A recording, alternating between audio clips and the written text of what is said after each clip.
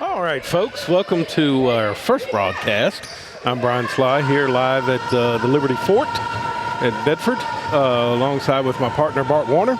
Good afternoon, neighbor. Hey, welcome to our first broadcast of Liberty High School basketball sports. Our first game up today will be Liberty girls basketball, Lady Minutemen.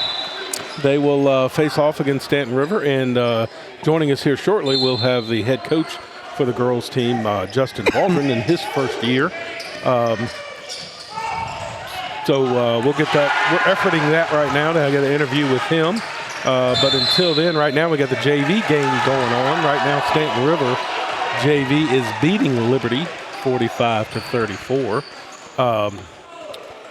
So in just a second, matter of fact, right now, we are joined live here with the head basketball coach for the Lady Minutemen, Justin Waldron. Hey. Hey, how are you doing, Brian? I'm doing well. Welcome to the program, and welcome to Liberty. Thank you. Thank you. Great, excited to be here. Good. Well, tell us a little bit about today's matchup with Stanton River. Both teams are coming off really good seasons last year. You got an exciting season coming up. Just give us a little foresight of what we're looking for today. Yeah, super excited. County rivalry, it's always a good game. Kim Jones, amazing coach. Yeah. Always does amazing things with her girls. We returned everybody, plus brought some up. That's the great thing. I'm really excited for that. Wilson Memorial, we had a nice 34-point win. Yeah. But, fundamentals, we still got to clean those up. Mm-hmm. Try to run high press, high transition. We're still getting there. But, the main thing is the girls are growing. That's the biggest thing, because once we get into region play, we got to be ready to roll. All right, give us a little highlight of who's the leader for the Lady Minutemen. That's definitely Ayana, number 5. She's my only senior. So, as far as the team goes, I get everybody back except for Ayana. But she's our hold together. She keeps everybody there. She keeps everybody held together. She'll control the pace. And you'll definitely see her be the hype man as well while she's on the bench. For a lot of people who don't know, you just can't substitute experience. And leadership at the senior level, it's so much different between a sophomore and a junior and a senior. Yeah, and we're seeing that. A lot of the girls have they're juniors and they're sophomores, but they don't have the varsity experience right now. We're learning that, and they're seeing that. We brought up a freshman, Shania Brown. She's a huge presence inside. She's still got a little kink to work out and stuff, because she's used to playing on the middle school and the JV level. But she's a force, and the more that she grows, the better she's going to get. All right, what are we looking at? What's going to be a tough matchup with Stanton River today? What's their keys? Stanton River, Kim, like I said, from 6th grade up, they work that program. They know their fundamentals, they know their plays, they know their defenses. There's no miscommunication on the court. I got to watch them play EC Glass. Definitely a great game there. They run definitely a high press. They'll run a high transition. Then, Maddie Hamron, she's a great presence also. She's kind of their leader, like Ayana is mine. Okay. And, definitely it's always a tough game, because, you can have great players and everything, but when you're going against a great coach that can sit there and change things up, it's always tough. Yeah. All right, well, good luck to you today, and I appreciate you stopping by, and we hope to talk to you after the game. All right, thanks so much. Thank you. Mm-hmm. That was the head basketball coach for Liberty High School, the new head basketball coach in his first year, Justin Waldron. We're going to have an exciting matchup today for our first broadcast, Bart, to have two teams that last year were absolutely phenomenal. Oh, yeah. Very impressive campaigns last season. Of course, anybody who follows the hometown team knows that Liberty finished 14-10 and made a strong run into the Region 3C playoffs. Our neighbors down near the lake had an amazing season. Yeah. Ripped off 25 straight wins to start the year. Their only 2 losses came in the regional championship and 1 week later in the state playoffs. Right. Finished runner-up in Region 3C to eventual state champion Carroll County. Yeah.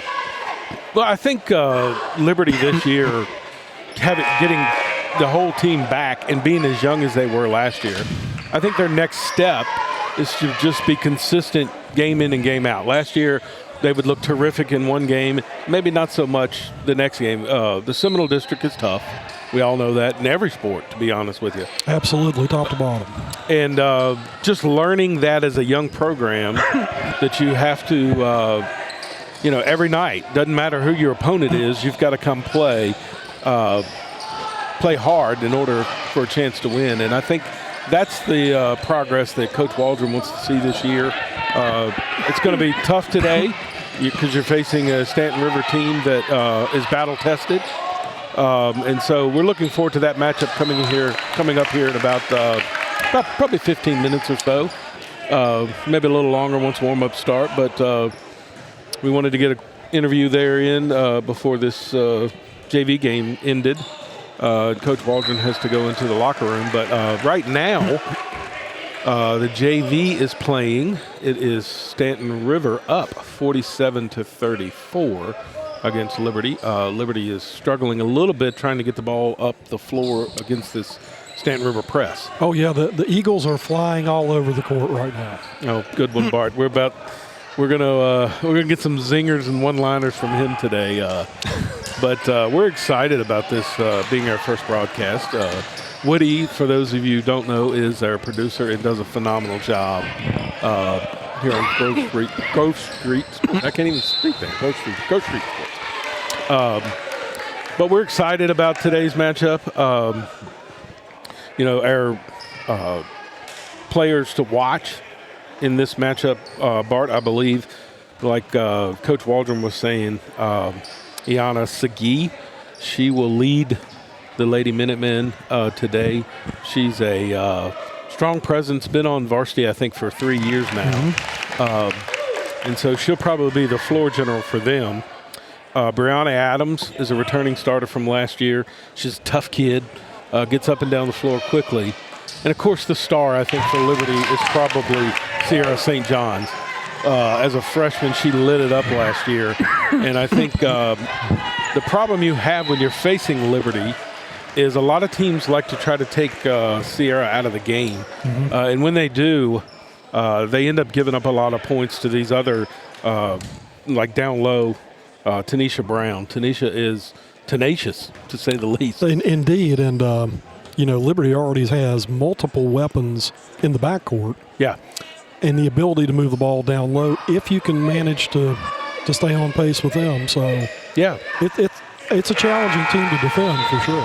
Yeah, and Liberty's had came off a game last night, actually. They played Wilson Memorial, I believe, here. Or maybe Thursday night. Was it Thursday night? Thursday night, yeah. 61-27. That's an impressive victory. Yeah, and Wilson Memorial's no slouch, so they were able to pick up the victory there and look good doing so. Like Coach said, they had to clean up a few things, but it'll be a different ball game today. Stanton River had a game earlier against EC Glass. Glass is about as tough as you're going to get in the Seminole. Let's talk a little bit about the Seminole this year. I think your teams that are poised to be at the top, I think, are Glass, Liberty, JF, and LCA. I think those are probably your top tier. Certainly, but you can never rule out the other four teams. I mean, no, that's right. I'm not from here, but I'll say this with great confidence that I think the Seminole is by far the most competitive district in Virginia. Yeah. In every sport. Yeah. And you've got to bring your A game every single time. So yeah. What I think you're absolutely right as far as who the favorites would be, but there's not a great deal of difference in talent and ability between the top and the bottom of this league at all. No, it's not. It's that's the thing. You have to come in and game out prepared to play a tough opponent, and Liberty certainly has that today. Well, and going back to the beginning of the season, you have to respect both Stanton River and Liberty for taking on tough competition to begin with. That's right. Stanton River is now a member of the Blue Ridge District for the past few years, but certainly not afraid to take on EC Glass to open the season. And, both these teams have experienced playing some of the really powerful teams in the Shenandoah Valley. Yeah. And so I think it was really smart to bring Wilson Memorial and get that series scheduled. Speaking of tough matchups, we also had the World Cup today. Yes. You and I kind of were texting her a little earlier, back and forth. Unfortunately, U.S. came up a little short against the Dutch. The Netherlands. Yeah, 3-1 was the final. The Netherlands will move on. And, of course, USA, they were a young team, second youngest team in the World Cup. Oh, I think they were expected to get through the group stage. They had a pretty good draw. In fact, as a soccer fan, I think they underperformed against Wales, certainly. I think that may have gotten their attention in a good way, but making it to the knockout round is good for this young team. Definitely. The Dutch team is talented. I got to watch about most of the first half of that before going to the Bedford Christmas Parade, and that was a little difficult for me personally. One of my favorite pro teams has a Dutch national, Van Dijk, who was a defender on the Dutch team that kind of shut the U.S. down today. But the World Cup's, I know some people are soccer fans, some people are not, but the World Cup is a really fun event. Yeah, I will say this. Today is a massive day of sports. You had the World Cup this morning. You've got the Big 12 championship currently going on with TCU and the Kansas State Wildcats. And what about last night's Pac-12? I think you called that. I did. Utah. Yeah. That coach has been there for, I believe, 18 seasons. And, he prepares. And a lot of people just kind of inserted USC into the playoffs. And I just kept saying, listen, I think people forgot that Utah is the returning Pac-12 champions. Absolutely. And without making any kind of statement venturing on the political, there's more to athletics than money and facilities. Yes. Obviously, if you manage those things correctly, it can give you some on-field advantage, but, you can't buy a championship. No, that's and exactly I'm not right. accusing Southern Cal of doing that, but I imagine Lincoln Riley lives in a really nice house. Yes. Yeah, I know he drives or flies in a private plane and recruits and this, that, and the other. And he's a good coach. I mean, there's no doubt. But last night, actually, I had texted a friend of mine during the game. They had texted that USC would win by 30. This was after the first quarter.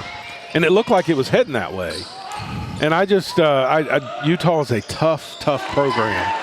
And I just didn't feel like they would roll over. Mm-hmm. And about midway through the third quarter, when it looked like Utah was taking over, I texted, this game looks like talent versus hard work. And that's exactly the way it looked. It just looked like USC had talent all over the place. And Utah just worked, man. They just kept working. Well, and I'll observe that Utah is a program that has made the most of its membership in the Pac-12 conference.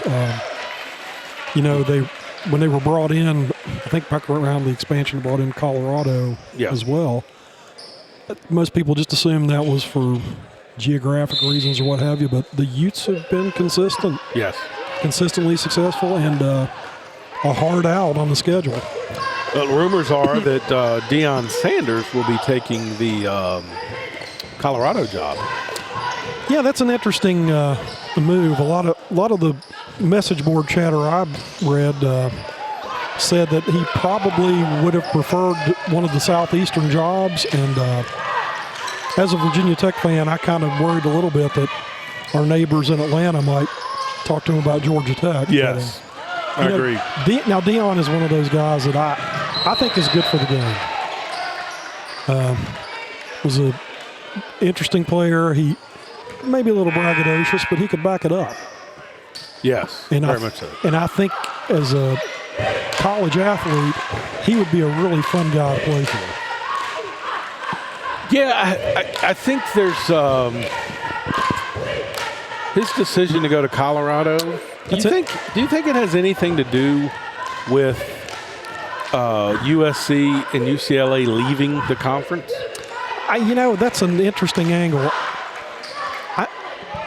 It doesn't make sense to me to begin with, Deion's move there, because I mentioned money a few minutes ago. That's not a guy who's hurting for cash. I mean, No. he played in the NFL, and he's got some good endorsement deals with Aflac. Do we get residuals if I mention Aflac, by the way? I'm like you. It's an interesting move, and I wonder what else is behind it.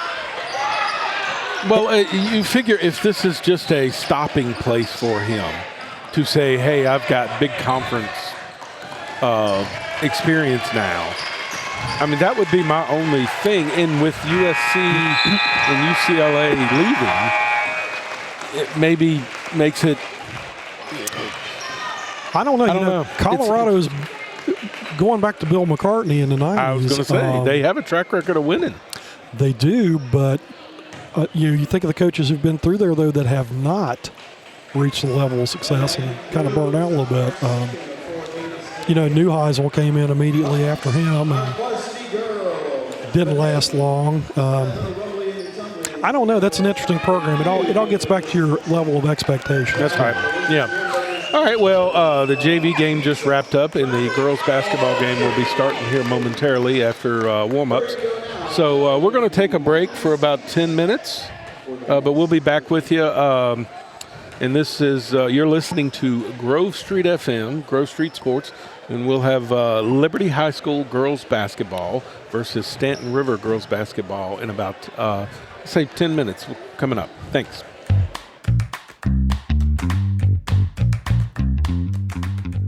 Hello, Bedford. This is your Eagle Eye Photography Community Update. Bedford is known as the Christmas capital of Virginia, and we have a ton of events coming up in the next week. Today at 6 o'clock, the community tree will be lit in Centertown Park. Then you can also take a tour through the Elk Zone. The lights will be on daily through the end of the year, as well as at Liberty Lake Park. Don't forget, Destination Bedford has the Festival of Trees that will be running through January 6th, and they will be having extended nights this weekend and next weekend. While you're in town, you can also visit the Christmas train at the Bedford Museum. And then next week, Poplar Forest has their holiday candlelight tours. These will run on Thursdays and Fridays through the month of December. Also on December 10th, there will be Christmas in Sedalia with tons of artists, artisans, and crafters for all of your shopping needs. This has been your Community Update. Are you ready for today's local matchup? It's Grove Street FM Sports Live with your play-by-play ringmasters of commentary, Brian and Bart, only on Grove Street FM. Hey, welcome everybody back to the program here. We are live at the Liberty High School gym, which we like to refer to as the Fort. I did not know that, but I like it. Minuteman, the Fort. So we're looking forward to today's matchup. We have the Liberty High School Lady Minutemen versus the Stanton River Golden Eagles. We'll have the starting lineups coming up shortly. Along beside me and my partner, Bart Warner. All right. I hear you. We are looking forward to this. Should be a really good matchup today between two experienced teams. Even though Liberty is still young, their experience, they return all 5 starters from last year's regional team that went to regionals. Stanton River lost a couple of players that went on to the college ranks, but they've got a tough team coming back. They played EC Glass the other night to a real tough loss, but a very good basketball game. Liberty's coming off a big win against Wilson Memorial. So we're in for a really good matchup and looking forward to it. We're about 13 minutes away from tip-off. Oh, I think this game's going to be a real treat. We've got 2 extraordinarily talented teams, and I'm expecting a really tough back and forth struggle both on offense and defense. I mean, this looks like a pretty evenly matched game coming in. Well, to get folks familiar with some of the players on both sides of the ball, let's start with Liberty. Their floor general will be Ayana Segui. She is a senior. The only senior on the roster. The only senior on the roster. She will be their floor general. Their shooter that they look to for their points will be Sierra St. John. Sierra is just a sophomore, but she lit it up last year in the Seminole District, and we look forward to watching her shooting the ball today. Brianna Adams is that up-and-down player. She gets up and down the floor. She's assists, but she's also a top-notch shooter. So we look forward to seeing what's in store today. I'm curious to see how Tanisha Brown is down low. She is a junior, and she's grown over the years into that role of playing down low, rebounding the ball, pushing it out. She's going to be tough to handle down low, and I'm curious to see how that works into Liberty's game plan today. Will they get the ball down low to her and she kicks out? How will they play? Will they play through her out to St. John, or will they play outside in? So I'm curious to see how that's going.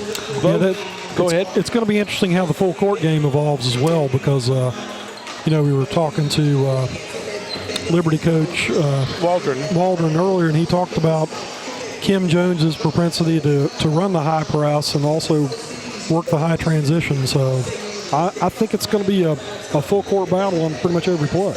Yeah, I'm curious to see how that works too. It's not very often you see both teams that like to play full court, Exactly. So we'll see if both teams maybe settle into a half court situation a little later on in the game, or if they just stay high velocity, high press for the whole duration of the game. And really, from a coaching perspective, it's interesting to see how they will scheme against each other's strengths at the beginning of the game.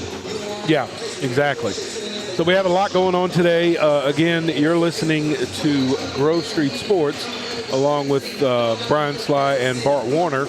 We'll have the matchup today between the Liberty High School Lady Minutemen and the Stanton River Golden Eagles. It is a crosstown rivalry. Both of these teams are going to be terrific in their conference this year. We're looking forward to that. Let's not forget about other sports going on today. We'll try to, if we get any updates, we'll update you on the games going on in City Stadium. We have two city teams playing today in state semifinal games. Heritage and Glass are both hosting state semifinal in football. And I wonder, that certainly it's never happened where two teams who share the same field have made it this far. It's got to be the first time. Has to.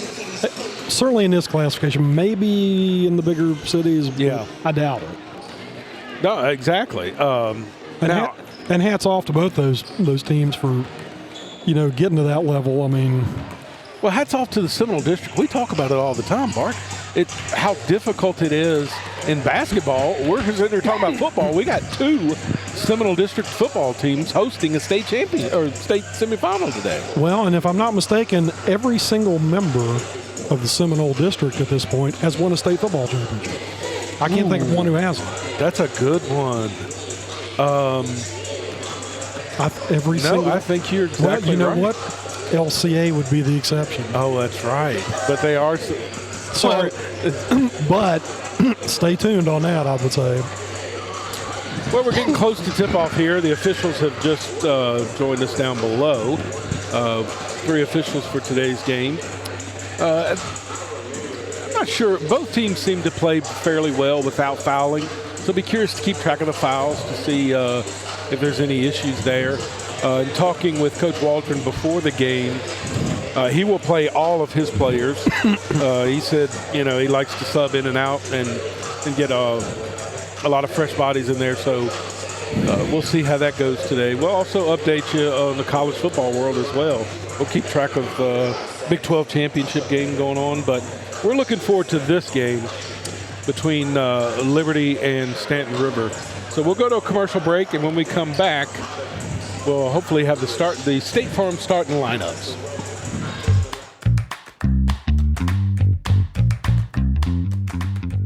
Hello, Bedford. This is your Eagle Eye Photography Community Update. Bedford is known as the Christmas capital of Virginia, and we have a ton of events coming up in the next week. Today at 6 o'clock, the community tree will be lit in Centertown Park. Then you can also take a tour through the Elk Zone. The lights will be on daily through the end of the year, as well as at Liberty Lake Park. Don't forget, Destination Bedford has the Festival of Trees that will be running through January 6th, and they will be having extended nights this weekend and next weekend. While you're in town, you can also visit the Christmas train at the Bedford Museum. And then next week, Poplar Forest has their holiday candlelight tours. These will run on Thursdays and Fridays through the month of December. Also on December 10th, there will be Christmas in Sedalia with tons of artists, artisans, and crafters for all of your shopping needs. This has been your community update.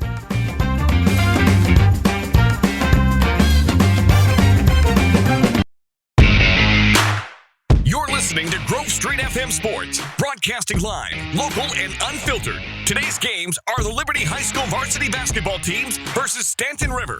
You're listening to Grove Street FM Sports, live. All right, welcome back to the program here. Today's matchup between the Liberty High School Lady Minutemen versus the Stanton River Golden Eagles. Stanton River head coach is Kim Jones, and Justin Waldron is the new head coach at Liberty for the Lady Minutemen. We're excited about his first year. Obviously, he inherits a pretty good lineup. Returning starters from last year: Iana Segui, Brianna Adams, Sierra St. John's, Tanisha Brown, and Shania Brown. So it'll be interesting. Shania is a freshman. So, Liberty had a lot of freshmen play last year, and they're following it up with a freshman starting this year. So we'll have our starting lineups coming up here shortly. And yeah, we can talk a little bit about the job Kim Jones has done at Stanton River. Yeah, let's talk about a little bit about Stanton River here. Of course, Coach Waldron alluded to the great deal of respect that he has for her, and she's in her 21st year as head coach there. Wow. In fact, she earned her 200th career victory against this same Liberty team last December. Wow. It's been 3 years ago, probably maybe 4. When my stepson was here playing at Liberty, we had to play Stanton River, and the head basketball coach at the time was ill, and Kim Jones stepped in on the men's side and coached and did a phenomenal job. It came down to the last second. Yes. And it was a last-second block, actually, that ended up sealing the deal, and Liberty got the win, but she did a phenomenal job then. She's extremely talented, a very good basketball coach, and she has done a phenomenal job with Stanton River basketball. And, that's worth talking about. Obviously, Stanton River cherishes long relationships in basketball. Brandon Harris, on the boys' side's in his 14th season, but, that's important to instilling consistent success and culture. That's right. Some things around here have changed a little bit at Liberty for those. We have a new athletic director. Liberty welcomes in his first year, Aaron Hagler. He comes from Franklin County. And Aaron Aaron inherits a lot of young new coaches. Yes. Justin Waldron being one of them, the new football coach as well. And a lot of changes going on right now, but there seems to be a lot of excitement as well about the future here at Liberty High School. Yes, and that's worth commenting on too. We're kind of in a transitional phase.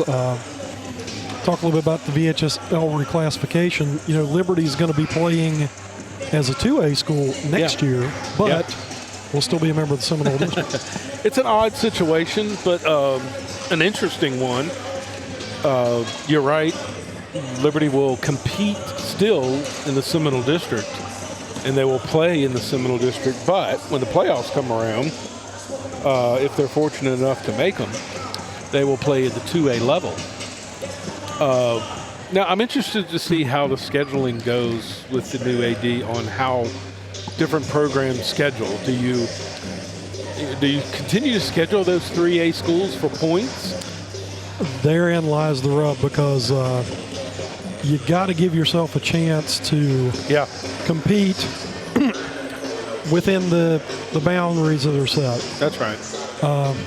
I think football in particular, it's going to take some strategy in terms of finding the teams that can get you the points that you need to qualify at the 2A level while playing in what's arguably the very best That's right. 3A and 4A district in the state. That's exactly right. Now, other sports, I think it's reasonable to think that Liberty is going to be immediately competitive. This girls' basketball program, you would think, would do well in 2A next year. Not getting too far ahead of ourselves. Oh, yeah. No, definitely. Baseball, softball are solid. Yeah. But you got to get there. That's going to be the key. And, Liberty right now, men's basketball, we'll have that coming up. By the way, we have a doubleheader today. I forgot to mention that. Yeah.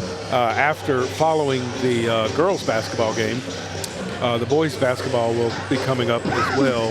Liberty will battle Stanton River, their crosstown rivals, in the boys' game.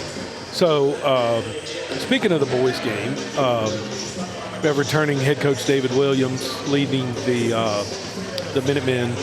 They will face off Stanton River. Both teams kind of struggling, but they're kind of in the rebuilding of their programs a little bit. It's funny, in both of these matchups today, you've got teams that are mirror images of one another. Exactly.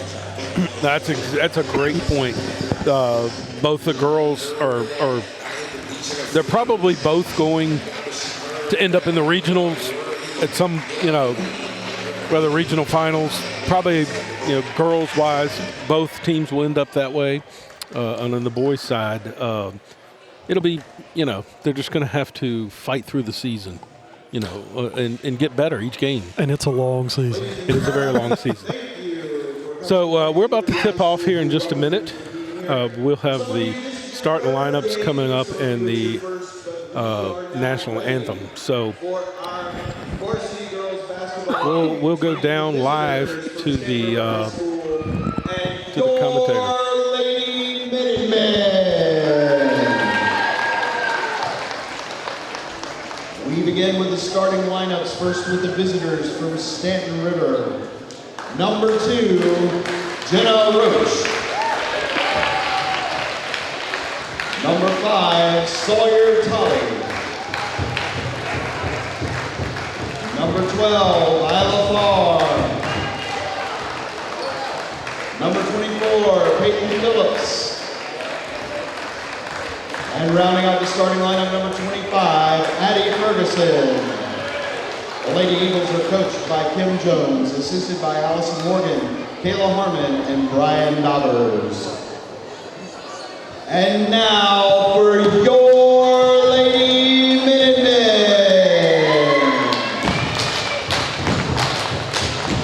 Number 5, Ayana Segay.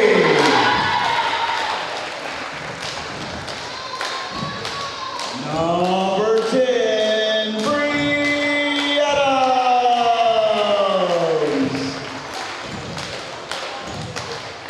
Number 34, Sia St. John.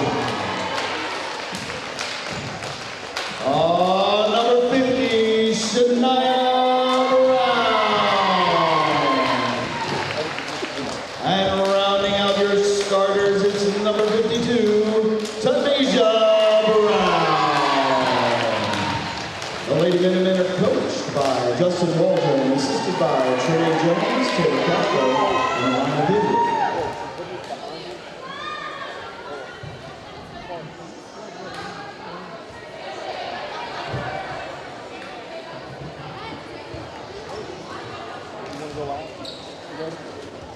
Man, it's All right, we're back live. Sorry about that. We've got a little technical stuff we're working through here.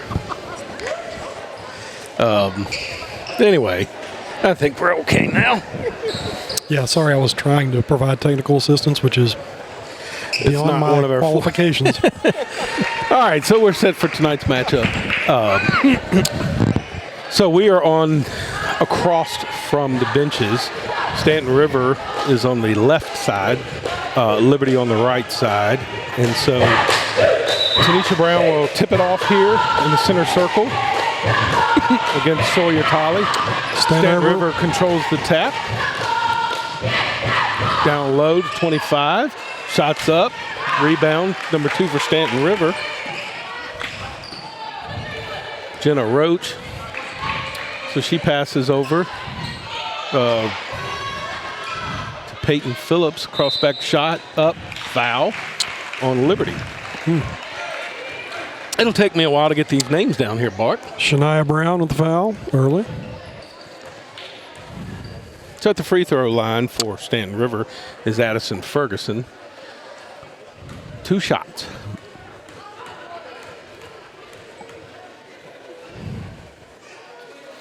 Nothing but net. So Stanton River will take the early lead 1-0 off the first shot of the free throw here. So the second shot coming from Addison Ferguson. And it's off the rim, but the rebound again, number 5. Cross court over to another shot down low by 25 here. Rebound by Tanisha Brown. And Sierra St. John's brings it up the court for the Lady Minutemen. Down low, down to Tanisha Brown. One dribble, up and in. Good pass down low, Bart. Okay, and that was interesting to see Liberty attack the post early. Yeah, it was. Stanton River brings the ball up with their floor general, Aliyah Farr, Passes over to Janiah Roach. Big rebound down low by Tanisha Brown again. Or Shania Brown. I get them mixed up here. Tanisha and Shania. Again, ball comes down low, down to Tanisha. Foul on the play. We've got a foul on number 25, Addison Ferguson. Push in the back there. Foul took place on the floor, so Liberty will inbound. All right, Sierra will take the ball in from the ref. We'll run a little stack here. Down low again. Shot was up by Shania Brown. We're back the other way. Quickly, Stanton River gets it up the ball. Oh, nice pass down low. Addison Ferguson with the bucket. Stanton River with the early lead, 3-2. Both teams looking to transition quickly down to the bucket. Not a lot of full court action thus far. Liberty running a little motion here with Sierra St. John's at the point here. She passes it off to Tanisha. Down low, Bree Adams kicks it back out. Shots up by Segui off the back iron here. Stanton River with the ball, moving up the court here. Down low, looks like a walk. Kind of got away with a little walk there. Now, hands are active by the Lady Minutemen here. Ball in the back court, touched by Liberty.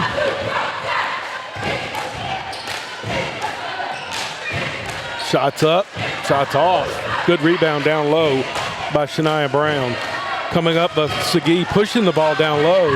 Shots up, off the air ball there, off of the layup, and a foul down low on Tanisha Brown.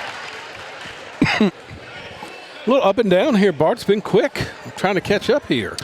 Very fast-paced game. I expected a little more full court action, but it's interesting to see these coaches apparently feeling each other out in terms of strategy. Foul on the shot here by Liberty. Sierra St. John fouls Peyton Phillips. So Peyton Phillips will go to the line here.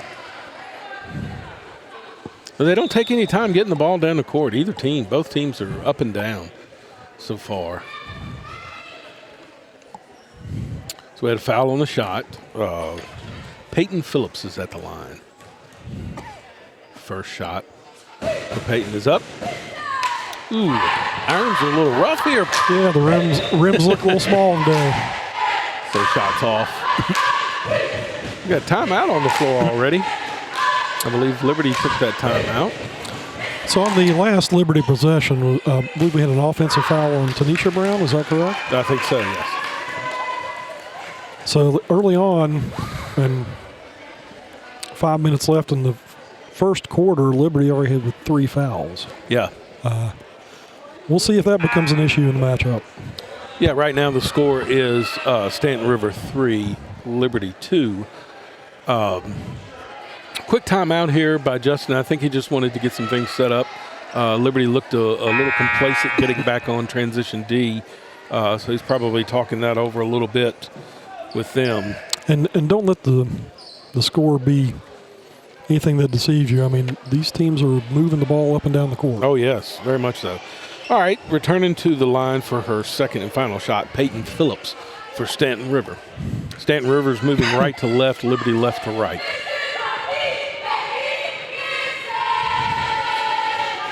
very high arcing shot, but shot goes in, and Stanton River takes the lead 4-2. Sierra St. John will bring the ball up the court for Liberty.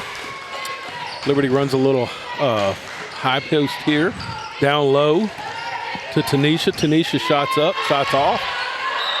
Wow, big rebound down low by Shania. She goes back up, and the bucket's good. Foul and one. Shania will go to the line here. Shania is just a freshman, but she looks very polished down low, Bart. Yeah, looks very comfortable down there and commanding position in the post. She's very calm. Didn't rush her shot at all. Just rebound on the opposite side of the rim. Went straight back up with it. Didn't avoid the contact at all. Played through it, which is rare to see a freshman do. Took the contact. She's got it and the foul to the free throw line here to complete the three-point play, and she does. Nice stroke on the free throw. Absolutely. Liberty picks up a little sort of half-court press there a little bit, kind of half-heartedly, but was able to get hands on it. Ball's out underneath the basket here. Stanton River will inbound. Aaliyah Farr passes out to Addison Ferguson, who swings it back for the shot. Number 12's off the back iron. Rebound again by Wong for Stanton River. Shots up again for Stanton River. Boy, they're putting shots up and rebounding the ball, but a big rebound right there by Tanisha. And Sierra pushes the ball up again for Liberty. Stops and pops at the top, but it's off the rim. A rebound again and a foul down low. Tanisha and Shania are down low, are just a force to be reckoned with. Yeah, it's Wow. It's interesting to see Liberty working the ball down that way again. They have a lot of really strong weapons in the backcourt. Bree Adams with a little drive, little floater off the back of the rim. Number 5 pushes it up for Stanton River. Sawyer Tolley taken away by Brianna Adams in a jump ball here. Possession arrow will take it to Liberty. This feels a bit like a boxing match where the fighters are just kind of feeling each other out. Yeah, it does.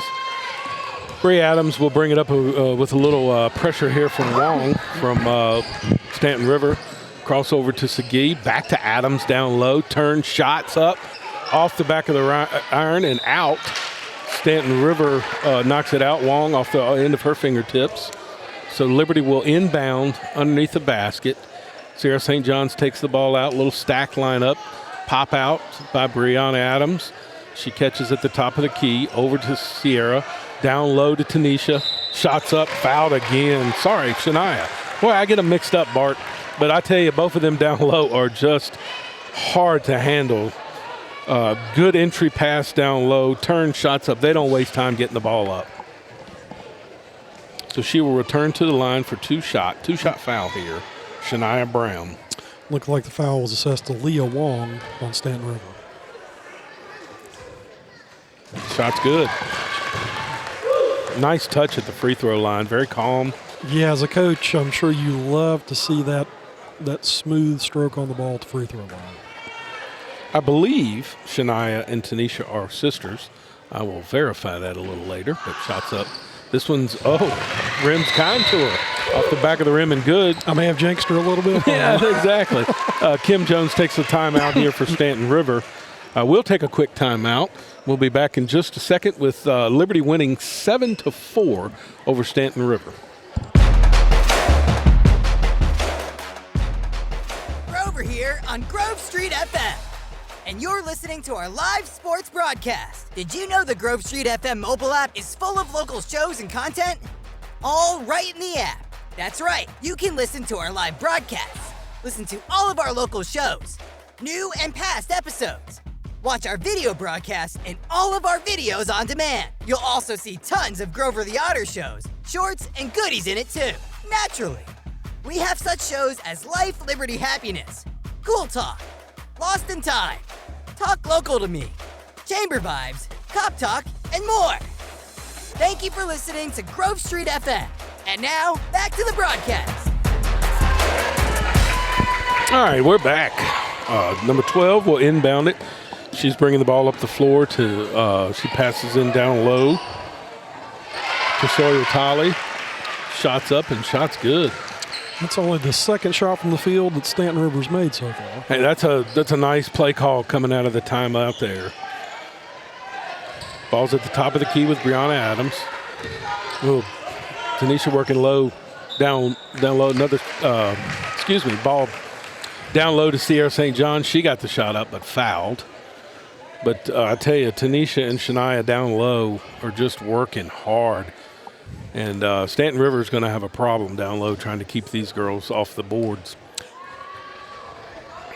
Sarah with her first shot up. It's good. Both these teams with very efficient defense. Not really a lot of in-your-face pressure, but looks like they're forcing shots both ways. Yeah. Sarah will return to the line here for her second shot. Shots up. Shots good. Liberty now 5 for 5 in free throws. Elia Farr brings the ball up for Stanton River. She passes in to Sawyer Tolley.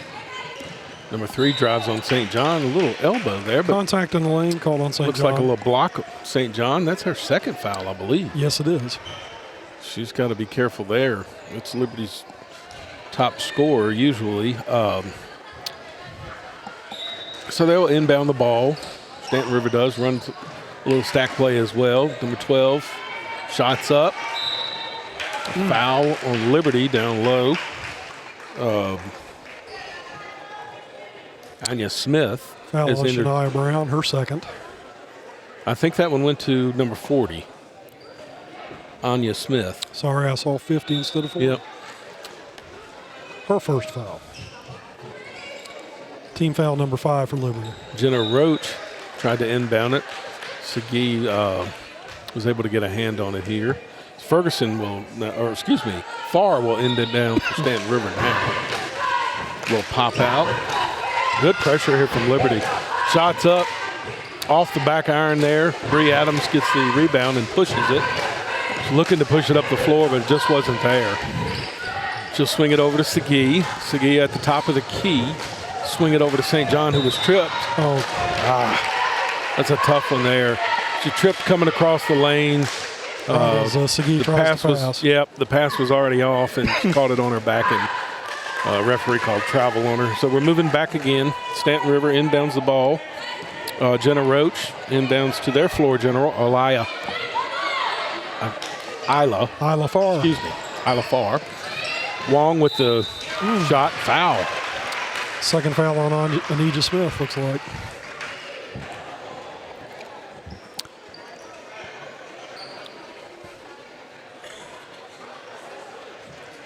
I don't know. Is this a 2-shot foul or 1-on-1? I believe she was shooting. I think it's 2 shots.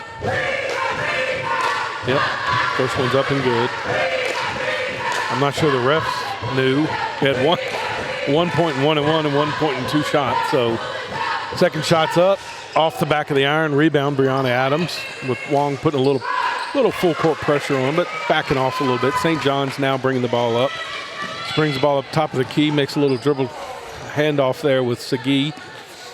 Segui wants to settle things down a little bit. Top of the key, though, shoots the 3, and it's good. Nice. Wow, just confident. Just stepped up to the line, shot it, and nailed it. First 3-point shot. Stanton River of the doesn't game. waste any time. Coming back down.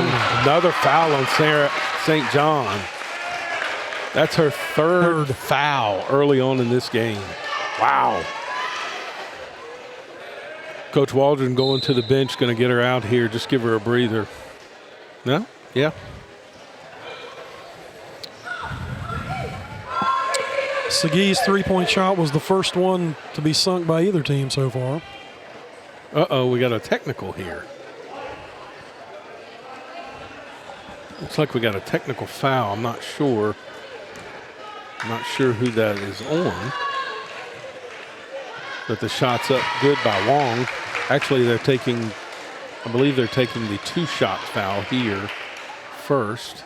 She makes both.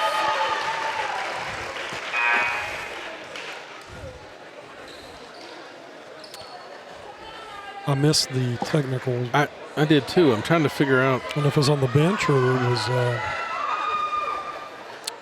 St. John was a little frustrated with the call, I know. Of course, in a county rivalry matchup such as this. Yeah, we'll try to get some of this stuff squared away. If the technical was given to Sierra, that would be her 4th foul.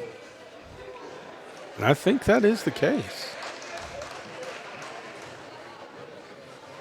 I think the refs just need to settle. This would be a good time for the fans to get involved in the game. Yeah. As going back to my commentary about the efficiency of the defense, the calls have started to get a little tight. Yeah. Right now you've got that last play. the Sierra refs was defending against a shot. Her arm came down. Yeah. I didn't see contact. I didn't either, but the foul was called nonetheless. But after that, they cleared the lane. Wong was the shooter. She took both shots and made them, and now the refs are discussing what to do next. And we've got players, I guess the technical were the shots we just took. Okay. So Wong is at the line again, shooting 2 more. And I'm assuming this is for the foul, and the other 2 were for the technical. So Liberty has Tanisha Brown and Annabelle Worley at the scorer's table ready to check in. So that shot's up and good. Wong dead eye from the free throw line, 5 of 6 so far. Yeah. So Liberty makes some sub here. Sierra sits down. And I will check to see if that's her 4th foul. But right now, Brianna's bringing up the ball. She's at the top of the key. Liberty leads 12-11 right now in the early matchup here. Brianna just kind of choreographing things. Another tough dribble handoff. We're going to work on that during practice. Ooh, a foul here on number 33 for Stanton River. The pass came down and low, and she just came over the back. Elizabeth Horeen. So Liberty will inbound underneath the basket. A little stacked again. Pop out. Pass over to Segui. Segui will settle things down again. She'll bring it back out to the top of the key. Stanton River switched to a man-to-man defense here. Being a little more aggressive. Brianna passes over to Annabella. Annabella back to Segui. Segui, a little handoff there. Down to the rim. Shots up and foul on the play. Looks like a foul on number 33, I believe, Bart, to Elizabeth Horeen for Stanton River. Her second within the last 20 seconds. Yeah. Segui will step to the line for her 2 shots. First one's up. And off the side of the rim. And she'll get another one here. 2 minutes left to go in the first quarter. Segui steps to the line again. Shots off the front of the rim, but Segui hustles.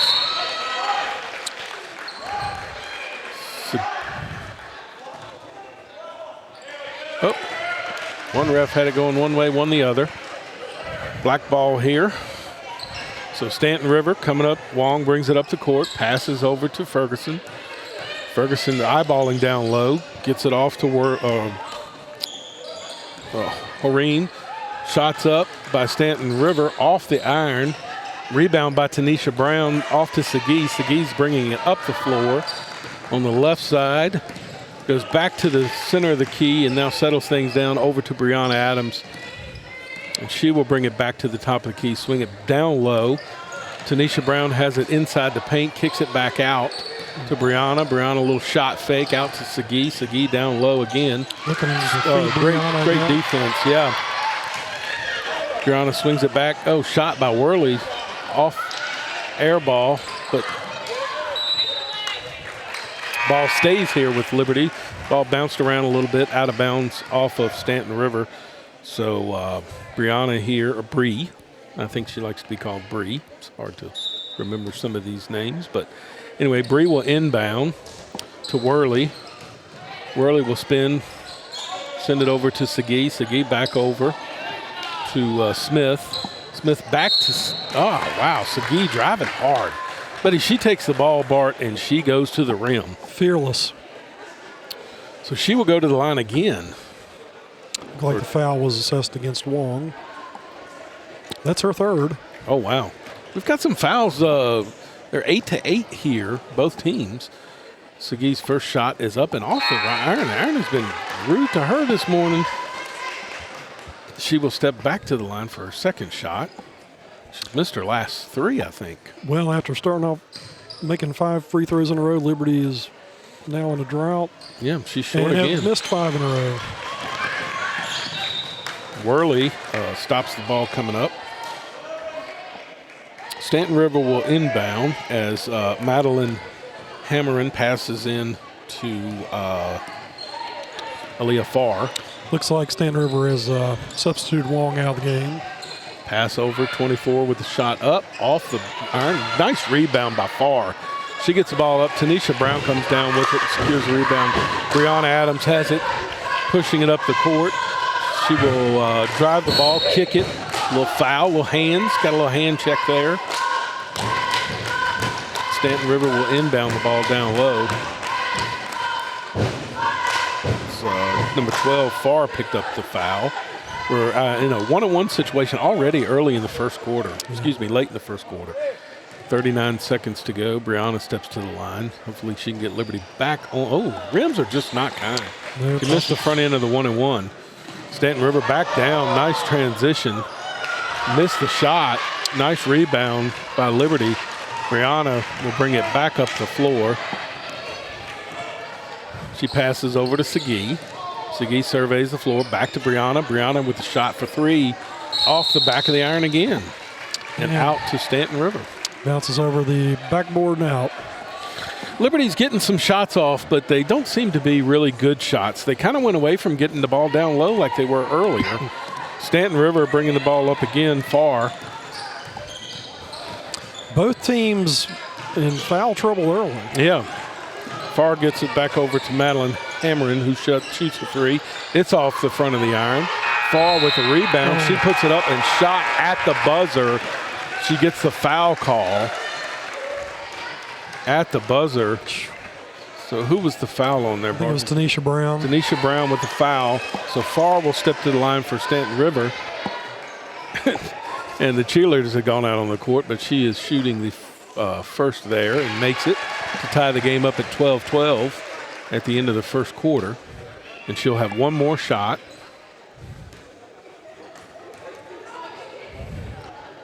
And that's good. So Stanton River will take the lead at the end of the first quarter, 13-12. There are 9 fouls. 18 total fouls have been called already in this game. Stanton River staying close at the charity stripe. Only 4 points from the field so far. 9 of their 13 have been free throws. So at the end of the first quarter, both teams are just trying to get, I think, still trying to fill each other out. The big storyline for Liberty is St. John's is out of the game in foul trouble. And that really takes Liberty out of their normal flow. So we'll see how they react. Looks like they were very successful down low, Bart, early on, getting the ball down low to Tanisha and Shania Brown early on. But give credit to Stanton River. They sort of packed it in the paint there, and it's got good ball pressure on Liberty as well. Well, and we talked about the inside game. Both teams struggling from the field. Liberty 2 of 13 for 2-point shots. Stanton River 2 of 11. Again, very tightly matched teams going at it today. So Liberty return to the floor. Their lineup will be Segui, along with Worley, Adams, and both Browns down low, Tanisha and Shania Brown. Sierra we probably won't see Sierra for the rest of the first half. So Stanton River inbounds the ball. Farr brings it up as their floor general. She'll take a little screen, hand it off to Hammerin. Another foul. This time against Segui on the. Oh, they caught an offensive foul. Ooh, missed that. Caught offensive foul on Hammerin, Madeline. She stuck the arm out a little bit and pushed off. So the officials continuing to play this a little tight. Yeah, it's a little tight. Segui will bring it up top of the key. She'll pass it over to Worley. Worley looks down low. Got another foul. This time on 50 for moving out. Shania Stanton River Brown. down low, yeah. Sawyer Tolley. She took, number 3, Madeline Hamron. She took one to the gut there. She gets the ball, shots up, 3-pointer's good. Oh. The bucket counts and a foul on Liberty. Segui called for the foul.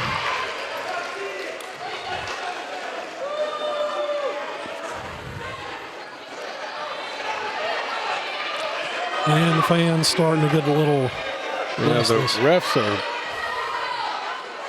I'm not sure what's going on here, but the officials are talking again. The shot was up by Liberty's Stanton River's Hamron, who made the 3, and then a foul was called as the bucket was going through the rim. I don't understand. They're inbound. Stanton River's now inbounding the ball. Yeah, They're but waving the off shot the was foul. good. No. Is the bucket? I think they counted the bucket. Well, it's worth noting that early in the season, officiating crews have to get used to things as That's well. right, yeah. They're working through it. So Nice another- steal on the inbound. Brianna will bring the ball up. It's top of the key. She passes over to Segui. Segui shoots the 3, and it is bottom of the net. Good shot. Stanton River wastes no time getting the ball back up far. Floor general again at the top of the key. She surveys the court. Brianna Adams with a little pressure, not much. A little screen at the top. Another foul called. Worley with the reach. Yep. Yeah, 2 shots. As Farr will step to the, Farr will step to the line. Waldron having a friendly chat with the official on the sideline. Yep.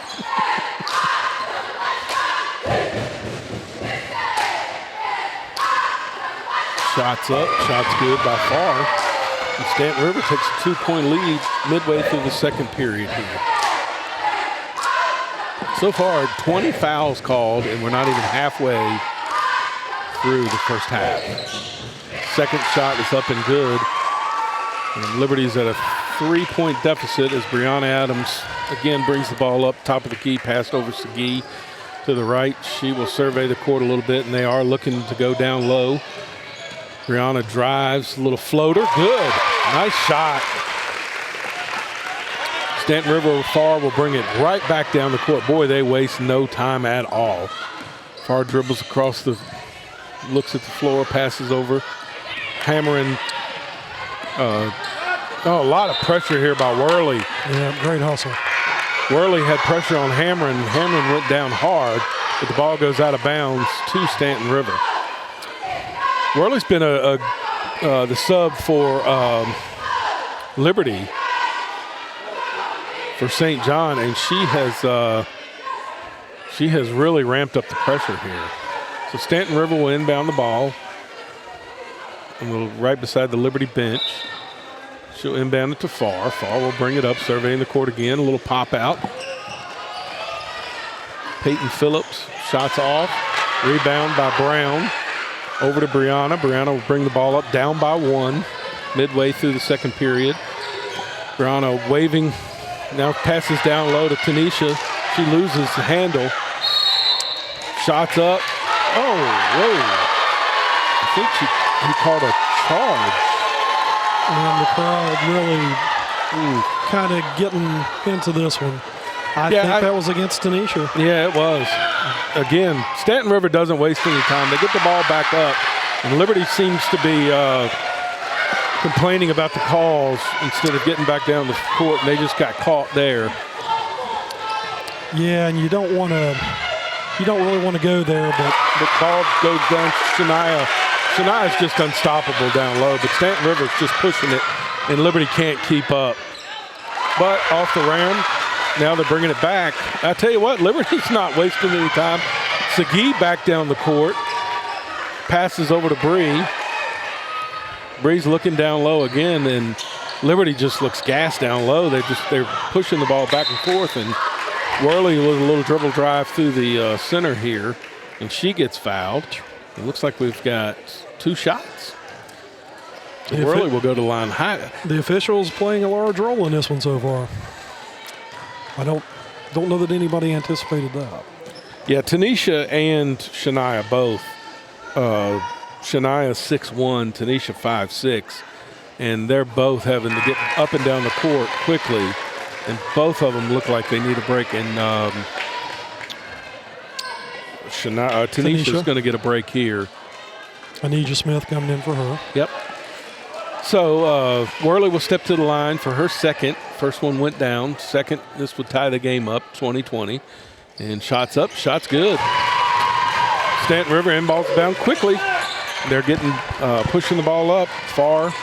Takes a long three-pointer off the top of the rim, and big rebound by Shania Brown. Passes it off to Brianna. Brianna bringing it up and wasting no time. Surveys the court.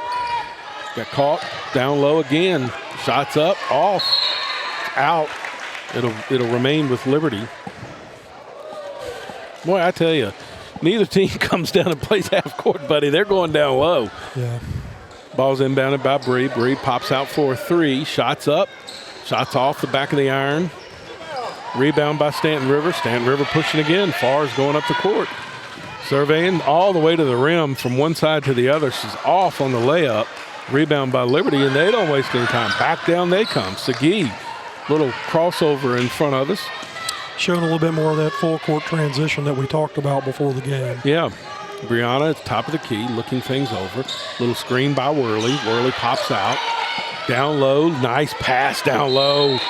Shots up, foul off the back of the rim, but Shania Brown with the shot. She's just unstoppable down low. She gets down there, and it was a nice entry pass. Well, and I'm losing track of individual fouls at this point. I think we may have had 2 or 3 called on us. I don't think our scoreboard goes past 10 because we've been stuck on 10 about 5 fouls ago. Shots up and good. I tell you what, she's got a nice stroke for a freshman. She is now 4 for 4. Don't want to jinx her. Timeout. Justin Waldron takes a quick timeout in between free throws. We'll take a quick break. We'll be back in just a second. Liberty. Hello, Bedford. This is your Eagle Eye Photography Community Update. Bedford is known as the Christmas capital of Virginia, and we have a ton of events coming up in the next week. Today at 6 o'clock, the community tree will be lit in Centertown Park. Then you can also take a tour through the Elk Zone. The lights will be on daily through the end of the year, as well as at Liberty Lake Park. Don't forget, Destination Bedford has the Festival of Trees that will be running through January 6th, and they will be having extended nights this weekend and next weekend. While you're in town, you can also visit the Christmas train at the Bedford Museum. And then next week, Poplar Forest has their holiday candlelight tours. These will run on Thursdays and Fridays through the month of December. Also on December 10th, there will be Christmas in Sedalia with tons of artists, artisans, and crafters for all of your shopping needs. This has been your community update. All right, Shania back at the line. This one's off the back of the rim. Good hustle by Liberty. Yeah, I jinxed her. And it will stay with Liberty off Stanton River. Wong off her fingertips. Good defense by Worley and Bree Adams there. Yeah. Sagi will inbound to Bree. Bree at the top of the key. Dribble handoff to Sagi. Sagi shots up, off. Shania Brown with the rebound again down low. She misses the follow-up. Stanton River now will bring the ball up, gets it off to Farr, and Farr will settle things down. Bringing it up quickly, though. She'll settle things down, call out number 2. Liberty also playing a man-for-man. Swing it over to Roach. Roach down low to Farr, back out. Shots up, off the back of the rim as well. Brianna Adams will control things and slowly bring it up. She'll settle things down a bit midway through the second period. Liberty leads 21-20. Brianna thought about a 3, passes it off Sagi, whose shot was went up and off the back of the iron as well. But it's off Liberty, and it will be Stanton River's ball. Kim Jones having a friendly conversation now with the official inside. And we've had a few whistles this morning. Wong will bring it up this time for Stanton River. Down low again. Liberty just doesn't get back. Open, but she misses the shot. Missed a free throw or an easy layup. Excuse me. I think she felt the pressure by Shania Brown. Down low, ball tipped, stolen by Liberty Stanton River. turnover. Stanton River back, driving, passes over to Wong. Wong missed the pass, gets it back. Down low, 25, who just entered the game. Addison Ferguson. Really nice pass. That's her first shot. And she makes the little mid-range jumper there in the paint. Isla Farr with really good vision there. That was a good pass and shot by Stanton River. Yeah, she's definitely their floor general. She has really kept Stanton River in the game. You feel like Liberty wants to go on a little run here, but Brianna Adams down low. Again, Liberty can't get back. In transition, Wong brings it down and then dribbles it right out of bounds. Oh, no. Now they're saying stay in. Far side official waves off his colleague. Oh, guy down low missed it, and apparently the far side calling it out on Liberty. So Stanton River will inbound, swing it over. That's definitely far side material, that's for sure. To Jenna Roach. She still got the ball, passes it back out. Farr with the shot, Wong with the rebound, and a foul. And again, these foul on Worley, 22. These are really, really touchy fouls. Not a lot of contact. Not a lot of contact there, and Wong will go to the free throw line again. If I'm not mistaken, Wong is Stanton River's leading scorer, but from the line. 5 of 6 from the line so far, yes. And so she will shoot her first shot. Up and good. 6 of 7. Number 14 enters the game.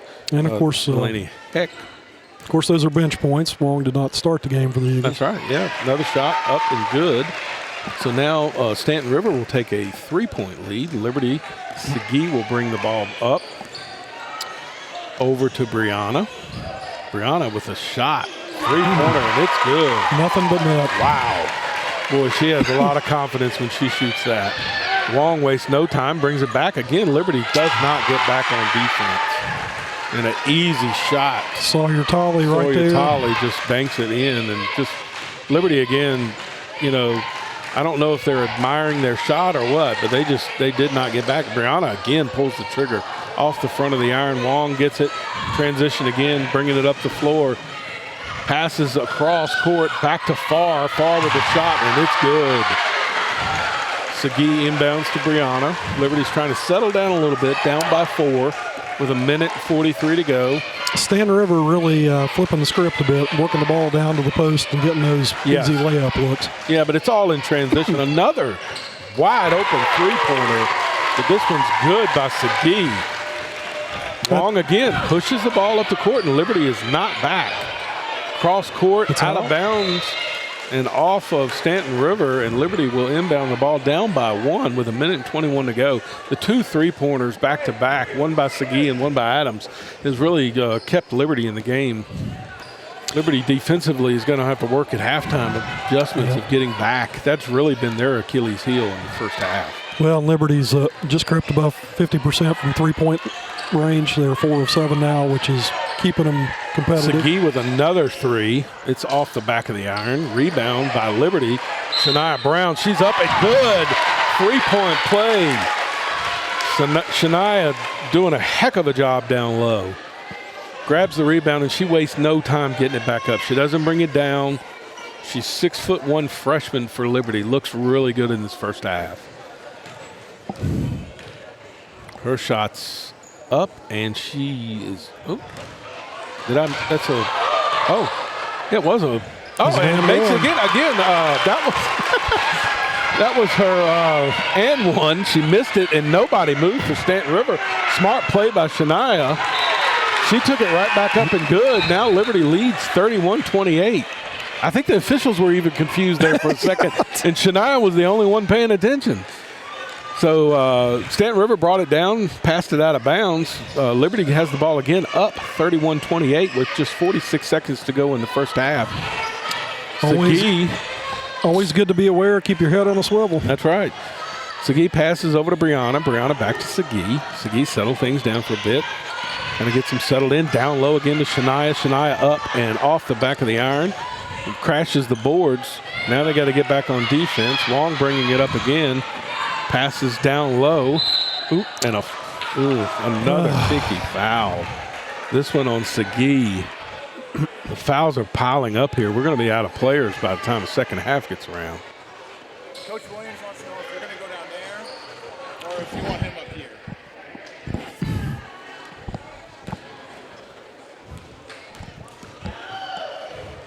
To the line for Stanton River is number 10. Riley Ham. Riley Ham, this is her first shot. She misses it.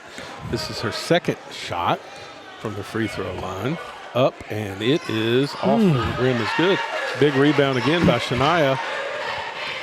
Plenty of time to work with. Yep. 16 seconds left in the half. Brianna will bring it up over to Sagi. Sagi's pulling the trigger. It's a three-pointer. It's off the rim. And now that'll give Stanton. Oh, good steal by Shania and the foul. Almost another But off and the one. back of the rim.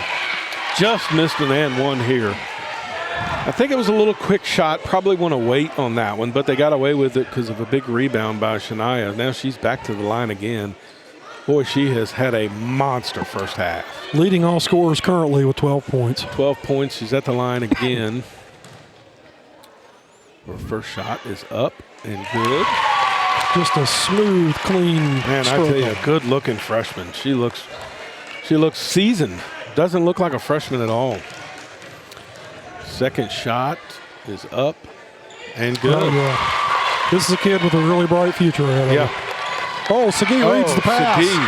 Good hustle. Good hustle. Right on the line. Good hustle by Sagi. 6 seconds to go, 6.4. Stanton River inbounds in the backcourt. We'll see if Liberty applies pressure here.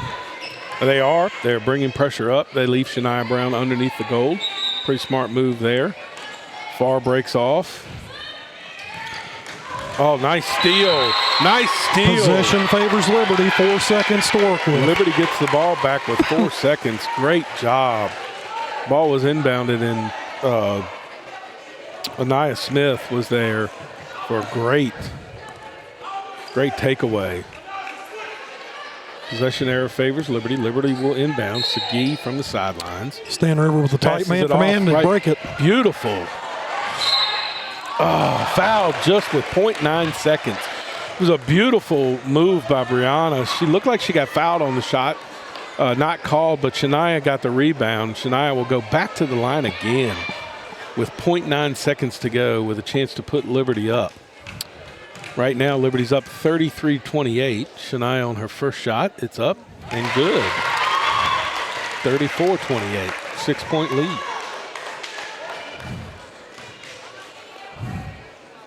And all of this with their leading scorer on the bench.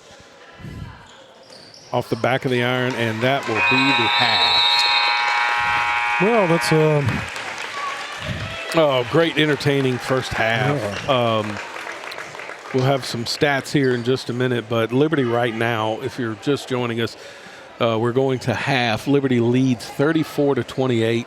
I believe we have a combined total of like a million fouls. Probably 25 fouls in the first half.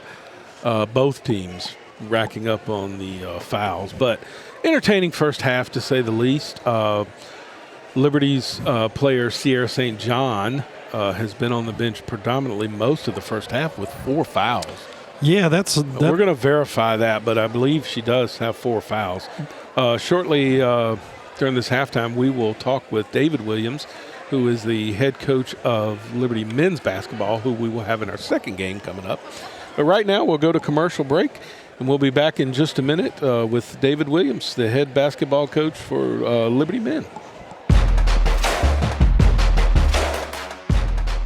Grover here on Grove Street FM.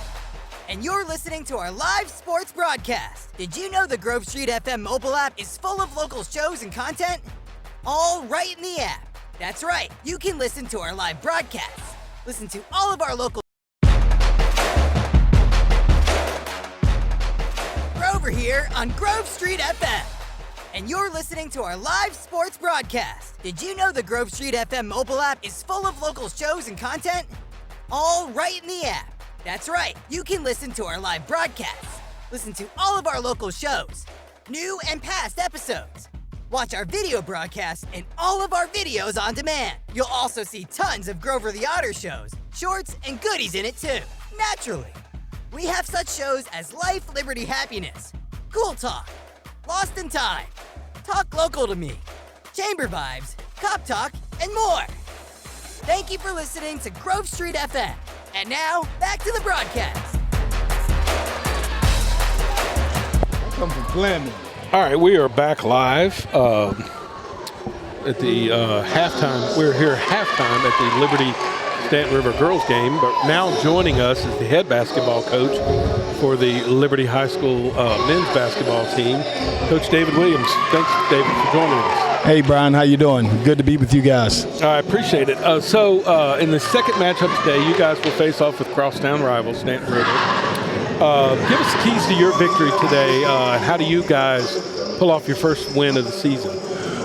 Well, first thing I'll say is we can't take our crosstown rival for granted. Last year we had 2 great games against them. Those were our only 2 wins, so we know that anytime you get that crosstown rivalry, it's going to be a battle. But I would say starting off, keys to victory for us would be we have to limit our live ball turnovers. We do not have the athleticism to be able to get back in transition and allow teams to score easy buckets. We have got to make teams play 5-on-5 rather than 4-on-3, 3-on-2, 2-on-1 situations. Yeah. Now, you've got an experienced team, but at the same time, you've got some young guys mixed in there. Talk a little bit about the young people and who we can expect to see today. Well, I'll tell you, one of my young returners is Joe Cutler. He started a couple games for us last year as a freshman. He's gaining tremendous experience. We have Christian Cottrell. He's coming up from JV last year. We also have an incoming freshman, Carter Robertson. He's shown some ability to do some things, especially shoot from the outside. So I've kind of sprinkled it in. We got 4 players returning back from last year. Marcus Williams, Parker Holdren, Camden Smith, and Joe Cutler. So we're continuing to build our foundation here. All right. Now, will you play all will you go with like a 7-8 man rotation, or?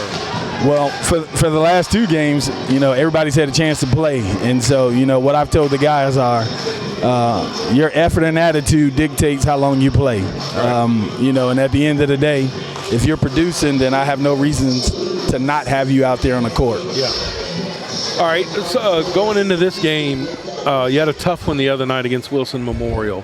What improvements do you want to see you guys make game in to game out? Obviously, this season, you're looking just for some growth from each game. So tell me a little bit about what improvements you kind of want to see from this group. Well, I tell you what's funny is, I've told the guys who started the past 2 games, the second team has been able to execute, even though we've been down 15, 20, at some points 25, more of what we're wanting to do from an offensive perspective and a blow-up perspective, baseline out-of-bounds situations. So we have to be able to limit our turnovers and execute our stuff, the simplest of things. If we're able to do that, then we'll allow ourselves to be in games.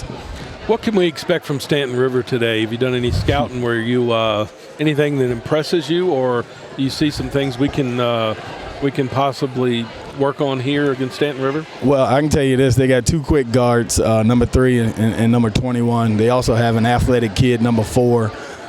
He'll protect the paint for them. They'll definitely get up and down. They like to attack the paint hard. They do a lot of side pick and roll situations in a half-court set from an offensive perspective. And then you'll also see them do some man-to-man, and then you'll see them do a lot of zone too. So we had 1 day to prepare. Like I told our kids, when the season started, last Wednesday, you can't correct anything right now. We're 3 games in 4 days. Yep. Correction comes Monday. Then we get 3 days before we get to run into the Seminole District and see EC Glass. That's right. All right. So today, who will be your floor general for you today? Who's calling the shots for Liberty? Well, I always empower my players to position themselves to call the shots. Okay. At the end of the day, it's my job as a coach to make sure they're in the best possible situation to be able to go out and execute. If I do that as a coach in our practice sessions, then I have to live with their execution. Okay. And I understand it's not going to be 100% perfect, but I do look for Marcus Williams to take a huge role today. He's one of our seniors. He had great opportunities last year, and he's grown tremendously in his role. He understands everything that we want to do. Also look, for Joe Cutler to position himself and make sure everybody's in the right place at the right times and what we want to do, not only offensively but defensively. So I'm excited, and hopefully those two can, help us bring the fight and make this a competitive game today. Well, I appreciate you taking the time out to meet with us before the game, and we look forward to seeing you after the game today. No, I appreciate it. Nice to meet you guys. Looks like it's a great atmosphere out here today, too, as well. Yep. So it's good for Bedford County. Appreciate it, Brian. Yes, sir. Thank you. All right. That was Coach David Williams with Liberty Basketball. Yeah, good to have Coach Williams with us, longtime assistant at Salem. William Fleming grad, been around the game. Yeah. Again, potentially another good chapter in a great Liberty boys tradition. Yeah. So let's talk a little bit about the game we have in front of us here. So I think I've got numbers. I can't wait to hear them. Shoot them. So, if you'd said we're going to have a 6-point margin at halftime, I don't think that surprises anybody. Both teams have gone to the free throw line 19 times. Wow. So I think there's something for everybody in that regard. On the Liberty side, Shania Brown leads all scorers with 15 points. Overall, Liberty's been 4 from 7 from the three-point line, which has really kept them kept Stanton River a little bit off balance. However, on the Stanton River side, they're 13 of 19 from the free throw line, and also they've got 12 points off the bench. Right. Their leading scorer right now is Leah Wong, who has scored all 7 of her points from the free throw line. From the free throw line. The teams are coming back out from the locker room. And so, that it'll be interesting to see the approach this time around. I mean, given the way the first half happened, Sierra St. John, leaving about midway through the first quarter. It seems like. Do you play aggressively? Do you kind of settle in and wait for the other team to make a mistake? Yeah, I think if you're Liberty, you move on, right? They seem to have done fine, adjusting without her. And I'm not saying you don't play her in the second half. I'm just curious to see how long it'll be before she gets back in. Do you come right back in with her and see how the foul situation plays out, or do you wait a little while? I guess you kind of see how the third quarter goes, because I guess we believe right now she has 4 fouls. That's what our guess is. Which she had 3, and then we had a technical, even though they didn't really explain which the technical was on. I mean, I'm not even sure the other 2 refs were sure that a technical was being assessed, because we had 2 shots with nobody on the line, but the other officials weren't aware of the shots, to be honest with you. So, but looking around, the gym is 3/4 packed. It's a good crowd today, exciting crowd. It's exciting first half, back and forth action. Good score, 34-28. Liberty is up right now. Just saw the mayor come walking in a few minutes ago. Tim Black, he's up in the stands near the Liberty Minutemen Network booth. That's right. In the fort. Anyway, we're about to start the second half here. When the horn sounds here at Liberty, we'll see who comes out for their 5. Seems to be Bree Adams. The 2 Brown girls down low. Shania and Tanisha. Anija Smith on the court. Sierra St. John continues to sit on the bench to start the second half. The other thing, Stanton River's had a really balanced attack. Yeah, they have. In addition to Wong, Farr had 6, Ferguson with 5, Hamron with 5, Tolley with 4. Kim Jones has just done a good job of working beyond the starting 5 to really integrate her players into the game. Yeah. Quick update score here. It's a final. Heritage will be going on to the state finals. They blank Christiansburg in football at City Stadium. Heritage wins 30-0. So Heritage will move on and probably play the Phoebus Phantoms. I believe they're the Phantoms, yes. Yes, from York County. And I don't know if you followed them at all this year, Bart, but they are scary, scary good. That's one of those teams that was playing Division 5 as recently as Yes. 5 years ago. They beat Oscar Smith this year 42-0. and they're a Class 6 team, I understand. right? Yeah. Yeah. And a good Class 6 team, not a bad one. But hey, I'll be pulling for the local boys. Don't count Brad Bradley and his bump. Oh, up. no, that's exactly right. They're having an incredible year and blanking Christiansburg today 30-0. And Brad's been there before. So we're about to start the second half. Far for Stanton River. Liberty inbounds the ball, and also the possession arrows in their favor. Yeah, it's Stanton River's ball here. So Stanton River, Far will inbound. Wong is on the court along with Elizabeth Horeen, number 5, Tolly, and number 2, Roach. Swings it down low, and Stanton River player Wong tried to drive but kind of tripped and fell. Looks like she was trying to draw the foul there, which was not called. Yeah, maybe the refs talked a little bit at halftime and said, hey, we're going to ease up a little bit on the whistle. Sagi brings it up. She is at the top of the key. Swings it over to Anaya Smith. Anaya down low. Nice pass. Very nice. Nice pass to Shania Brown with another bucket. Wong brings it back up quickly. Here we go again. Liberty does not get back and fouls Far on the shot. Boy, that seems to be Liberty's Achilles heel right now, is just getting back on defense. Otherwise, they've played really good half-court defense, but they just can't seem to get back in transition.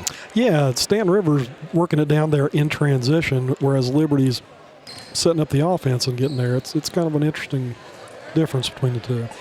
So Far's at the line. She has her first shot up, and it's good.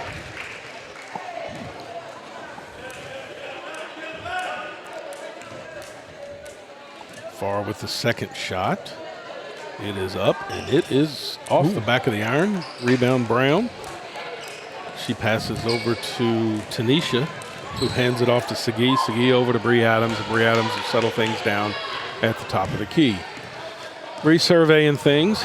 Dribble handoff again with Sagi. Sagi at the top of the key, looking over. Was looking for Bree. Bree had a cut there. She hands it off to Bree. Little behind the back dribble.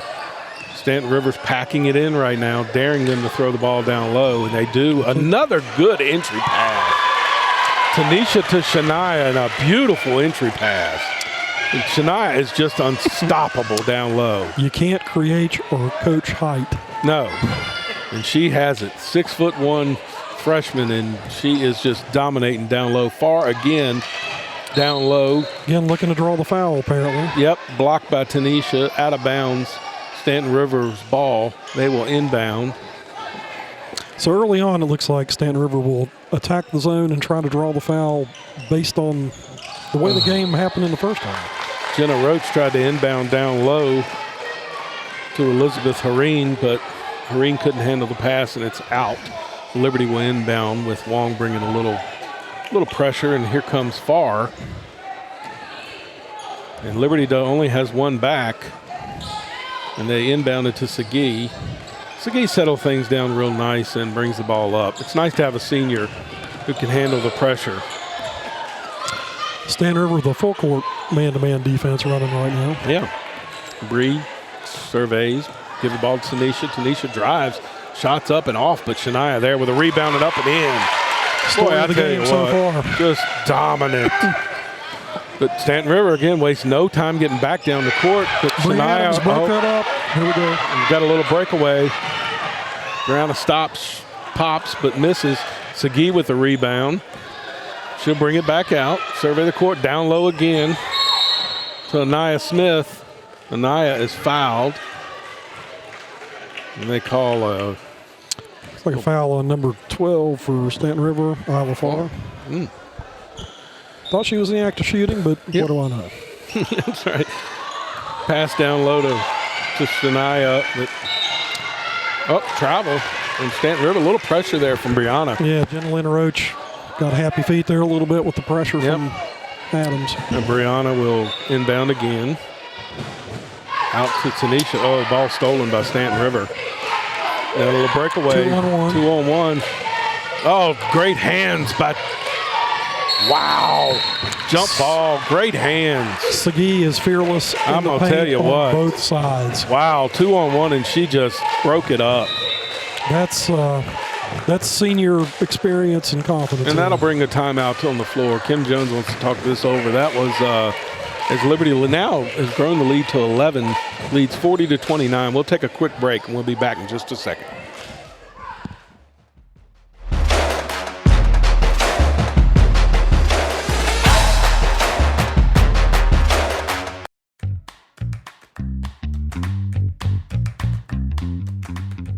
Hello, Bedford. This is your Eagle Eye Photography Community Update. Bedford is known as the Christmas capital of Virginia, and we have a ton of events coming up in the next week. Today at 6 o'clock, the community tree will be lit in Centertown Park. Then you can also take a tour through the Elk Zone. The lights will be on daily through the end of the year, as well as at Liberty Lake Park. Don't forget, Destination Bedford has the Festival of Trees that will be running through January 6th, and they will be having extended nights this weekend and next weekend. While you're in town, you can also visit the Christmas train at the Bedford Museum. And then next week, Poplar Forest has their holiday candlelight tours. These will run on Thursdays and Fridays through the month of December. Also on December 10th, there will be Christmas in Sedalia with tons of artists, artisans, and crafters for all of your shopping needs. This has been your community update. And Brianna inbounds the ball to Segui. Segui brings it up.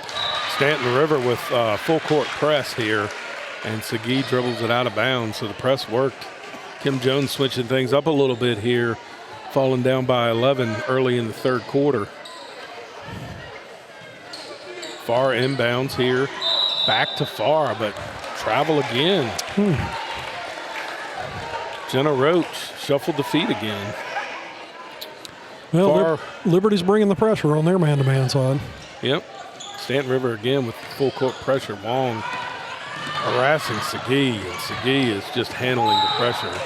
Again, little touch foul there on Wong. Which will be her fourth, I think. That is Wong's fourth foul. I tell you, to be honest with you, that's a really tough foul there. She's just kind of hanging on her hip, really wasn't impeding. Wong was daring Segui to drive the ball, though.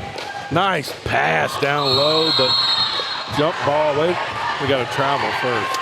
Coach Jones wanted a travel call on the Stanton River side, didn't get it. I think they called travel here. Again, some consultation between two members of the officiating crew. And they literally have a conversation going on with the stripes here. I think they're arguing over which came first, the chicken or the egg. But I think in this case, the travel may have come first. And we've got a stare down. Okay, they're literally looking at each other. And for those of you listening, which call are we going with? We're going with the jump ball, which gets possession arrow. It's Stanton River's ball, but Jones doesn't like it. No, and I can understand her frustration there, because now the possession arrow will switch back to Liberty when it would have been Stanton River's ball on a travel, and they could have kept the possession. But anyway, Stanton River will handle. Far over to Tolly. Tolly over to Wong. Wong looks down low, dribble off to the side, and there's pressure again by Segui all over Wong. Wong breaks it, but Wong then turns it over. Yeah. Bree picks it up, pass down low. Oh, missed the layup. Wide open layup. Segui was there. Yep, and Stanton River turns it over. So we had a staring contest between the officials, and the outcome seems to be that the older official asserted his dominance over his apparently younger caller. One official has come down to the end of the court like it's black ball, but it's white ball. I'm not sure what's going on here. I think he's gotten a little befuddled here. Now, of course, these guys have already worked a JV game. It's early in the season. I know. It's hard to find officials. All right, ball's inbounded. Tanisha Brown throws it down low to Brianna. Out off of Far. This public service comment brought to you by the good folks at officiating associations everywhere.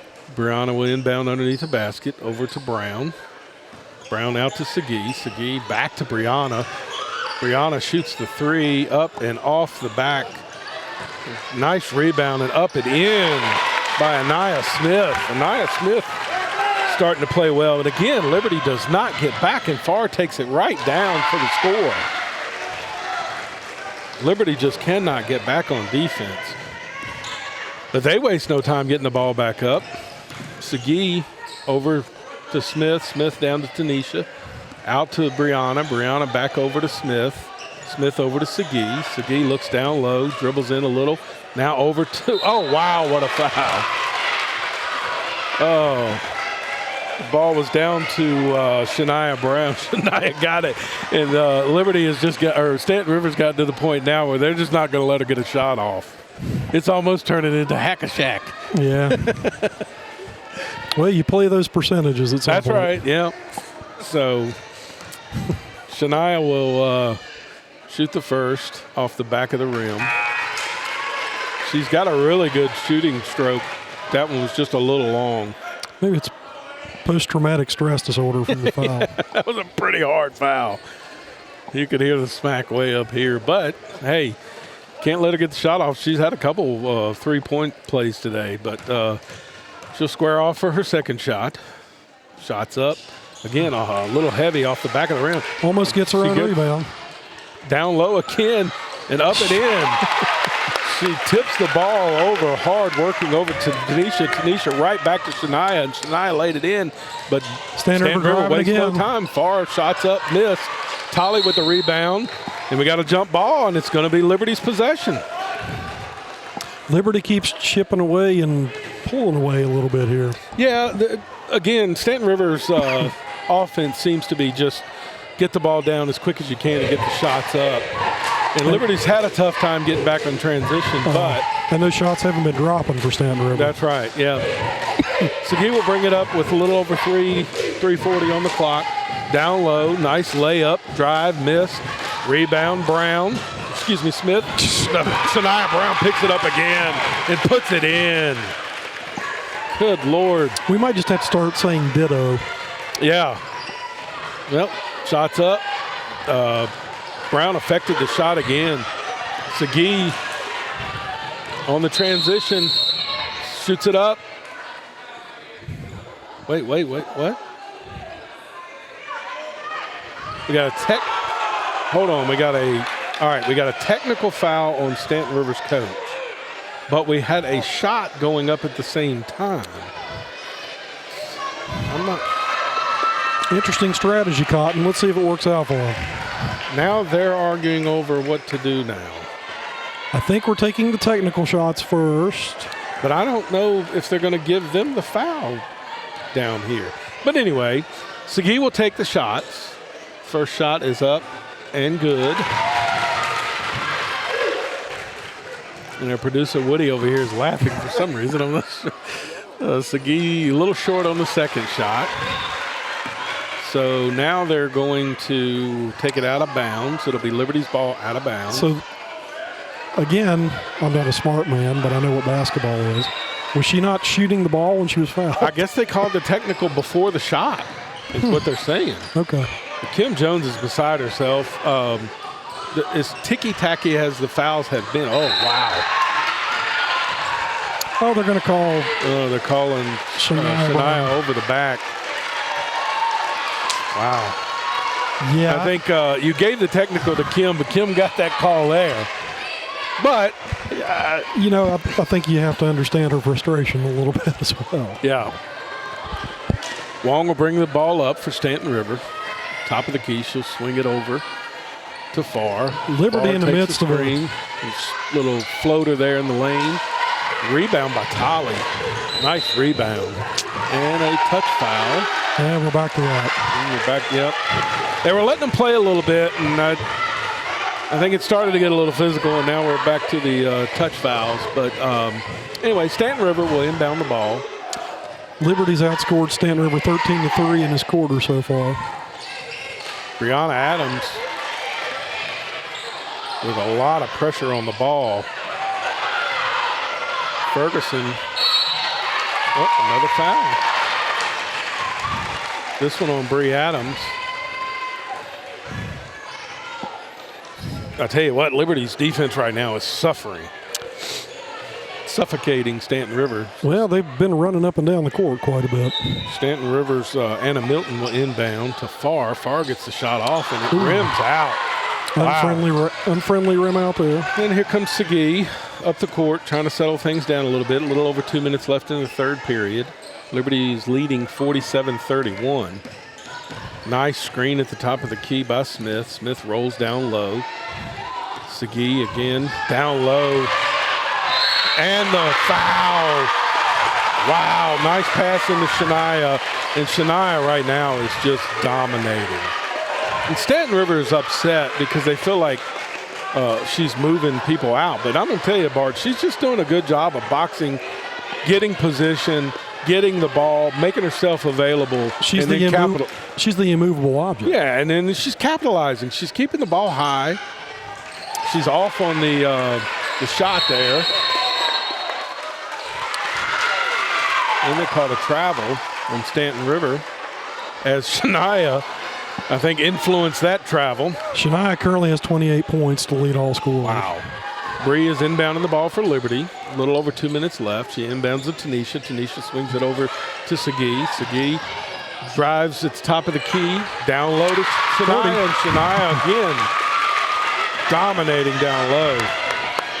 So her only issue is going to be getting back on defense, because that seems to be the only play that Stanton River has now.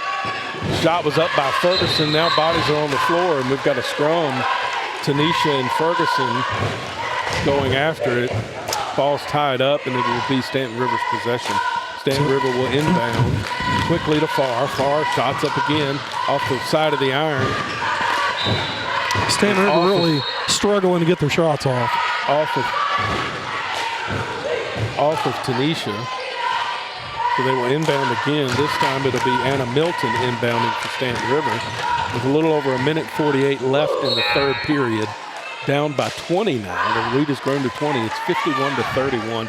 And all of this while Liberty's scorer is on the bench, Sierra St. John. And Liberty's on at least a 10-0 run. It might even be 12 at this point. Stanton River's only managed to score, 3 points in the second half so far? That is correct. So another cut again by Farr as she inbounds the ball, swings it back out, and the shot's up and off. Tanisha with the rebound over to Segui. Segui's bringing it up for Liberty. And Liberty again wastes no time, but Segui swings it over to Adams. Adams for three. She pops it, and it is in. Rims are kind. Wait, what?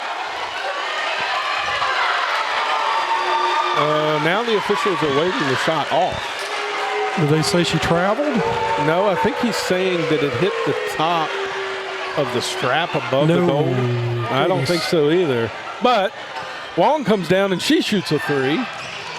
And Farr and Tanisha Smith battle for the rebound. And it'll be out off Liberty as Stanton River will inbound with a little over 1:18. If you're Stanton River, Bart, do you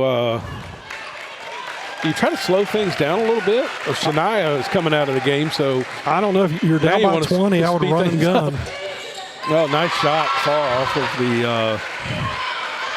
they read my mind. Yeah. 51-33. A little over a minute to go in the third period. Segui has the ball. Wong with the pressure, swings it over to Bree Adams. Bree Adams guarded by Farr. Bree swings it over to Worley. Worley dribbles in at the top of the key and then passes back to Bree. The ball was tipped, so no half court. And then we got a foul on Farr. Farr's picked up a couple here. Is that how many fouls are going to be on Farr? I've lost track. I think we've passed 30-some fouls in this game. But I'm the best numbers man you got. Bree Adams inbounds to Worley. Worley in the corner. Needs some help. Swinging it back out to Adams. Adams with a long three. Now that one hit the top of the backboard. Over the back of the backboard and out off of Liberty. Stanton River will inbound. I think Shania Brown is just getting a break from all the points she scored. Yeah. Anna Milton will bring it up over to Wong. Wong swings it to Farr, and Farr wastes no time and jacks up a three. Nice and it is through the bottom of the net. Brianna swings it over to Segui. Segui will slowly bring it up the court, try to milk a little clock here, and turns the ball over. Liberty looks a little complacent here. Not a good way to close out a quarter. That was good defensive coverage by Stanton River there. Yep. Wong will bring it in. Swings it over far, open again. Should drive the baseline. Back to Wong. Wong down low, missed it. It's out off Wong. So Liberty will inbound with 16 seconds to go. Stanton River will pick up some pressure here. Segui over to Bree Adams. Bree Adams swings it over to Worley. 10 seconds left in the quarter. Worley back to Segui. Segui back out to Bree Adams. Clock running 5 down, seconds, 5. 4. Worley down low. Nice pass. Oh, missed the layup. And they don't get the shot off. Wide open layup and just missed it. Okay, so good quarter, though, if you're Liberty. If I told you that Liberty would have a player score 30 points in this game, would you have been surprised? No, I would have thought it would have been St. John. Sierra, but Sierra has not played since early in the first quarter. Freshman Shania Brown. Freshman Shania Brown has just been unstoppable. 30 points so far. Wow. Got to think we'll see St. John return to the court in the fourth quarter. I expect she'll probably give Bree Adams maybe a breather here. But right now, Stanton River has finally settled down a little bit late in that third quarter and started to get some shots up. But really, Liberty just kind of dominated the possessions, getting it up and getting it down low to Shania Brown, and Shania doing her thing. Yeah, as quickly as Stanton River moves in transition, though, a 15-point margin is not a lot. No, it's not. But you wonder, though, if maybe they want to settle it down just a little bit to try to get the better half-court action. But Liberty's defense is tenacious in the half court, so Sierra St. John reporting back to action. Sierra is back on the floor. So Liberty's 5 going into the fourth period will be Sierra St. John, Bree Adams, Segui, Tanisha, and Shania Brown. Starting 5 back on the court. Yep. And Liberty will have Wong, Farr, Tolly. Right now, Tanisha drives down low, shots up and off, and Shania with another rebound. Stanton River starting to kind of double team her on defense. Yeah. Back quick, Wong, shots up, shots off, but rebound by Tolly, and then she threw it out of bounds as Wong missed the pass. Brianna will inbound it as Stanton River picks up a full court press here. Passes over to Segui. Segui will settle it down. Swing it over to Tanisha Brown. Tanisha out to Brianna. Brianna kind of looks things over a little again, settles down and gives the ball out to Sierra. Wonder how Sierra will be not playing most of this game, but she's back in the mix. They run a little play for Sierra. Pop out on the right side. Sierra has the ball. Shots up. Shots good. And the foul. Wow. Sierra St. John comes off the bench after a long layoff. Runs a little play baseline, cuts across the three-point line, little dribble handoff, and nails the three while fading away and gets the foul. So she will go to the line. Chance for a three-point play. Shots up, shots good. 4 points. Not a bad way to start your fourth quarter there if you're her. So Stanton River, again, wastes no time. We're already back in the front court, and the shot's up as far took it right to Shania. Shania not wanting to pick up any fouls. Just kind of let her go there. Back over to Sierra. Sierra's at the top of the key. Hands off to Brianna. Brianna back to Sierra. Sierra with the shot up again. It's off the front of the iron. And Stanton River's on the run again. Okay. And there's another layup. Yep. They broke the defense. Liberty wisely just conceded the layup. That's smart basketball. Oh, my, wow, what a pass. That was a beautiful pass, but Shania couldn't handle it down low. And Liberty, again, walking back up the court, and Stanton River just seems to sprint, and that seems to be their best offense. Stanton River's only down by 15. Got the whole fourth quarter to play. Farr dribbles baseline, spins back, shots up, no good. She's looking for a foul, but I'm not sure nothing was there. She spun in and to Tolly Shania. At the beginning is wide open under the bucket. They just couldn't find her. Yep. Sierra slowly brings it up, milking a little clock here, smartly, up by 15. Just swing it over to Brianna. Brianna surveys the court. Shania down low. Right now they're at the top of the key. Sierra looking at far. Hands off to Brianna. Brianna over to Tanisha. Swings it back down to Sagi. Sagi hands off to Brianna. Or excuse me, Sierra, Brianna. And back to Sagi. Liberty right now is just milking some clock. Brianna will take it, a little floater off. Shania gets it, saves it, but to Stanton River. Stanton River up the court again. Got to stop the ball, but they don't. Farr takes it in, shots off the front of the ring. Good defense by St. John there. Stanton River hanging in here, playing tough. Sierra St. John one-on-one defending the layup and does it without fouling. That's impressive in this game. Number 3 checks in for Stanton River, Madeline Hamron. So Farr will inbound for Stanton River, down by 15 with 5 minutes and 25 seconds to go in the game. Worley enters for Liberty as Sagi finally gets a break. Ball's inbounded, number 3. Hamron, she gives it back to Farr. Farr with a shot is off. Bree Adams with a big rebound on the opposite side of the rim. Sarah will bring the ball up with a little pressure from Wong. And Wong gets a steal. And they bring it back down. Bree Adams and Shania. Shania wisely doesn't foul. And a quick timeout here as Stanton River goes on a little bit of a run here. And things will settle down. It's 5 minutes, 3 seconds to go on the clock. Liberty's up 55-42. A lot of time left. When you already, I believe, Stanton River has scored more points in the fourth quarter than they did all the third, right? I believe they did, yeah.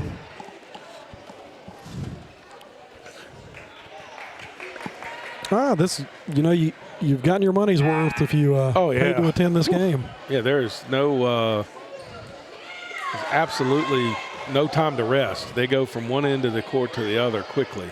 And I paid attention to Coach Jones's roster management here. Wong came off the bench in about the first 3 minutes and has been on the court since then. Yep. And with the tenacious defense that led to the Liberty turnover and the conversion on the layup as a result, both these teams are very poised and confident. Liberty inbounds the ball. St. John's will bring it up for them.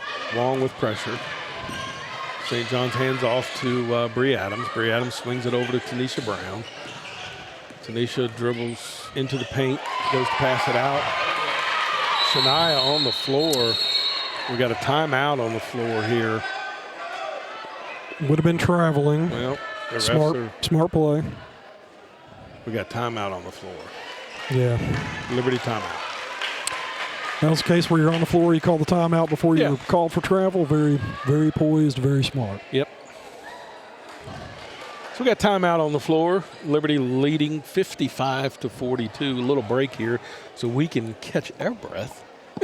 It has been up and down, I tell you. Yeah, it's really the game feels like it's a 1 or 2 point game the way it's being played right now. Yeah, definitely.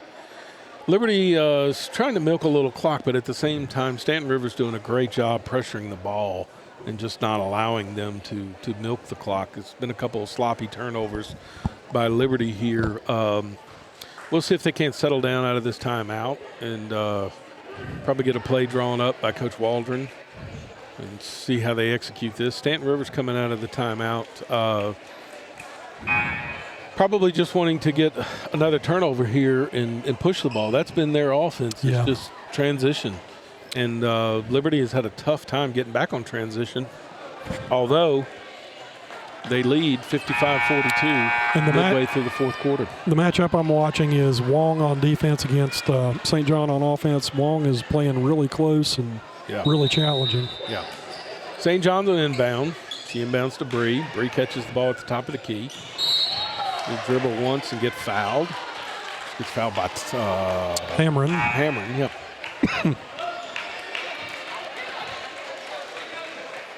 She'll go to the line for 1-and-1. I think we're on our 40th foul.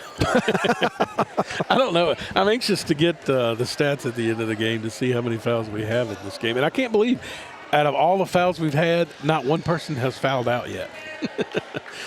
Brianna with her first shot on the 1-and-1 is off the side of the rim, far with a rebound, and she pushes it up the floor, and nobody stops the ball. Finally, Bree stops the ball, swings it back over to Wong. Wong swings it back to Farr. Got Brianna Adams covering Farr out there, which is another smart adjustment by Liberty. Yep.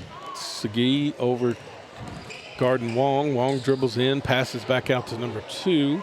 Shot goes up, misses, rebound. Stanton Rivers, she gets it back out to Wong. Wong will clear it, and she'll start at the top of the key and settle things down. Wong swings it over to Roach. Back to Wong. Sorry. Roach sent it back down into Wong, and I think, you know, people are wanting these fouls called on Shania, but she's just standing still, you know. Yeah, they're kind of bouncing off of her. She's a big presence down low. She's 6'1", but she is a freshman, and she's very poised. Sierra with the three-pointer off the side of the rim. Farr with another rebound, and she brings it right back up the court. Again, Bree Adams finally stops the ball. And there goes Farr again with a nice layup. 3:42 to go. Sierra brings the ball up. A little pressure by Wong. Sierra will swing it over to Segui. Yeah, Farr's got over 20 points at this point for Stanton River. Bree Adams will settle things down. She's at the top of the key with Sierra. Now she'll dribble and shoot. And Shania's down low again with a rebound, but she couldn't put it back up. And here comes Stanton River again. Tolly. Backcourt here. Yep. Okay, you don't see that called a lot. Well, she kind of got caught in midair. She picked up her dribble and had to give it, and nobody was there, so she threw it back and backcourt there. Sierra will inbound the ball, three-quarter court. She inbounds to Brianna with a nice move. Brianna swings it over to Tanisha. Tanisha takes a little jump shot. I'm not sure if you're Liberty, you want to be shooting that quick on the offensive side, but Liberty gets the rebound, and they bring it back out, and the senior Segui says, all right, let's settle things down a little bit. He's trying to guard that 11-point lead with 2:55 left. Oh, nice pass down low to Shania Brown. Wow. Ditto. I mean, that pass came from almost half court. Farr swings it down low to 5 for Stanton Rivers. She shoots the ball. Sawyer Tolley has been camped out open in that corner. Yeah. They just now started to find her. Bree Adams pulls a quick 3. Curious on that shot, but Liberty trying to pull the trigger on this game. Wong with a nice layup, but misses it. And foul on Anna Milton. Yeah, Wong expressed a little frustration after missing the shot. Yeah. So.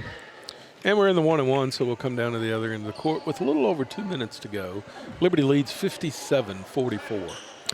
Yeah, I think the biggest difference in the second half is it looks like Liberty's made some adjustments to the tempo and the way the game's being called. Of course, Shania Brown with 32 points is also a major story. Segui, first shot of the 1-and-1, makes it.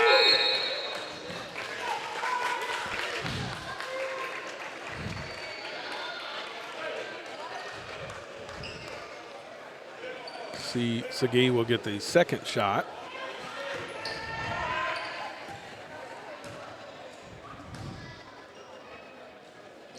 And it's off the front of the iron, but guess who gets the rebound and puts it back up but misses? Shania Brown. She's mad at herself because that would have been another 2 points easy, but a great rebound. She just couldn't finish. And Farr will bring it up for Stanton River with a little over 2 minutes to go. Swings it over to Wong. Wong, quick shot. Air ball off the opposite side. Sierra St. John with the steal. Yep.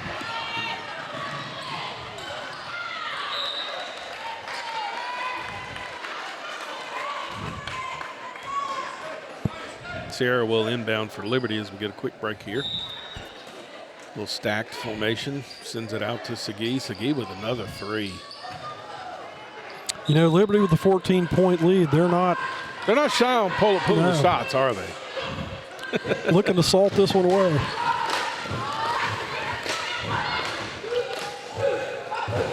Farr with a three-pointer for Stanton River off the back. A nice rebound by Tolly. But Shania comes down with a rebound. Tolly couldn't finish the layup again.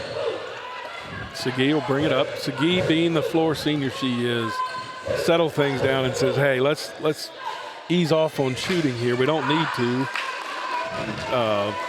So she's got it at the top of the key holding the ball. Now they'll get into their offense a little bit. Sierra St. John's at the top of the key. Shania down low, battling. Sierra brings it off, drops it down low.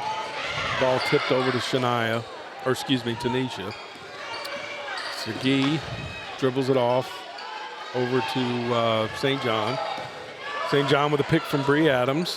Frees her up. Back over to Tanisha. Tanisha sends Down it back to out. 1 minute left on the clock. 1 minute left. Segui back out to the top of the key, and it looks like Liberty's just going to run the clock out here. Yeah, and Stanton River just seems to be accepting the outcome at this point.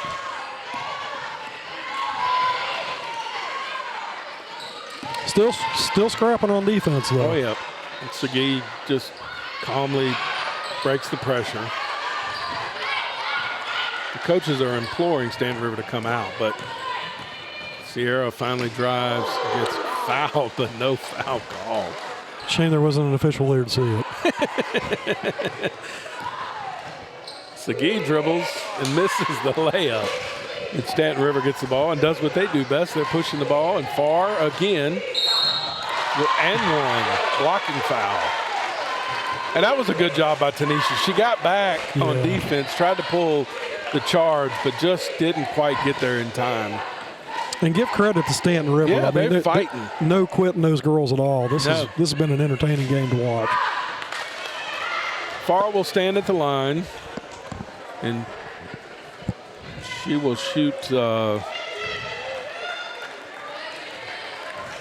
three-point play as Stanton River's emptying their bench here at the end of this shot.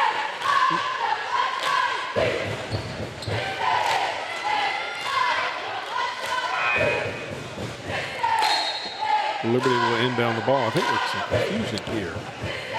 Again, they made the shot. It's an and one. Yeah, I'm not sure what they're confused about here. Farr still at the free throw line. She'll take another one if they give it to her. No, it's white ball. He keeps saying, yeah, but they're handing the ball foul. It's white ball! I'm confused on what's going on here. White inbound! Bart trying to tell the officials. I'm sorry. They made the shot. They called a foul. I'm still confused. And they're going to give her another free throw. The younger official is trying to give. These guys are finally these guys are having a hard time.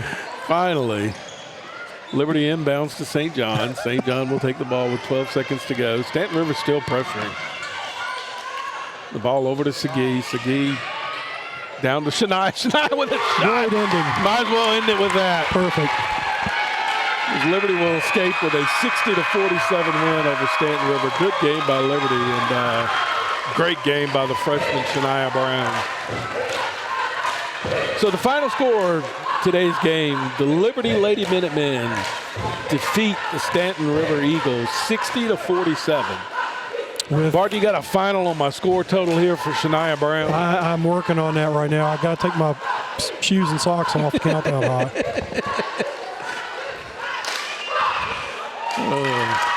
My Tazewell County education only gets me so far. Did Shania have more points than fouls called in this game?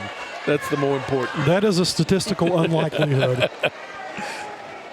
Oh, me. It was a very entertaining game. Liberty comes out with the win again, 60-47. It was a close game in the first half. Liberty pulled away in the second half without Sierra St. John's leading the way. Yeah, my unofficial tally for Shania was 34 points. What a great effort by the freshman. Yeah, the freshman had a big day today. They had no answer for her. So we're in between games. We'll have a doubleheader coming up here. The Liberty boys will be coming up here in just a second. Again, they will face off. We got the band coming in here. Oh, this ought to be fun. Oh, yeah. We'll take a break. We'll run a few commercials, and we'll come back in just a few minutes. Hey, it's me, Grover, with Grove Street FM. Do you love our local content but have no idea how to listen to our podcasts? Well, we have you covered. Download the Grove Street FM app on your smartphone and listen to all the shows in our lineup. In the Grove Street FM app, you can listen and watch live. Did we mention we are local? Visit www.grovestreet.fm today.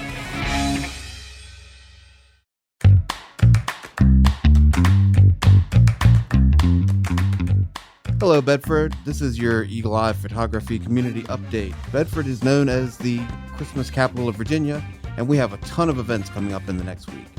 Today at 6 o'clock, the community tree will be lit in Centertown Park. Then you can also take a tour through the Elk Zone. The lights will be on daily through the end of the year, as well as at Liberty Lake Park. Don't forget, Destination Bedford has the Festival of Trees that will be running through January 6th, and they will be having extended nights this weekend and next weekend. While you're in town, you can also visit the Christmas train at the Bedford Museum. And then next week, Poplar Forest has their holiday candlelight tours. These will run on Thursdays and Fridays through the month of December. Also on December 10th, there will be Christmas in Sedalia with tons of artists, artisans, and crafters for all of your shopping needs. This has been your community update.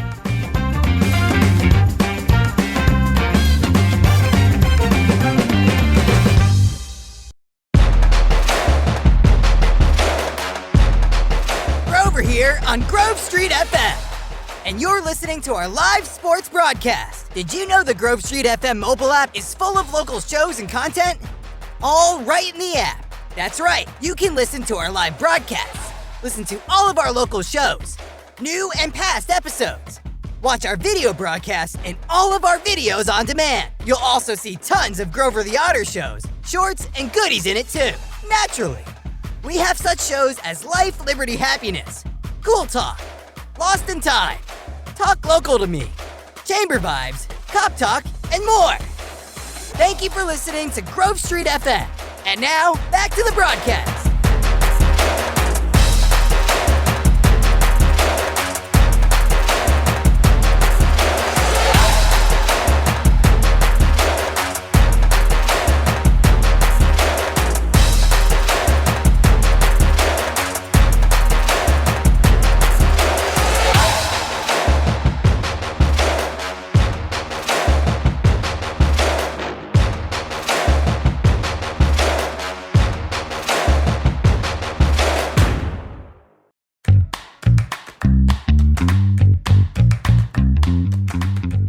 Hello, Bedford. This is your Eagle Eye Photography Community Update. Bedford is known as the Christmas capital of Virginia, and we have a ton of events coming up in the next week. Today at 6 o'clock, the community tree will be lit in Centertown Park. Then you can also take a tour through the Elk Zone. The lights will be on daily through the end of the year, as well as at Liberty Lake Park. Don't forget, Destination Bedford has the Festival of Trees that will be running through January 6th, and they will be having extended nights this weekend and next weekend. While you're in town, you can also visit the Christmas train at the Bedford Museum. And then next week, Poplar Forest has their holiday candlelight tours. These will run on Thursdays and Fridays through the month of December. Also on December 10th, there will be Christmas in Sedalia with tons of artists, artisans, and crafters for all of your shopping needs. This has been your community update.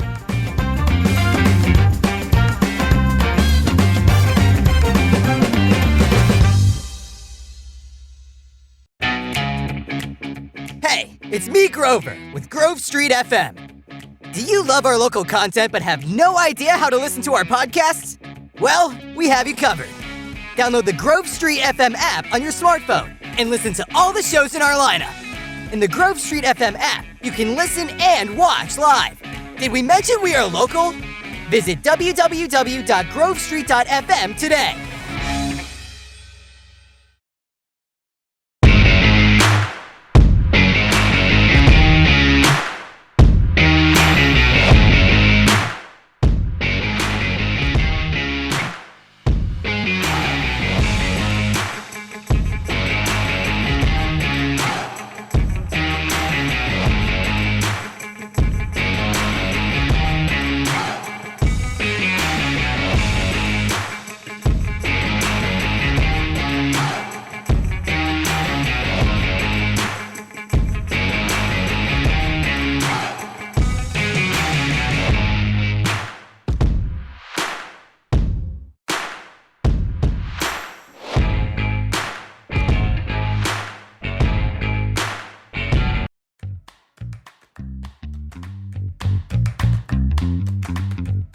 Hello, Bedford. This is your Eagle Eye Photography Community Update. Bedford is known as the Christmas capital of Virginia, and we have a ton of events coming up in the next week. Today at 6 o'clock, the community tree will be lit in Centertown Park. Then you can also take a tour through the Elk Zone. The lights will be on daily through the end of the year, as well as at Liberty Lake Park. Don't forget, Destination Bedford has the Festival of Trees that will be running through January 6th, and they will be having extended nights this weekend and next weekend. While you're in town, you can also visit the Christmas train at the Bedford Museum. And then next week, Poplar Forest has their holiday candlelight tours. These will run on Thursdays and Fridays through the month of December. Also on December 10th, there will be Christmas in Sedalia with tons of artists, artisans, and crafters for all of your shopping needs. This has been your community update.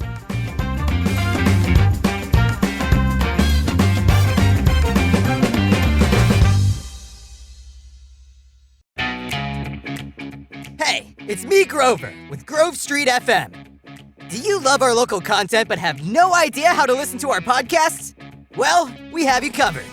Download the Grove Street FM app on your smartphone and listen to all the shows in our lineup. In the Grove Street FM app, you can listen and watch live. Did we mention we are local? Visit www.grovestreet.fm today.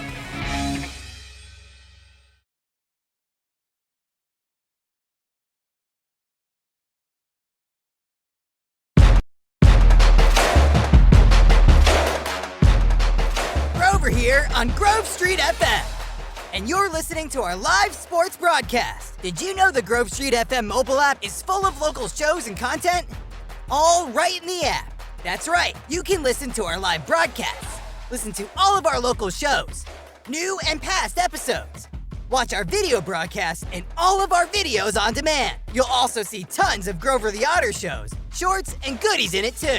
Naturally, we have such shows as Life, Liberty, Happiness, Cool Talk, Lost in Time, Talk Local to Me, Chamber Vibes, Cop Talk, and more. Thank you for listening to Grove Street FM. And now, back to the broadcast.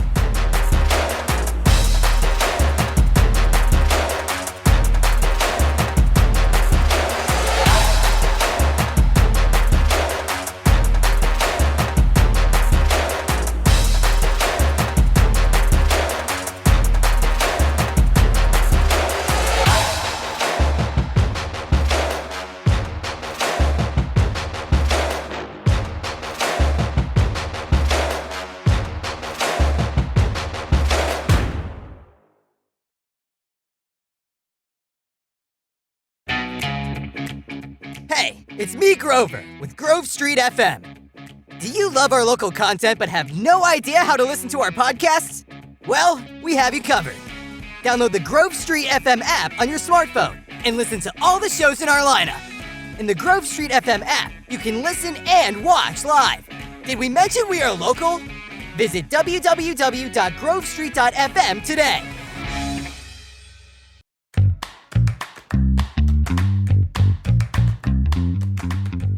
Hello, Bedford. This is your Eagle Eye Photography Community Update. Bedford is known as the Christmas capital of Virginia, and we have a ton of events coming up in the next week. Today at 6 o'clock, the community tree will be lit in Centertown Park. Then you can also take a tour through the Elk Zone. The lights will be on daily through the end of the year, as well as at Liberty Lake Park. Don't forget, Destination Bedford has the Festival of Trees that will be running through January 6th, and they will be having extended nights this weekend and next weekend. While you're in town, you can also visit the Christmas train at the Bedford Museum. And then next week, Poplar Forest has their holiday candlelight tours. These will run on Thursdays and Fridays through the month of December. Also on December 10th, there will be Christmas in Sedalia with tons of artists, artisans, and crafters for all of your shopping needs. This has been your community update.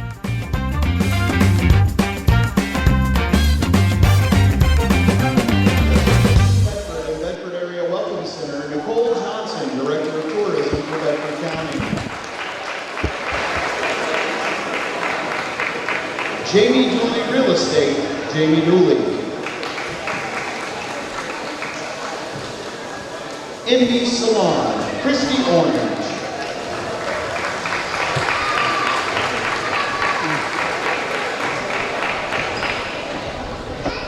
Structured Foundation Solutions, Brian Schlag.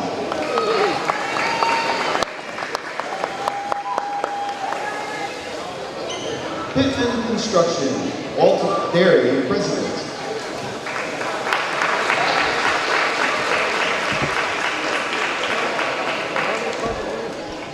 Central Virginia Business Coalition, Heather Alto, Executive Director, and Autumn Myers, Director of Programs.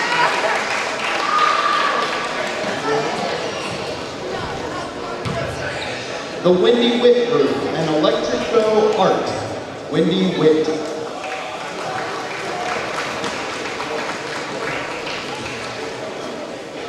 A special thank you to all of these sponsors.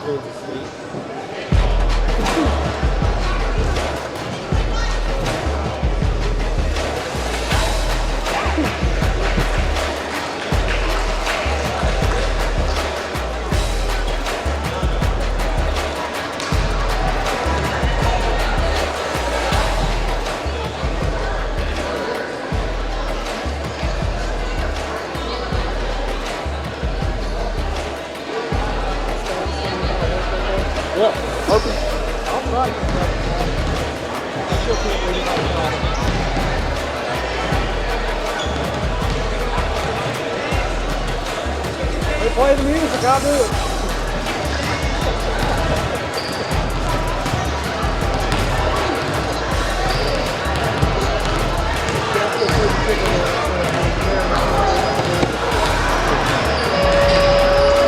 All right, TCU's got the ball.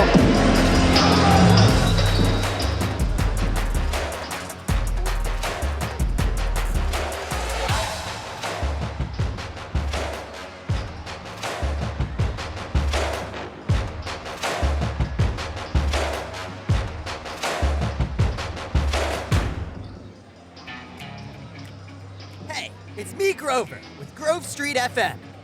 Do you love our local content but have no idea how to listen to our podcasts? Well, we have you covered. Download the Grove Street FM app on your smartphone and listen to all the shows in our lineup. In the Grove Street FM app, you can listen and watch live. Did we mention we are local? Visit www.grovestreet.fm today.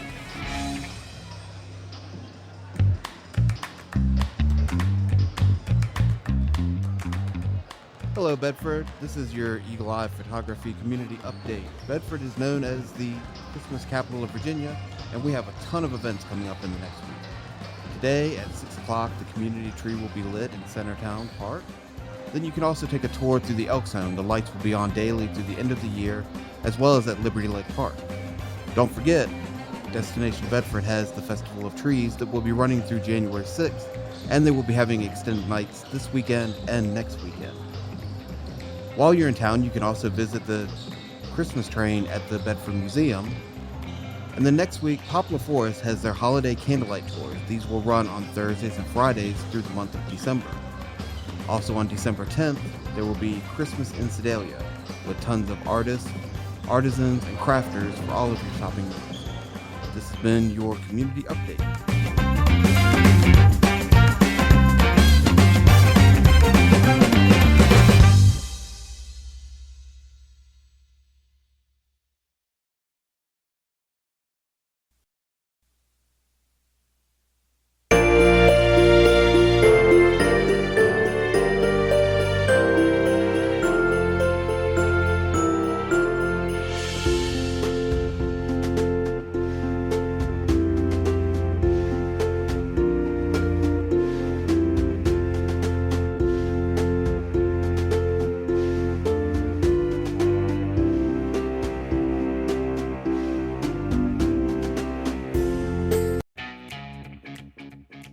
It's me, Grover, with Grove Street FM.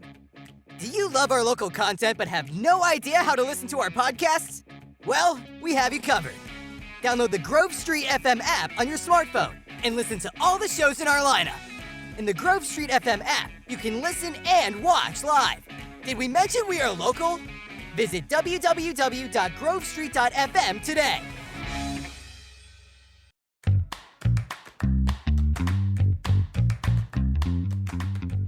Hello, Bedford. This is your Eagle Eye Photography Community Update. Bedford is known as the Christmas capital of Virginia, and we have a ton of events coming up in the next week. Today at 6 o'clock, the community tree will be lit in Centertown Park. Then you can also take a tour through the Elk Zone. The lights will be on daily through the end of the year, as well as at Liberty Lake Park. Don't forget, Destination Bedford has the Festival of Trees that will be running through January 6th, and they will be having extended nights this weekend and next weekend. While you're in town, you can also visit the Christmas train at the Bedford Museum. And then next week, Poplar Forest has their holiday candlelight tours. These will run on Thursdays and Fridays through the month of December. Also on December 10th, there will be Christmas in Sedalia with tons of artists, artisans, and crafters for all of your shopping needs. This has been your community update.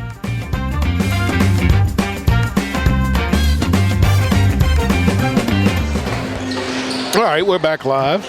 Had to take a little quick time out there in between games here. Shoot-arounds are going on for the boys game. We'll have that coming up here shortly, Liberty versus Stanton River. In the meantime, Bart, we're going to try to grab a interview here shortly with Shania Brown, the player of the game. Fantastic freshman phenom. 34 points against Stanton River. We're efforting that while our producer takes a time out of his own. What are you waiting on? You can go. Yeah. I got things handled here. I'm sorry, I'm not the only one that doesn't understand your I signals. don't need a button pusher. Oh, me. Anyway. But if something does break, we want him back immediately. It's been a good day of sports. Came up a little short in the World Cup. But again, good to be at that level. Absolutely. It's good for the men's national team. Yeah, they're, like I said, they're a young team, and they'll be back in the next World Cup, which as a co-host, they automatically qualify. Yes. All right, explain that. So the next World. By the way, somebody mentioned to me the other day, wasn't Qatar the one that we sent President Obama over to try to persuade them to let it be Chicago? Remember?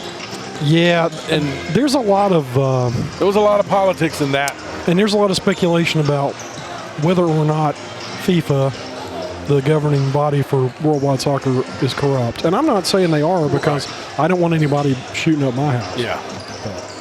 Yeah, that process for World Cup host site designation is really political. So the host coming up it's the United States. It's Canada, the United States, and Mexico. And I was talking to Sam's girlfriend about that. She said, "Why did they do a joint submission?" And I think it goes back to they were pretty sure the U.S. wasn't going to get enough votes on its own. Wow. So how does that work? Do they travel? I mean, I'm assuming groups will play in America, groups will play in Canada, but then once you get to the knockout round, there will be different host sites for different specific matches. But well, I know the women. Of course, the women's side for the U.S. is phenomenal. They are the leading team in the world right now. But yeah, I know the finals were in the Rose Bowl back in the '90s. Yeah, memorable. Absolutely. But yeah, U.S. men's soccer still has a ways to go on the international stage. Definitely. But they're making progress. Like we said a little earlier, Heritage High School in football state semifinals was able to advance on to the state finals by a score of 30-0 over Christiansburg. And Glass was playing as we speak, I suppose. Yes. Yep. I'm going to have an update on that shortly. But right now, we're in a 28 all tie at the Big Ten championship, Big 12. TCU and Kansas State are tied up. I think, Bart, I'm just giving you my opinion. I think TCU did enough now to keep them in the playoffs, win or lose. I agree with you, but I'm enough of a cynic where if Kansas State wins this game, I think it knocks TCU out. Okay. I don't think that's what should happen. Correct. But I think the way college football voters are wired, it depends on when you lose. Right. And this late in the season. Yeah, but Ohio State lost last week. But nobody's looking for a reason to exclude them. Yeah, but they didn't have to play this week either. They got to sit back and watch TCU have to play. Oh, I think it's going to be very controversial, which I love personally. So. And as we were talking about a little bit ago, the expansion of the playoffs will just make it, move from the 5th and 6th place teams who don't get into the 13th and 14th place teams. So that's what makes college football great, though. Yeah. Now, one other thing, of course, on the opposite end, I'm a Virginia Tech fan. Looks like we've got a ton of guys entering the portal. It's crazy. Last night, USC had 16 starters that didn't even play for USC last year. And with the name, image, and likeness compensation, that even puts that on steroids. Yes, absolutely. So we're about 10 minutes away from tip-off here of the second game of our doubleheader. First game, my first ever basketball game calling. The hardest thing is just getting the players. I have a new appreciation for these announcers that do this college basketball game in and game out during the week. They're in a different city with different names constantly. Oh, yeah. I mean, me too. I'll say this. My dad was the in-game announcer for Richlands basketball for 20 years when I was growing up. Richlands. See, we know you're not from there, and so I kind of knew how to do that part of it. And then we also had the local radio station that would do it, and we'd kind of listen to them as they went. But it's not easy. It's kind of fun. If you're just now tuning in, we're about ready to tip off our second game. The officials have just now got a couple of fresh officials. I recognize one of them. Yep. He's a former Liberty graduate, right? Justin Burton, yes, sir. Right, yeah. Anyway, grandson of Homer Wooldridge. We're efforting trying to get a interview with our first game. Here we go. She's heading up here shortly. What? So we're waiting on Shania Brown to come up and give us quick interview here. In our first game, Liberty won. She had, would you have your? I think it was 34 points, freshman, for Liberty girls. Now, I'm not, I know Liberty has a great basketball tradition, but, those kind of numbers are kind of all-time levels for a lot of programs. Yeah. For a single game. Oh, yeah. And to be a freshman, again, she looks so poised. Knew exactly what she was doing. Yeah. Oh, yeah. Yeah. Right now, the head coach for girls Liberty Lady Minutemen basketball, Justin. Just talking about what a very simple and common game it was. It was intense, to say the least. I tell you, Coach Waldron, I will say this. Going into it, Sierra was the person I was looking, for the score to bring the points along with Brianna. And to sit back and watch Shania down low was just amazing to me. Yeah, I mean, losing Sierra with 4 fouls in the first, that's killer. Yeah. I mean, that's a lot of points a game and a lot of defense right there. But I saw some disadvantages, so in a 5-out and a 4-out situation, definitely had to pound the ball down low. Yeah. And being a freshman, she stood up and just seemed like she made herself available. But I think what Bart and I were impressed with more than anything was her footwork. She doesn't seem to get rattled. A lot of freshmen, you get the ball down low like that, they feel contact, they quiver, but she knew what to do when she got it. Yeah, she's played on some national level teams and actually won 2 national titles with Lady Storm with AAU. So she's been there with that pressure and that type of having to use that footwork. We really, really hammer that in practice about footwork and knowing where you're at on the block. That way you can turn the right way. All right, well, appreciate it. Thank you, sir. Appreciate you joining us, and we'll turn the mic over here to our player of the game, Shania Brown, our player of the game. Welcome to Grove Street Sports. We We were impressed with your 35-point total today. Tell us a little bit about your game. I really like to just stay down low and, just put the ball, take it to the hoop sometimes. Sometimes we make the game difficult, and watching you play it today made it very easy. You seem to be comfortable on the block. You make yourself available. You catch the ball very well from all angles. And what I was very impressed with is you keep the ball high. You don't bring it down low. You don't let other people get, and you don't get rattled. You just right up and in. Can you tell us a little bit about being on varsity as a freshman? Is it, do you get nervous? Sometimes when I'm playing, but once I really get the vibe, I just keep going. That's right. You get in the groove and you keep rolling. Well, we were very impressed with your game today. Is there anything specific you feel like you need to work on as an athlete? Probably just working on more post moves. More post moves? Okay. Yeah. Well, we certainly enjoyed your game today. The 35-point effort was phenomenal. You were unstoppable, and thanks for stopping by. Thank you. Mm-hmm. That was Shania Brown, our MVP of today's first game with 35 monster points. Now, did she really say she needed to improve on her post play? Yeah, I'm not sure there's any more post moves she needs to work on. I mean, God help the opposing coaches that have to figure that one out. That's exactly right. What a great young lady. That was wonderful. Yeah, she seems very humble. But I tell you, again, you can be dominant down low just by your sheer height and stuff. But what's impressive with her is the angles that she creates. She understands ball reversal.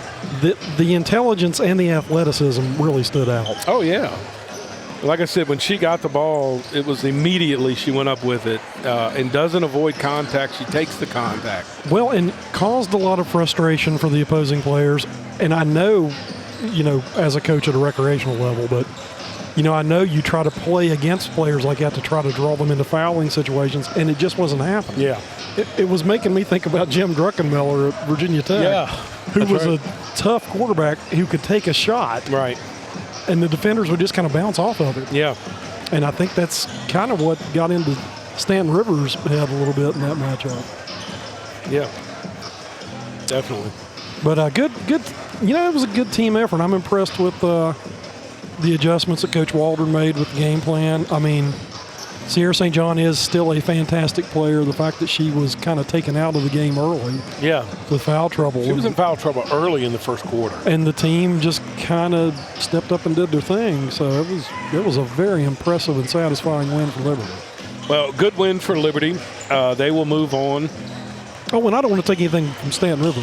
That's a team that we're going to be seeing playing in March. Definitely.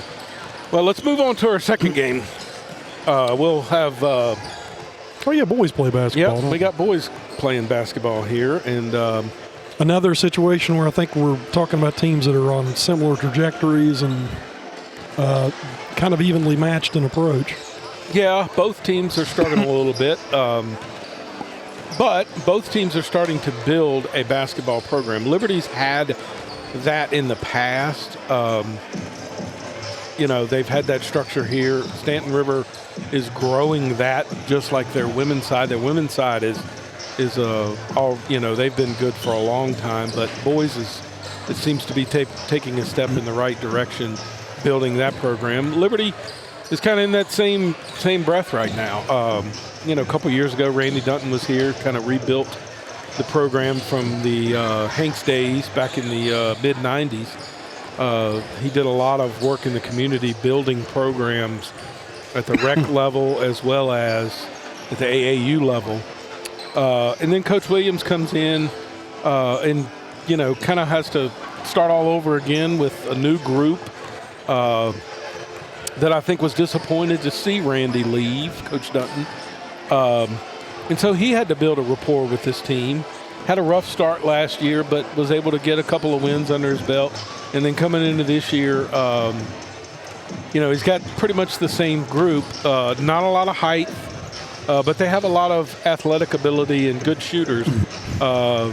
their Achilles heel seems to be turnovers, and we'll see if they can improve that in today's matchup. Yeah, and it being early in the season, I think all teams are going to kind of struggle to get their chemistry and their flow down. So, Yeah. And I think this game is going to kind of wind up as to which team can make those adjustments most effectively. That's right. All right, so this matchup's coming up in a little over a minute.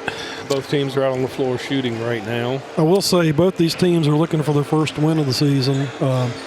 They come in with identical 0-2 records. They have a common opponent in Salem. The Spartans beat the Eagles by 11, and Liberty lost to them by 18. So, again, I think that shows that we're still pretty evenly matched. Yeah. Salem's a pretty decent program. Oh, yeah, definitely. Quick update on the Big 12 championship game. They're in overtime. TCU went for it on 4th and goal and did not get it. Ooh. So now Kansas State only needs to kick a field goal to win the Big 12. So anyway, we'll take it live to the floor for a little band and starting lineups.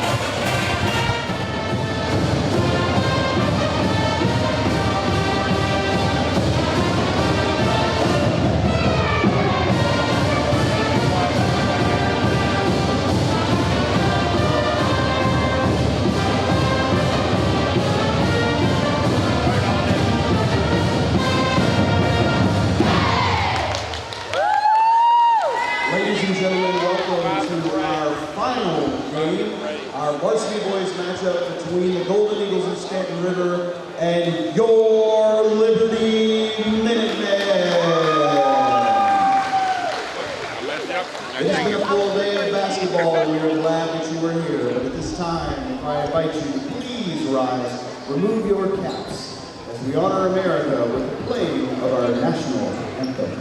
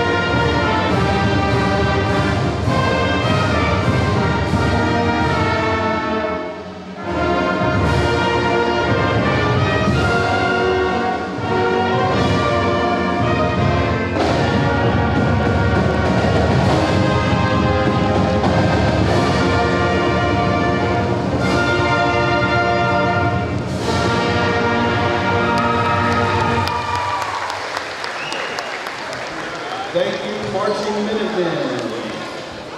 And now it's time for our starting lineups. Starting with the visitors from Stanton River High School. Number 2, Graham Gibson. Number 3, Zay Childress. Number 4, Trey Eggleston. Number 11, Grayson Sheets. And number 21, Mary Austin. And now it's time for your Liberty Minutemen. Number 0, Candace Smith. Number 2, Will Holdren. Number 4, Christian Cottrell. Number 10, Joe Cutler. And rounding out your starting lineups, number 23, Marcus Williams. For Stanton River, your head coach is Brandon Harris, assisted by Jake Dobbins and Ryan Henson. For Liberty, your head coach is David Williams, assisted by Brian Pellegrini.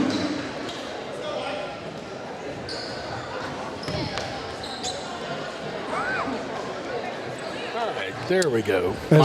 As we get ready to tip off, I want to give a shout out to the Marching Minuteman Band, which performed during the breaking games and the national anthem and sounded great. And they also performed at the Community Christmas Parade today. So Yeah. Will Satterwhite's doing a great job with that bunch, and Steve Williams gets them in the middle school. And just another example of good things happening in Bedford of a community that keeps improving and building quality. All right, we're ready to just about tip this one off. Stanton River versus Liberty. They're at the center court. Liberty's number 4, Christian Cottrell, will tip it off against Stanton River's number 4, Trey Eggleston. And Stanton River controls the tip. So, Ferry Austin swings it over to Cottrell, Trey Eggleston. He swings it over back to Ferry Austin, who drives and gets fouled. Foul on Joe Cutler. Joe Cutler with the first foul of the game. I think it's Vari. Is it Vari or? I think it's Vari Austin. It's very Cavarius. Oh, okay. Very Austin. 2 shots. Steps to the line.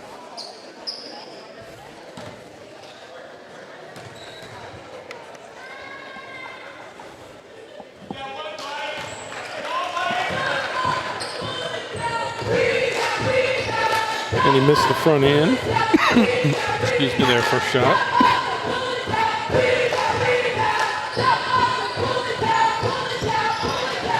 Second one is good. Stanton River draws first blood. Stanton River with a little press. Marcus brings it up. Liberty broke it pretty easily. Missed the shot down low, though. Yep, quick little easy one. Stanton River right back down the floor. Sheets has the ball, swings it over to number 2, Graham Gibson. And Vari Austin again. Foul on number 0, Camden Smith. Back to the line. Stanton River not shy about taking the ball to the hole early. No, and the whistles are blowing again. I haven't heard this much whistle since trains coming through our podcast.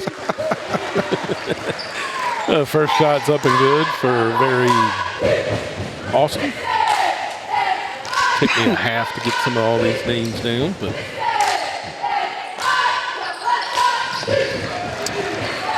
Nice. and the second one's good. Nice smooth stroke Stanton on River that. again with full court press.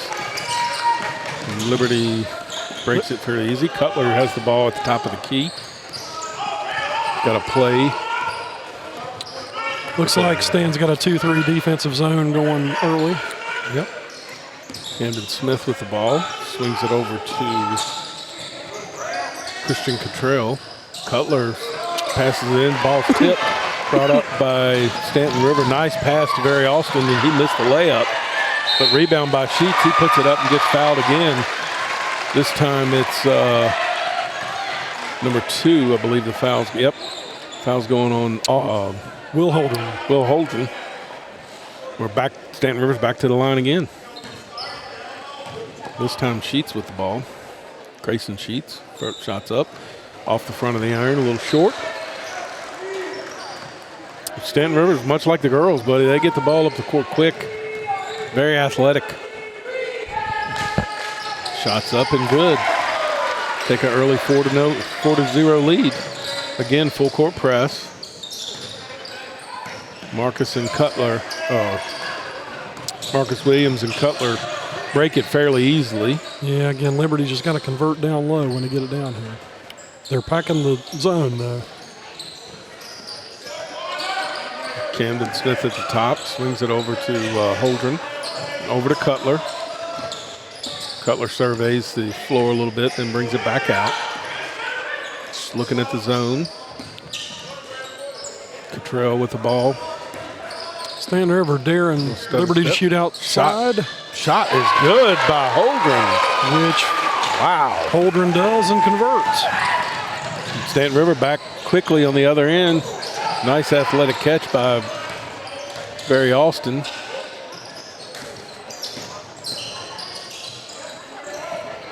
Zach Childress passes off to Barry Austin again, over to Sheets. Over to Gibson. Gibson swings it back.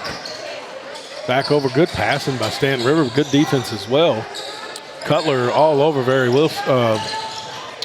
Austin. Shots up, missed by Zach Childress.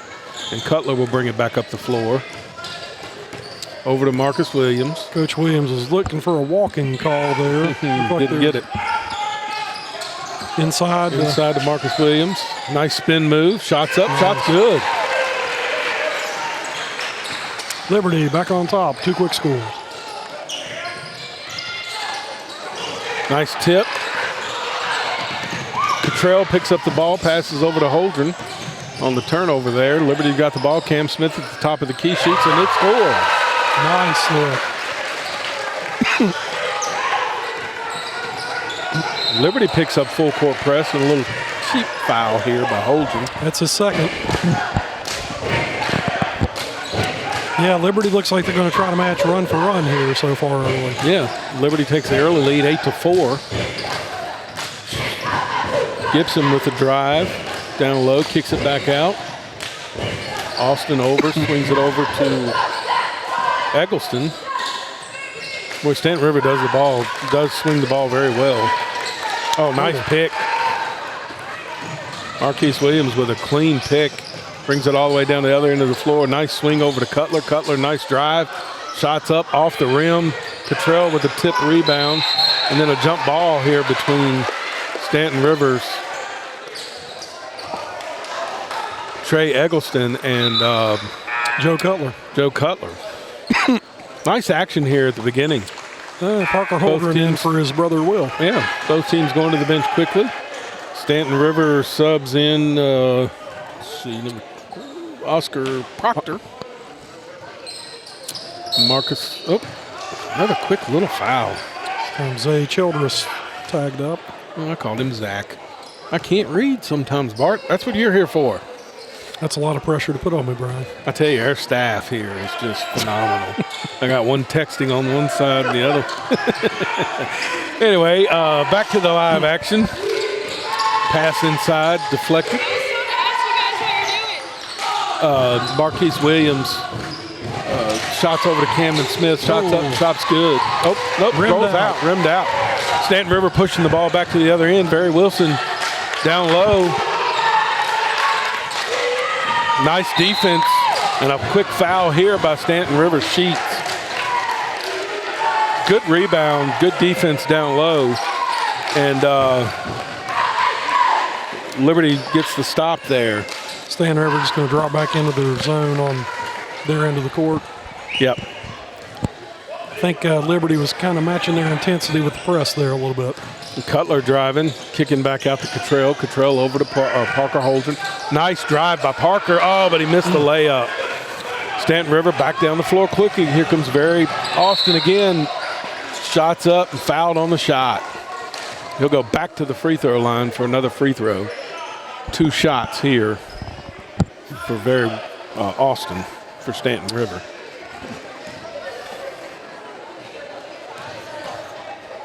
I think that foul was on Parker Holdren. Ball rims out for Barry Austin here. Very good play. You know, I was expecting to see, to be honest with you, a little bit of sloppy play. Talking with Coach Williams game the other night, Liberty had some sloppy turnovers, but yeah, it's been pretty good basketball so far. Yeah, both teams sharp with passes. Cutler will settle down, dribbles in, takes a little shot at the top of the key.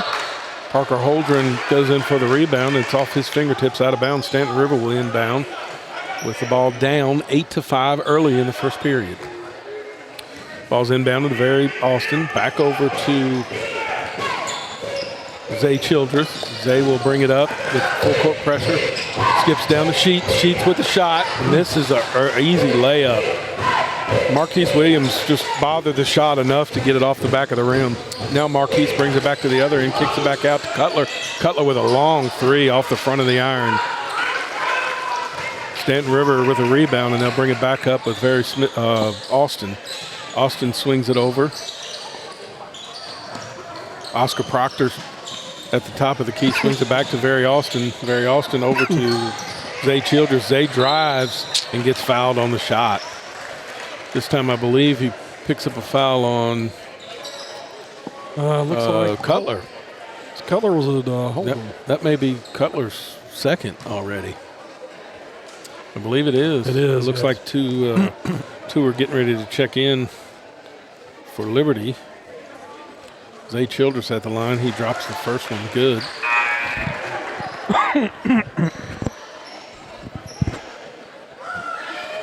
Number 15 for Liberty checks in the ball game.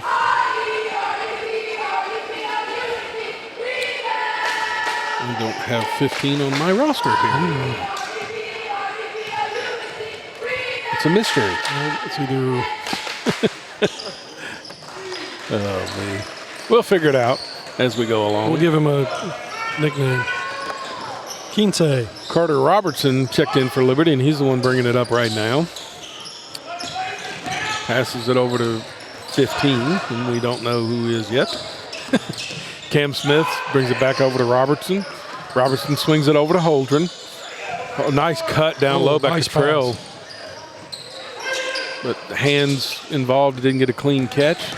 Drive by number 15. He turns the ball over and then gets it back and then rips it back out. But we got a jump ball with possession there at Stanton River.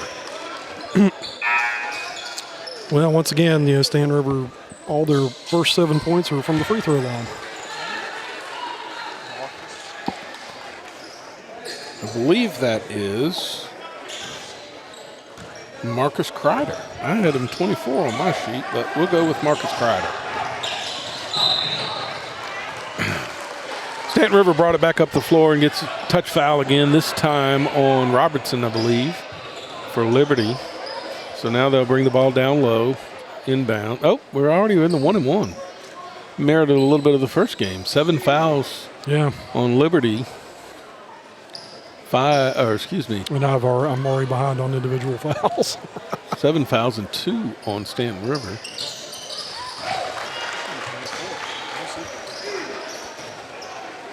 So first shot was up and good. Tie the ball game at 8-8 early on in the first period.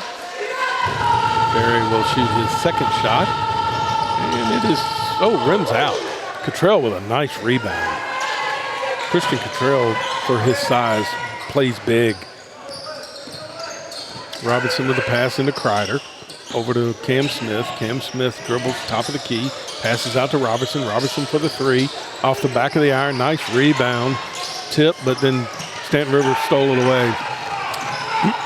Very Austin bringing it up. Swings it over to Trey Eggleston. Back to Austin. Little jab step. Drives and fouled again.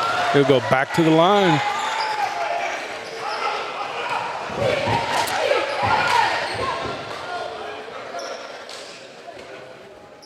Liberty's racking up the fouls here early. Yeah, this will be the and they are fouling. I mean, this will be the 14th trip to the charity line for Stanton River. Stanton River shooting the ball very Austin again with a shot and off the back of the rim.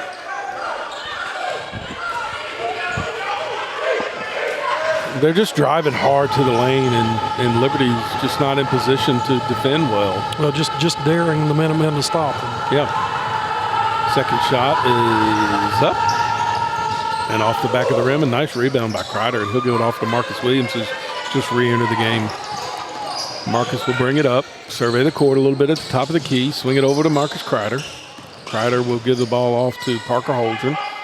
Holdren looks over to Cam, hands it off to Cam Smith, back over to Wilson.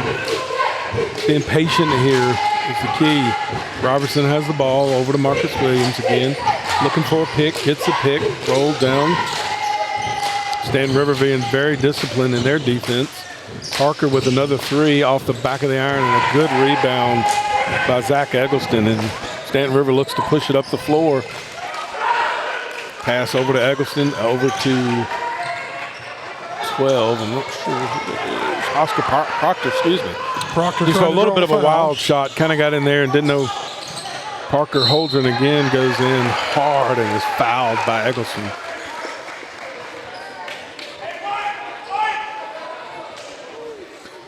Eggleston is long and athletic and looks really good, but wasn't able to get a clean block there, and Parker will go to the line and shoot two. Parker Holdren's first shot is up and rims out.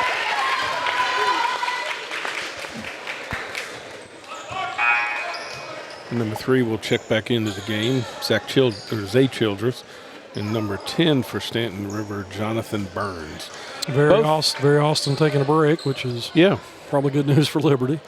Both coaches going to the bench quick here in the first period. Parker Holdren with his second free throw is up and good. Liberty takes a 9-8 lead with a little over 30 seconds left in the first period. Liberty again kind of picks up a little three-quarter press. Great defense by Cam Smith. Gets a turnover by Cam Smith and then almost turns it back over and then gets a foul. And it's going to be number 3, Zay Childress. Nope. Number 10, Jonathan Burns. So Liberty will inbound. Parker Holdren underneath. Passes it out to Robinson. Robinson will survey the court, bring it up to the top of the key. Back over to Marcus Williams. Marcus Williams on the left side of the court. Little jab step over in the corner. Dribbles. Down low. Nice move and nice layup. 15 seconds. Very good under control. Stanton River will bring the ball back up. Again, trying to break this Liberty press. 3 seconds left. Gets the shot off, but an air ball by Burns. And Liberty finishes out the quarter with an 11-8 win. Or excuse me, 11-8 win. 11-8 score. No, we'll take that. Let's go home right now. We'll go to commercial break while I catch my breath.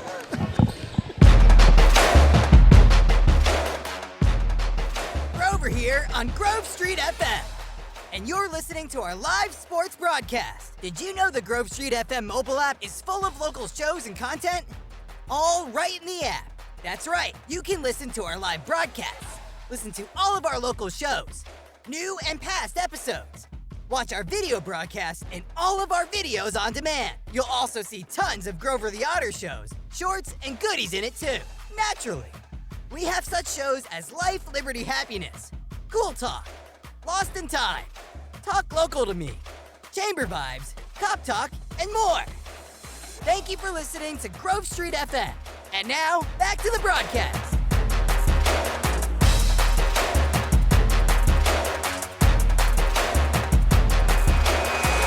And we're back live. I tell you what, the critics are out already.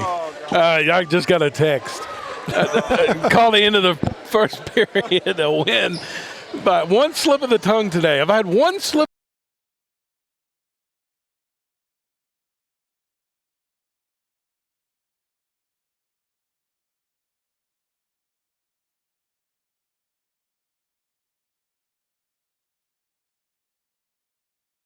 of the tongue. Oh, man. Yeah, it could have been a whole lot worse. So. Liberty will inbound the ball. Kreider inbounds it to Robinson, and Robinson will survey. Looks like Stanton River's moved back into a zone, Bart. Yep, they're packing the paint and just challenging Liberty to shoot from outside. Liberty with a turnover down low. Stanton River will bring the ball up. Graham Gibson swings it over to Burns. Burns back out. Proctor with the shot, but it rims off. Marcus Williams brings it back up the court. Swings it over to Robinson. Robinson over to Kreider. Liberty does a good job moving. They're not staying stagnant with the zone. Cam Smith at the top of the key. They are challenging at the post a little bit. Yeah, and there's a drop pass down low and a foul on Stanton River. See who they call it on. Stanton River just not patient down low. The foul's on Eggleston. They had him pinned in the corner there, and just hands got a little too active and picked up a quick foul. And Sheets will be checking in for Eggleston. on that foul, so Sheets will enter the game. And now we have a timeout on the court as Liberty wants to talk it over, and we'll take another quick timeout.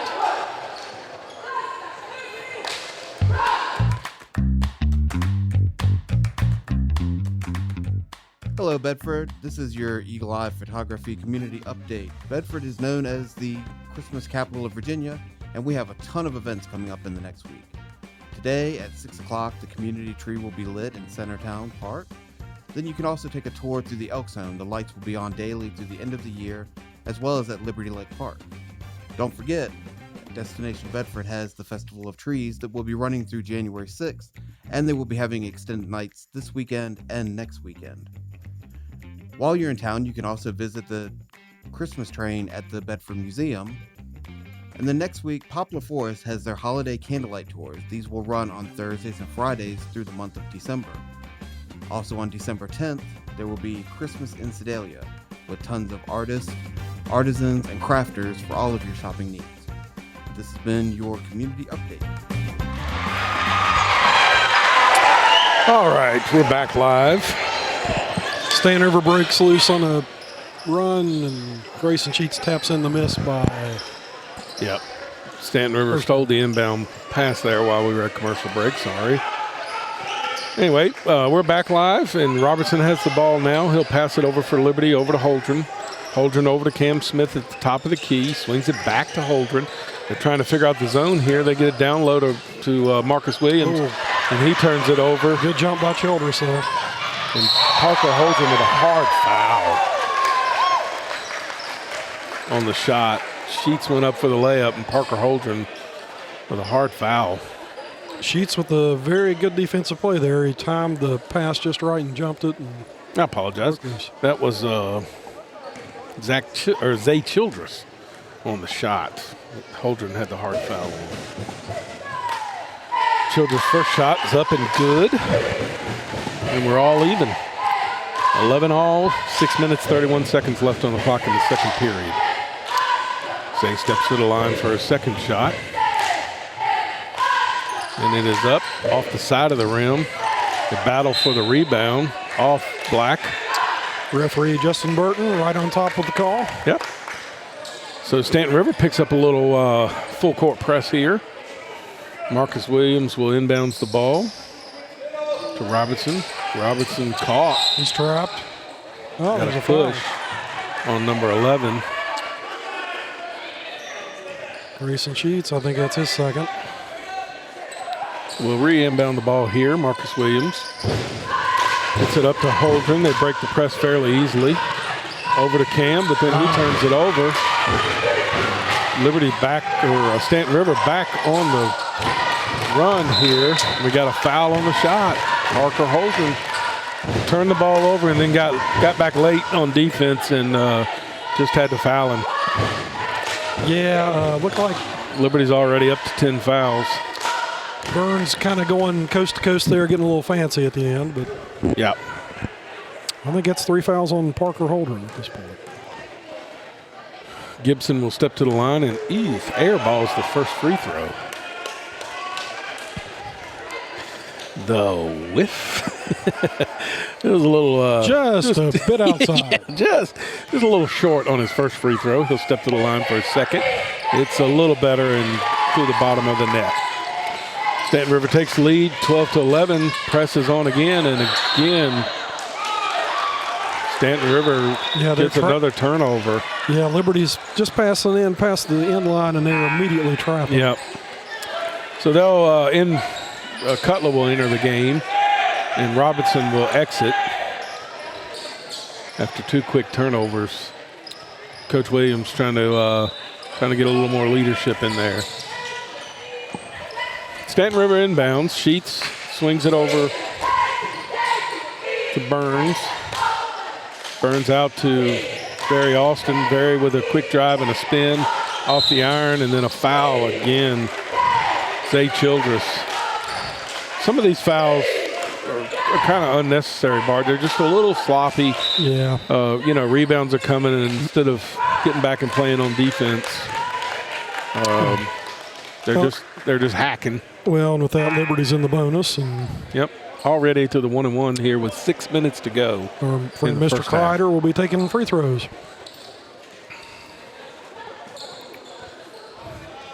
Kreider will step to the line on a 1-1, front end of a 1-1. Very silent gymnasium, much like a golf tournament. Got an Antetokounmpo kind of takes his time there at the free throw line, but the first one's up and good. Nice stroke. He'll step to the line again, and we might get a count here of 10 seconds before this one's over with. I'm watching Mr. Burton moving his hand. Counting. Don't usually see that, but Shots up. Oh, rims out. 12-12. 5 minutes to go. Second period. Stanton River turns the ball over. Cutler bringing it back up the court. Swings it over to Cam Smith. Cam's with a nice shot. Good look. Off the side of the iron. Stanton River rebounds and then passes it right off the knee of Ferry Austin.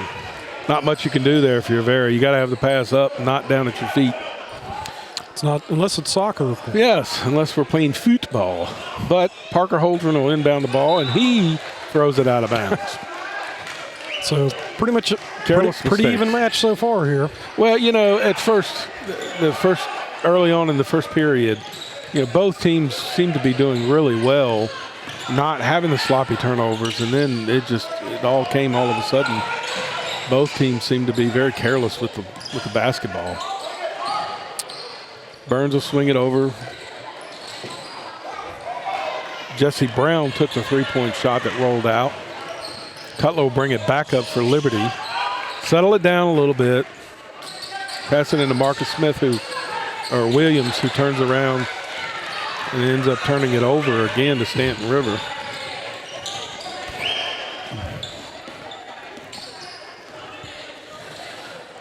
Now Stanton River will try to settle into a little offensive rhythm. Graham Gibson swings it over to Burns.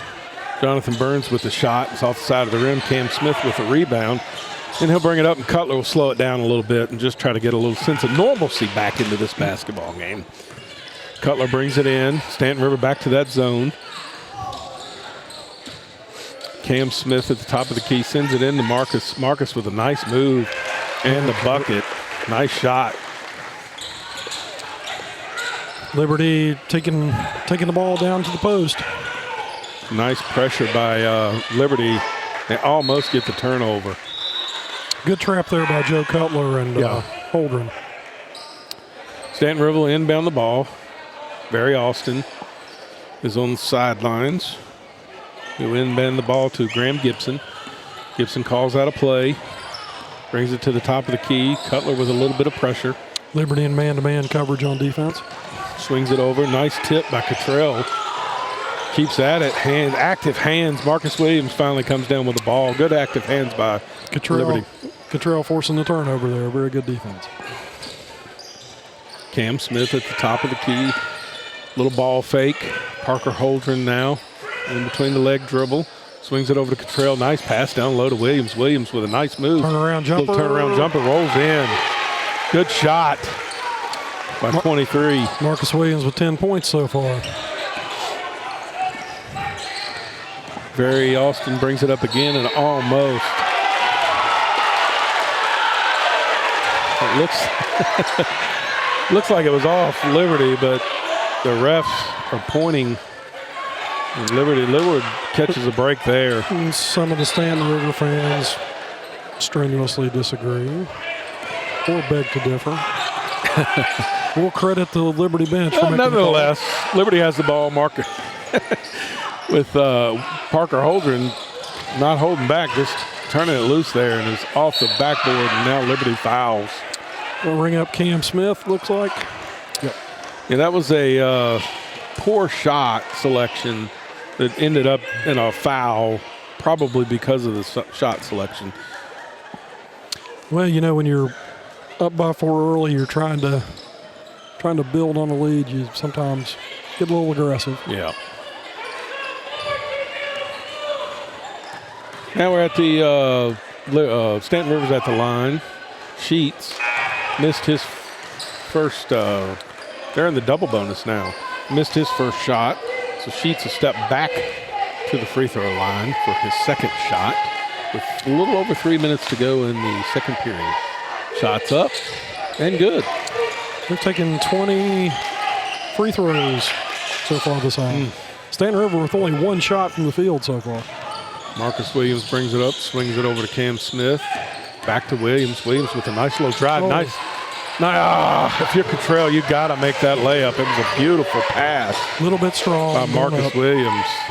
Set it up very nicely. Now they ended up with the rebound, though, and they'll swing it over as Marcus is down low, and nice easy pass in low, and he just couldn't handle it. Yeah, Cottrell went up strong to the hole and just lost the grip a little bit there on his touch. Yeah. But a very good move by Marcus Williams. He looks very smooth. Yes, very athletic. Stanton River will bring it back up. Barry Austin back and forth with Burns. They've got Sheets down low behind the coverage, but they don't see him. It's 24. It's his third, I believe, three-pointer that he jacked up. Jess Brown.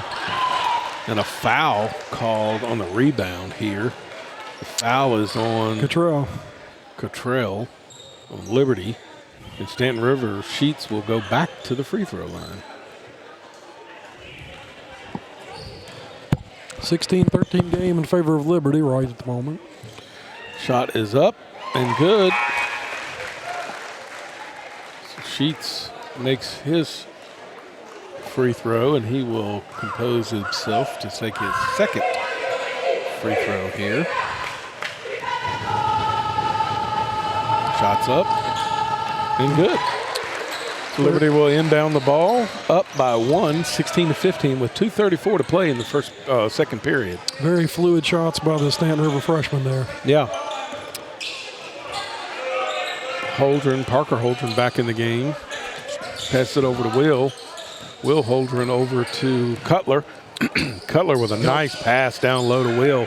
Spins it back out to Parker. Parker for three. Out. And now Stanton River will secure the rebound and bring it back up the court. Graham Gibson with a nice move down low and the layup. And he just lulled the defense to sleep there a little bit, and nice cut to the rim. Cutler brings it back up, down by 1. I think Coach Williams may have been counting steps down there. Yeah. Another good defensive play down low by Sheets.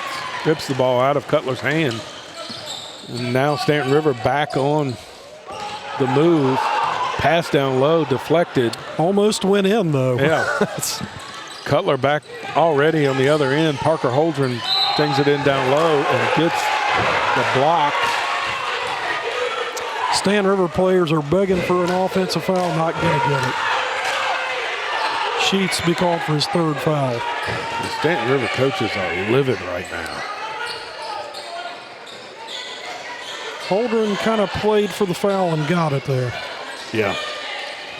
It was a little bit out of control. Most of the times the officials will give the charge on that one, but in this particular case. We just lost our security boundary here with the broadcast. Security. Parker Holdren at the line for his first free throw, and he missed it.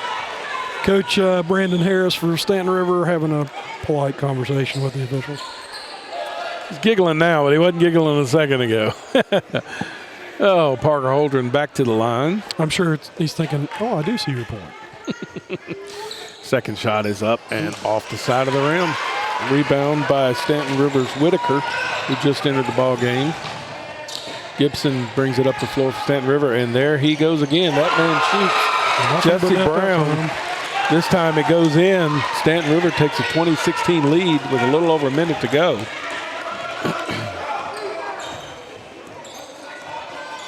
Damian Williams entered the ball game for Liberty. Now Kreider's got the ball at the top of the key. He hands it off to, he kept the ball. Kreider still got it. Over to Holdren. Over to other Holdren. This time Parker shoots up a three, an air ball. But a nice effort. Gives it back to Will Holdren, who shoots it and misses. Damian Williams getting the ball back in play for Liberty, but now Stanton River driving down the court. Graham Gibson gets it over to Proctor. who misses the three. And a little over 30 seconds to go. Parker Holdren brings it back up the floor for Liberty. Oh, Yep. a little out of control there on the. Brown trying to jump the pass, makes contact. And Liberty will go to the line for two. Williams picks his broken jaw off the court. A little aggressive there, but Damian Williams, the junior, will step to the line for Liberty. You need these free ones, Bart. Well, you don't get very many chances at them if you're Liberty this half. And he misses the front end of the 1-and-1. Kreider with the rebound, back out to Holdren, and they just, both Holdren brothers are not shy of shooting, and they pick up a cheap foul, which will send it back to the other end for two shots for Stanton River.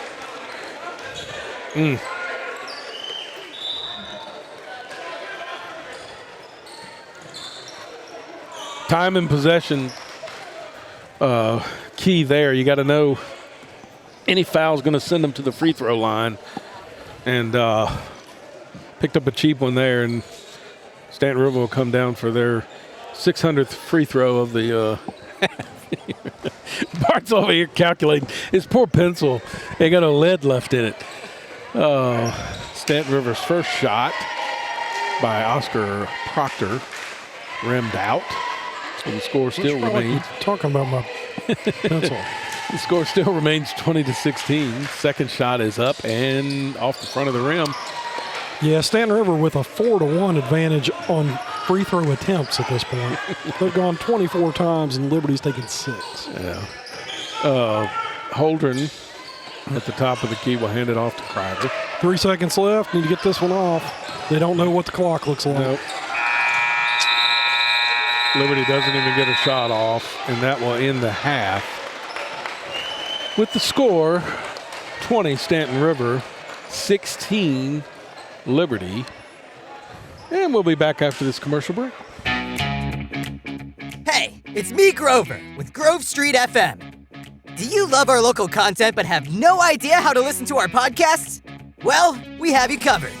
Download the Grove Street FM app on your smartphone and listen to all the shows in our lineup. In the Grove Street FM app, you can listen and watch live. Did we mention we are local? Visit www.grovestreet.fm today.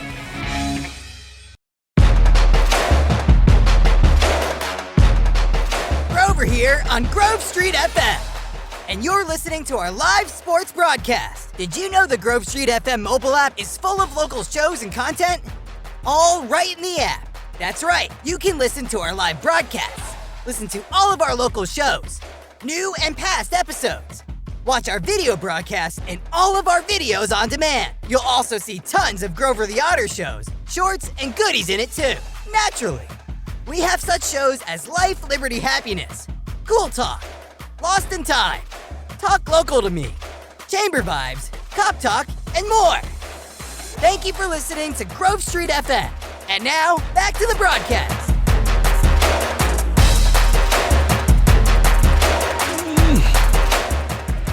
You good? And we're back. I tell you, no warning from the producer, just, we're back. So I've got some statistics for you. This courtesy of the good folks at Bic Retractable Pencils. Give us some stats. Bit of a slugfest here. Obviously a 20-16 game. Let me figure out how many free throws that Stanton River has made. Actually, I can back that out. 15 of Stanton River's points have come from the free throw line. They've taken 24 shots. So, wow. Liberty's 2 of 7 from the free throw line, 4 of 10 from the field.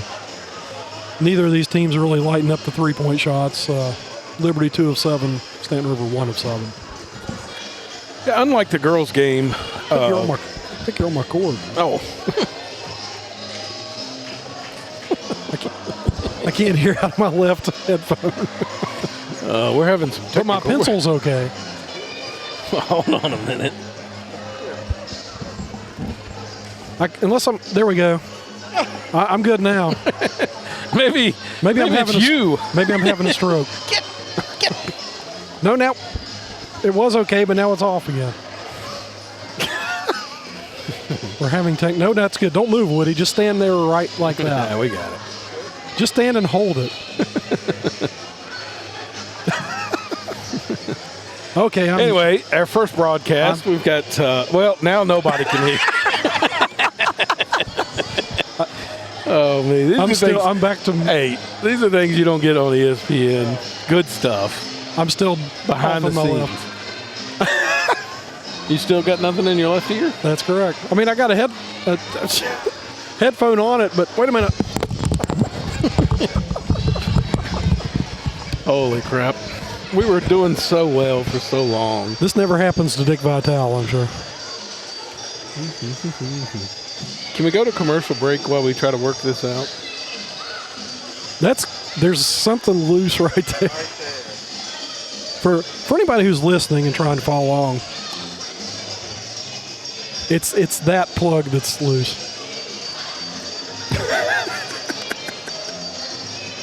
Still nothing? It's that.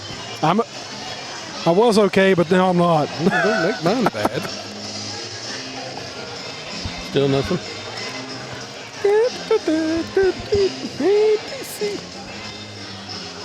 It's that connection that's loose.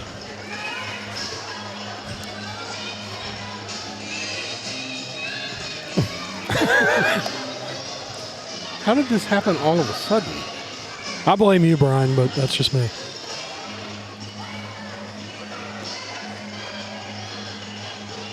Okay, that's good right there. Okay, don't touch it.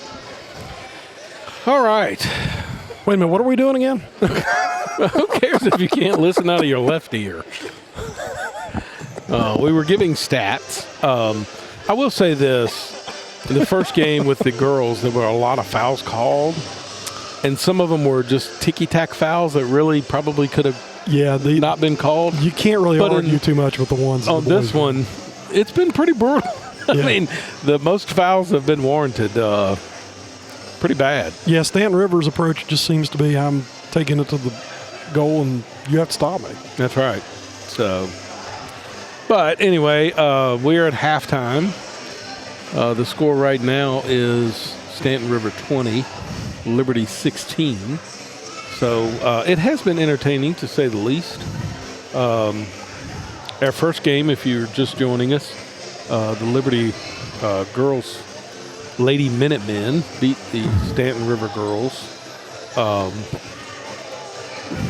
What was the final, Bart? You got that written down somewhere? You would think that I would, but I hope you did. Okay. No, I sure don't.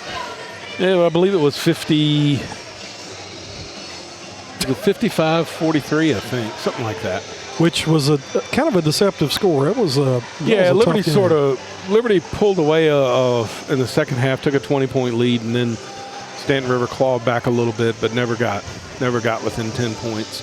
But there's a pretty good crowd here in the fort today. It is. The fort is three-quarter crowd, probably. And given everything that's going on in the community, that's impressive. Christmas parade this morning, 5K. Yeah. A lot happened in the world's best little town. Got to get the plug in. But yeah, this game, kind of what I expected. Whereas the girls kind of were matching run for run, looked like we were starting that way with the boys, but both of them have just kind of settled down and are running their offenses pretty effectively. Yep. This is one of those games that may just come down to who has the ball last. That's right, yeah. Liberty had taken an 8-4 lead, and then Stanton River came back, and then it kind of went back and forth. And Stanton River's gotten most of their points from the foul line, warranted. Liberty, when they do play defense, they have active hands, but a lot of times a little too active. And yeah, I wonder if Coach Williams will kind of make that adjustment to play position defense. And instead of using your hands as much, see if that makes a difference. Because otherwise, Stanton River's not really getting great looks from the field. Yeah, definitely. I mean, Liberty's only shooting 40%, but Stanton River right now is only 2 for 14. So now, granted, it's a little bit hard to score when somebody's climbing up your spine, but Oh, me. It's all part of the game now. Earlier today in football, Heritage High School out of Lynchburg, Virginia, faced Christiansburg and was able to win. I believe it was 34-0 was the final. So they will move on to the state finals. I'm awaiting a score of the Glass. second game, Glass. So hopefully if I get that shortly, I will pass that on. I will say this. I just glanced down, and LSU and Georgia are tied up, although Georgia is moving the ball in the first quarter, 7-7. You know, talking about the postseason and the history here at Liberty, 25 years ago was the middle of the great run of those Mark Hanks teams. Oh, yeah. 2 state championships in a row and 6 points shy of a three-peat. At 4 straight. They went to the state championship game 4 straight years in a row. Yeah. Which is an incredible feat. And a lot of those guys are, you know, still in the community, which is great. Yeah, I get my hair cut by one of them. Me as well. Cheney Preston and good folks at Status Barbershop. Yeah. That team was incredible. Peanut Arrington and Robert Carson. That's right, yeah. Yeah, goodness. I mean, they were loaded. Then Greg Reynolds was on that team. That's J.J. right, Coles. Yeah. Just some great guys. So EC Glass and Kettle Run won't kick it off until 5. So we'll probably be off air by the time we get our update for that game. But,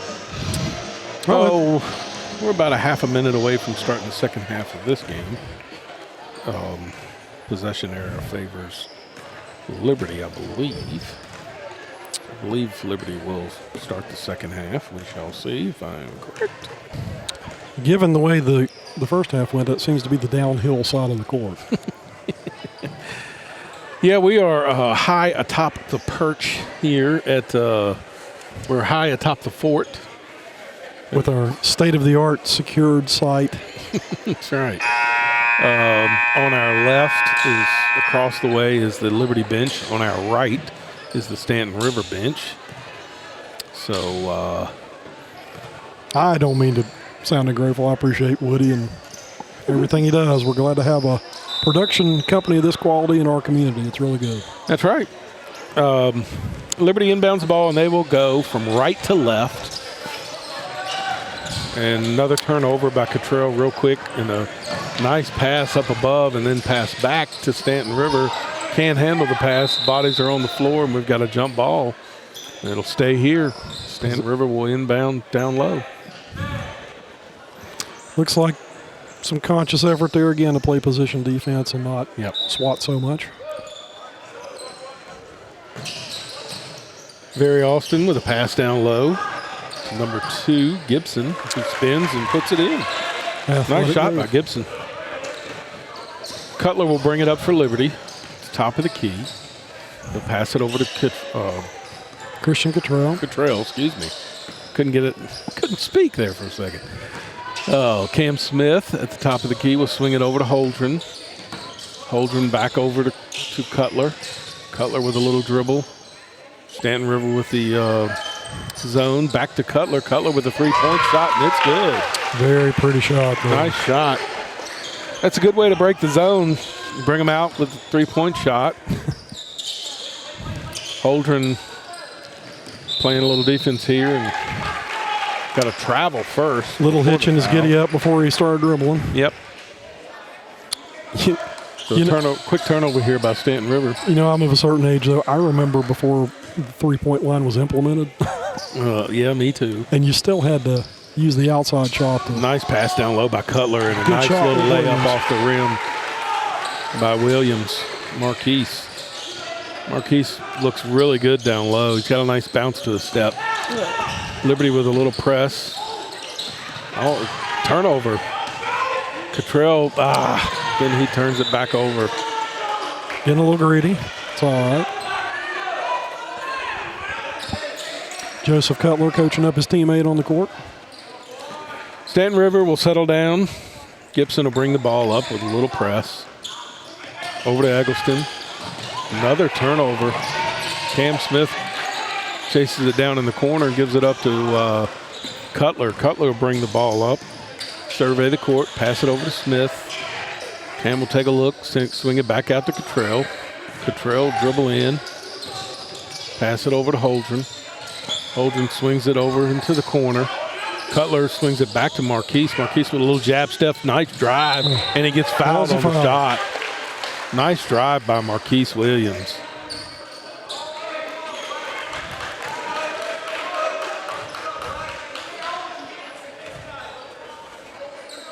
Marquise stepped to the line for his fouls on Sheets, and it looks like that may have been his 4th foul. Okay. A little foul trouble starting to come into play here for Stanton River. First shot up for Williams. It's off the front of the rim. He knew it was off when it came off his fingertips. Yep, Sheets goes out of the game, and they'll bring in Burns, I believe. Nope, Oscar Proctor joins Stanton River down low. Second shot by Williams coming up. Shot's up, shot's good. Looked good from his hand. Stanton River will bring it up again. Knotted up at 22 again. Gibson and Childress back and forth, break the press over to Barry Austin. Spins with a wild shot. Marquise Williams with a rebound, and he'll bring it up and dump it off to Cutler, who gives it back to Williams with a nice drive down the middle and gets fouled again. Nice give and go there with Marcus Williams and Cutler, both working well together. Liberty starting to drive the lane after establishing that they can hit from outside. Yep. So Marquise will stand at the free throw line again, and he will take his first of 2 shots at the free throw stripe. First shot is up and good. Starting to settle on a little bit of a rhythm here. Nice little pressure by Liberty, getting some quick turnovers here. The second one is off the back of the rim. Stanton River with the ball, bringing it up. Gibson with a nice little stutter move, kicks it back out to Eggleston. Eggleston with a little shot, rims out. Cottrell with a nice rebound, gives it off to Cutler. Cutler back real quick, kind of out of control. Loses the handle, but gets it back. Nice pass down low to Marquise Williams, and again, nice making yourself available and gets the layup. Liberty takes a 25-22 lead. Williams with 14 points now, pacing the Minutemen. Nice hands again. Cottrell with the steal. He drives the lane, kicks it out to Cam Smith. Cam Smith over to Cutler. Cutler with a 3. It's off the mark and out of bounds. Took that shot from the top of the key. Don't know if he had a good enough look at it. Liberty showing some pressure in the backcourt. Yep. Stanton River, a little back and forth pass between Gibson and Eggleston. Eggleston in the corner here. He'll dribble out with pressure from Cottrell. Gibson with a nice spin move down low and the bucket. He just got the ball at the top of the key and was determined to go down low. Yeah, that was smooth. That was Clyde Drexler smooth. Hey, now. Cottrell at the top of the key, loses the handle a little bit, picks it back up, swings it over to Cutler. Cutler with another shot. Off the mark. Didn't miss that one by much. He had a good look at it. Quickly back down to the other end. Shots up and missed the layup. Smart defense. Yep. Could have easily been a foul situation. I think he was expecting contact and didn't get it. Will Holdren did a good job of covering there, disrupting the shot. Cam Smith with the ball. Coach is imploring them to swing it and not hold it in the hand. Cottrell at the top of the key swings it over to Holdren.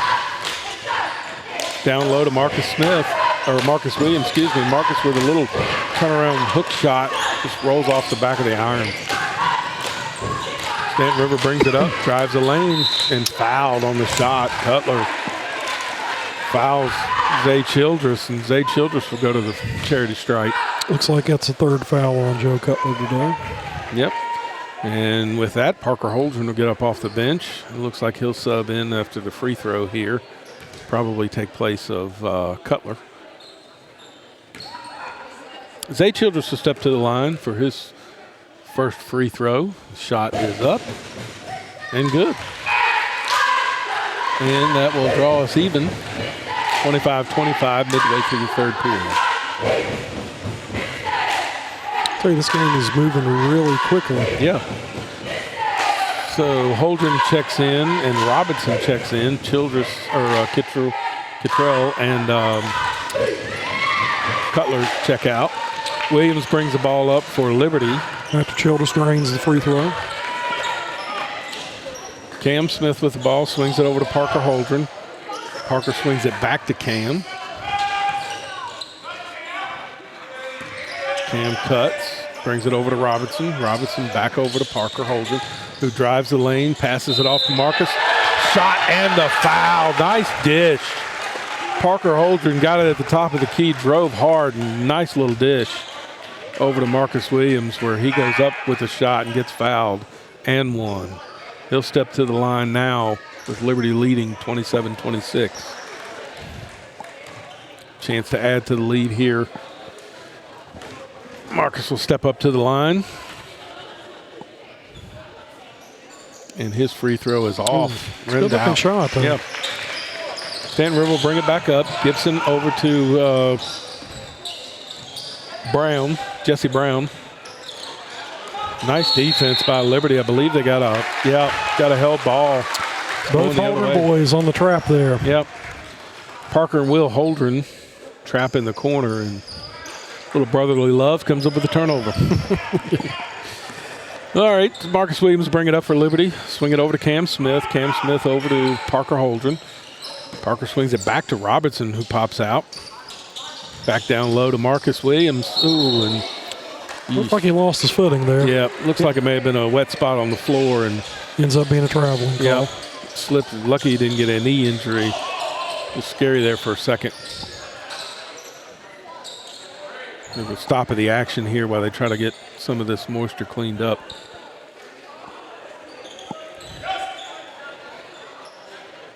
Man, I tell you, it's a tough job being a referee.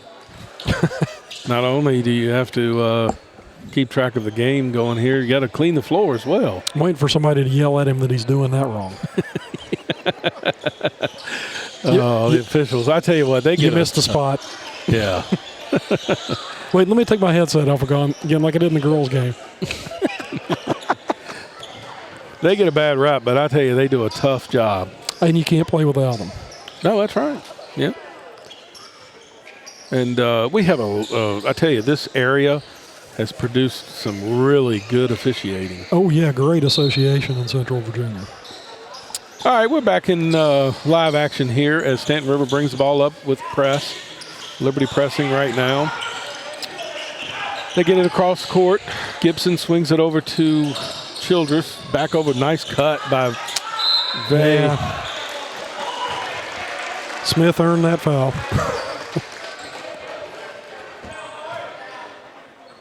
Very Austin. I don't know why I keep calling Vari. Very. Cam Smith on the foul, but it was a smart defensive move. So Very Smith, good Lord. Very Austin. He steps to the free throw line. Long day, Bart, long day. I'm not saying anything. He misses. This is their second game. Fox crew can't do better than this.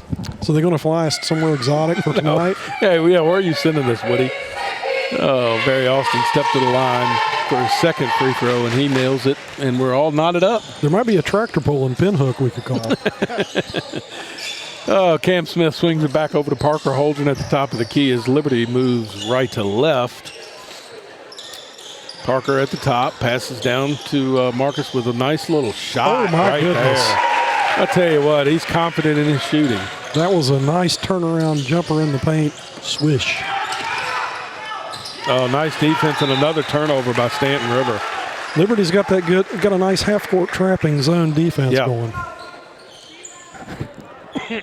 Really disrupting Stanton River's offense at this time. Marcus Williams back at the top. Dribbles into the offensive zone, swings it over to Parker Holdren. Parker Holdren over to Cam Smith, running a little swing offense here. Got a little motion going on. And then a bad pass. That's a good out-of-bounds call for Liberty there. Robertson trying to save it, threw it right into the hands of Childress, who was streaking to the basket. You know, that's the frustration on Coach Williams right there. I mean, you're just running a simple motion offense with handoffs and quick passes at the top of the key. No defensive pressure, and you just throw it right out of bounds. Yeah, although Childress did make a good jump on the ball there to kind of disrupt that. Nice play ran by Stanton River. A shot by Barry Austin goes off the front of the rim. And you can't really coach against good athleticism sometimes. That's true. Liberty running motion again. Parker Holdren passes it over to Cam Smith. Cam's dribbling at the top of the key, swings it back over to Parker closest to the bench. He's guarded by Barry Austin. Swings it into Marcus Williams, who kicks it back out to Holdren for the shot for three. And Will Holdren makes a three-pointer to put Liberty up 32-27. Full court press again by Liberty. Stanton River brings it across, gives it in the offensive zone. 1 minute left in the third quarter now. Gibson gives it over to Jesse Brown. Brown swings it back to Barry Austin. Now Eggleston drives and shoots off the front of the rim. Nice rebound by Will Holdren. And now Robinson will bring it back up for Liberty. Cam Smith with the ball, dribbles it in, gets stuck and hands it off to Parker Holdren, who goes in, drives, gets the foul. Takes the shot. That's good for him. A little over 33 seconds to go in the third period. Foul on Trey Eggleston. That's his third. Third on Trey. Parker Holdren will step to the line. You know, it's sometimes tough. You make that strong move to the goal, and then you got to still get the right touch on the ball. Yeah. It's just hard to put those together. Nice shot by Parker Holdren, senior Parker Holdren steps to the line here for his second of 2 free throws. See Parker's mom, Sarah, down here next to us, getting it on her camera. And the second shot is up and good. Liberty making a little bit of a run here in the third quarter. Yep, Liberty up 34-27, 33 seconds to go. See how they close out the third quarter here. They pick up full court press again. Outscored Stanton River 18-7 in this quarter. Will Holdren there. Ball cross over to Very. Swings it into Eggleston, who takes it right into Kreider. Kreider, nice hands. Cam Smith couldn't hold on to it, and it goes out of bounds. Thought he had the ball off of Eggleston, but referee right on top of the play. 20 seconds left. Stanton River will look to inbound the ball. They do. Gibson has it. Got pressure in the corner. Nice hands again by Liberty. Both Holdren brothers over in the corner. Yeah, they're trapping on that sideline regardless of where the ball is. That's a pretty effective defense. Eggleston here at the top of the key. Swings it over to Very. Very back to Childress. Childress, top of the key, gives it over to Jesse, and he ain't shy. He will shoot it, and he makes a three. And that cuts it to 34-30. Last second shot is off the mark. And at the end of the third quarter, Liberty is leading 34-30. Looks like Coach Williams made some adjustments at halftime that seem to be working. Yep. Still a tight match, though. We'll be back after these messages.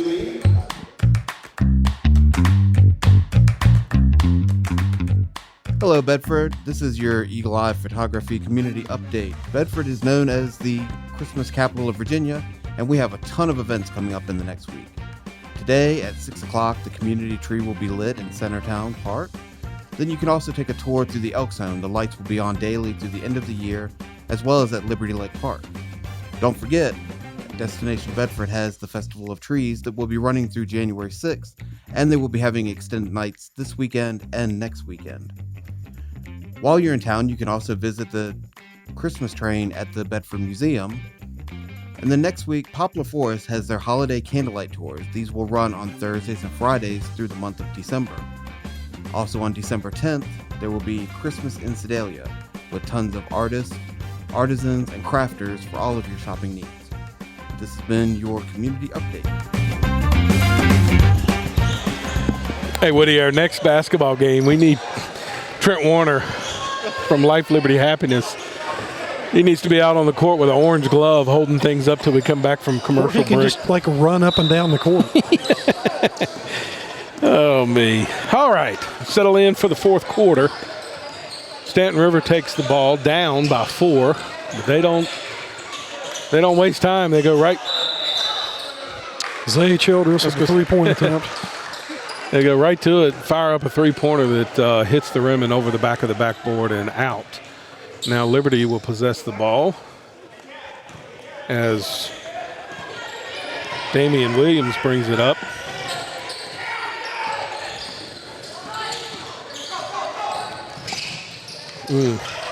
Passed it into a crowd of Stanton River people and just a bad turnover there. Not a good way to start the fourth quarter. Marcus Williams on the bench right now for Liberty. Yep, just trying to get a breather. Stanton River Sheets is back in the ball game with 4 fouls. He's got the ball now. He swings it over to Very Austin, and Very Austin is very athletic as well. He sends it back out to Sheets, who fires up a 3 and misses. Cam Smith with the rebound. Williams brings it back up the floor. Swings it over to Cam. Cam swings it back to Marcus Kreider. Kreider with a drive. Shots up, but short. Gets his own rebound. And now it's tied up. Oh, we got a foul. That's a foul on Sheets. That could be his 5th. Yep.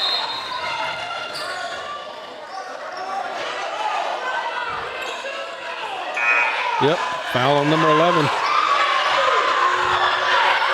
The Stanton River crowd begs to differ. Yeah.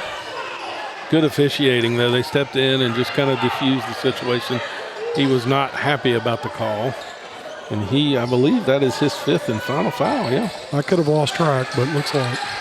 We'll see if he comes back. All right, Liberty will inbound the ball underneath the goal over to Cutler. Cutler's back in the game. Williams back in the game. Marquise. Parker Holdren drives, kicks it back out. Cutler turns it over. Stanton River has the ball, bringing it up back up the court. Down by 4, all the way down, and gets fouled on the layup. Got to stop the ball, Bart. That's good offense by Stanton River. Yep, he got the ball coast to coast, straight down the middle. Nobody touched him, and then they touched him. Yep. Fouled him on the layup. Parker Holdren with his 4th foul.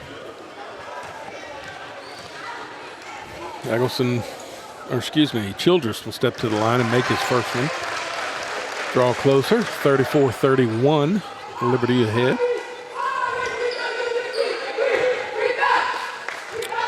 And his second shot is up, and it is good. 2-point game. Childress 7 of 8 from the three-point line, foul line. Thing about Stanton River is if they get to the line, they're making them. Marquise Williams down low. Nice little jab step. Kicks it back out to Williams. Williams drives and turns the ball over again. The possession error will favor Liberty and stay here. Looks like Liberty's trying to dribble into the zone and take the shots, but yeah, that was a little out of control.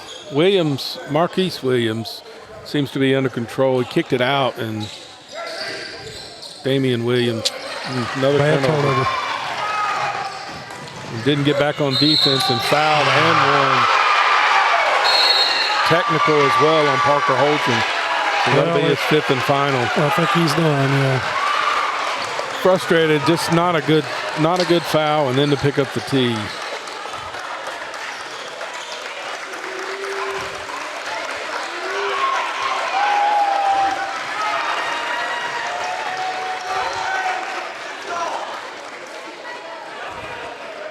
So after things settle down here, we had a turnover, and Graham Gibson leaked out ahead and was able to lay it up, and the foul. Parker Holdren with the foul, and then picked up a quick technical.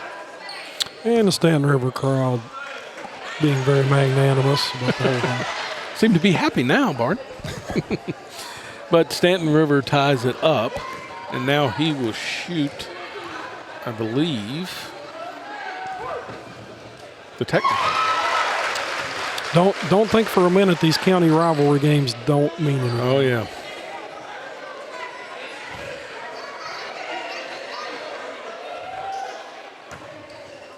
The officials are checking with the Stanton River coach on how many to shoot here, and he tells them 2. So they're going to shoot 2. But no, that is correct. He shot the and 1, and now he has 2 shots on the technical. First one is up and good. Putting Stanton River on the foul line cannot be part of our game tonight. All right, now I am confused here. What are we doing?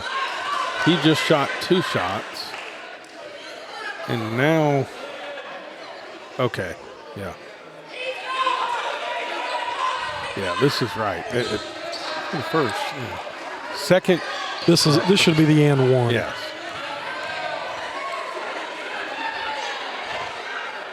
And he makes it. So that's it. Now Stanton River will inbound at half court. Childress 10 of 11 from the line tonight, which is all the scoring he's done in this game.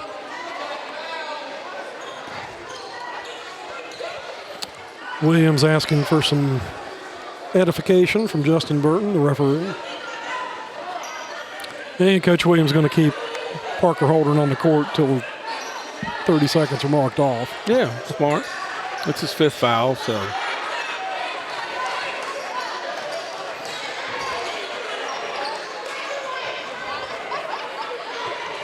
Got a little break in the action here. They're discussing. The officials are getting together. Maybe Williams is asking for a video review. Woody, can we do that? There's some confusion here. Parker Holdren's still on the court. I'm wondering if he called the technical on Will Holdren.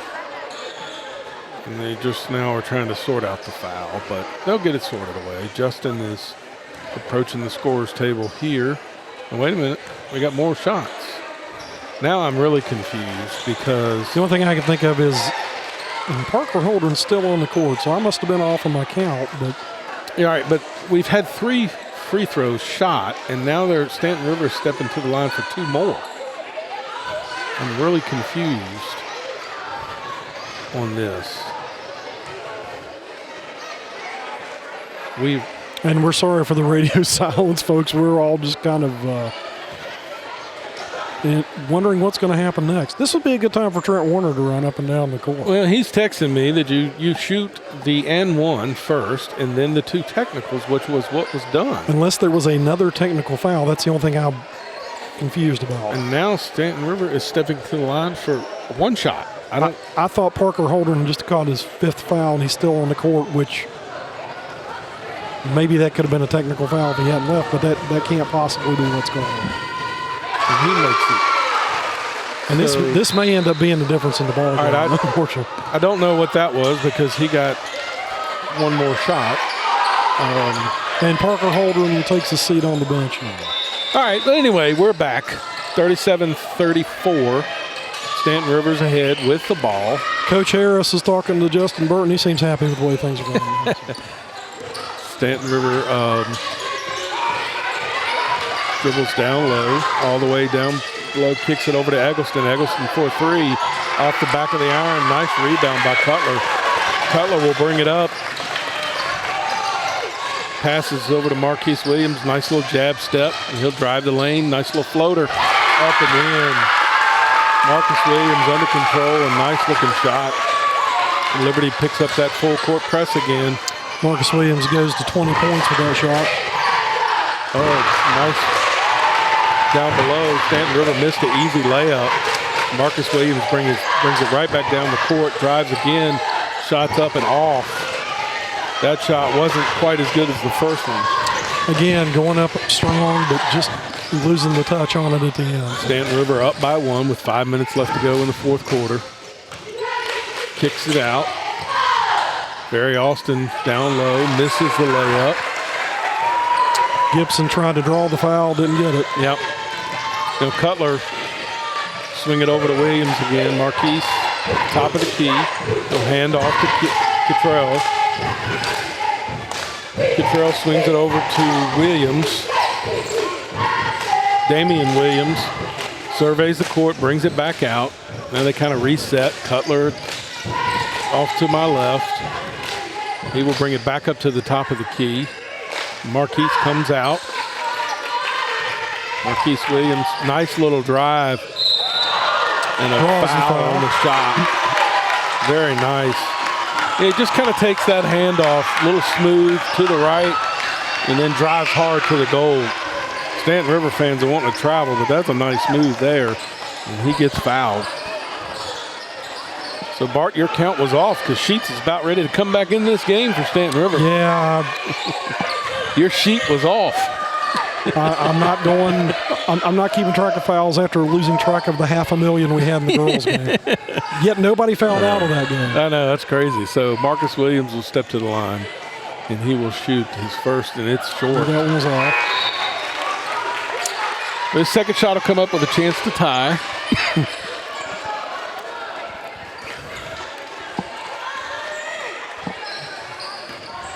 Steps to the line.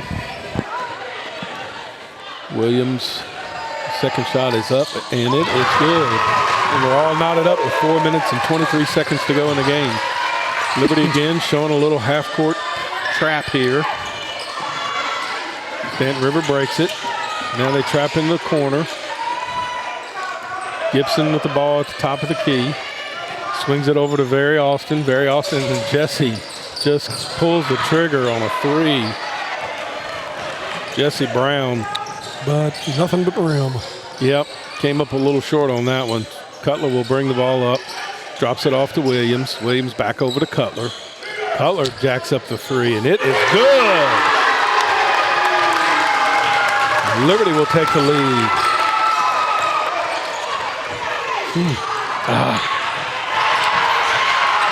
They get on the floor. A nice steal by Liberty. Austin begging for a foul, doesn't get it. Shots up by Holdren, and it is good. Timeout called. Timeout by Stanton River, and the fans are going crazy. Liberty up by 6 with 3:26 left. Wow, what a sequence there. You know, they came down, nice shot, gets a three-pointer. Cutler does. And then on the other end, Very Austin seemed to get bumped, but no foul. The ball squirted away, and then Cutler dove on the floor with a great save. Yeah, and they got the ball right back down the court with two Eagles back here on the opposite end of the floor, on the floor. And Will Holdren just nailed the three-pointer there. So right now, we're looking at 3 minutes and 26 seconds to go on the clock. Sometimes when you get those good, pure looks, you know when it leaves their fingertips, Yep. it's going in. 43-37 is the score. Liberty's up. Stanton River will have the ball and the possession arrow with 3 minutes and 26 seconds to go. 5 fouls against Liberty in the half so far, 6 against Stanton River. Yep. If the scoreboard's to be believed, I'll go with their numbers.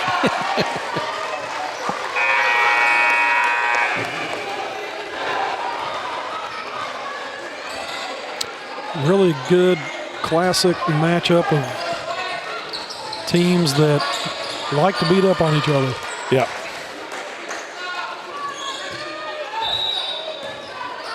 Stanton River inbounds the ball. Little token pressure here by Will Holdren. Stanton River breaks it fairly easily. Now they drive the ball down low. Marcus Williams with a block. Oh, and a foul on Cutler. Cutler fouls Sheets. And they will inbound the ball down below underneath the goal. Austin felt like he might have been fouled there. He may have had a good argument. Yep. Inbound to Sheets. Sheets drives on, throws up a wild shot, and it goes in. Good defense Sheets there by with the Cutler. bucket. Yeah. Cutler brings the ball up. Passes over to Marcus Williams. Marcus Williams drives the lane again. Nice shot again. He's very physical. Williams has been money so far in this game for Liberty.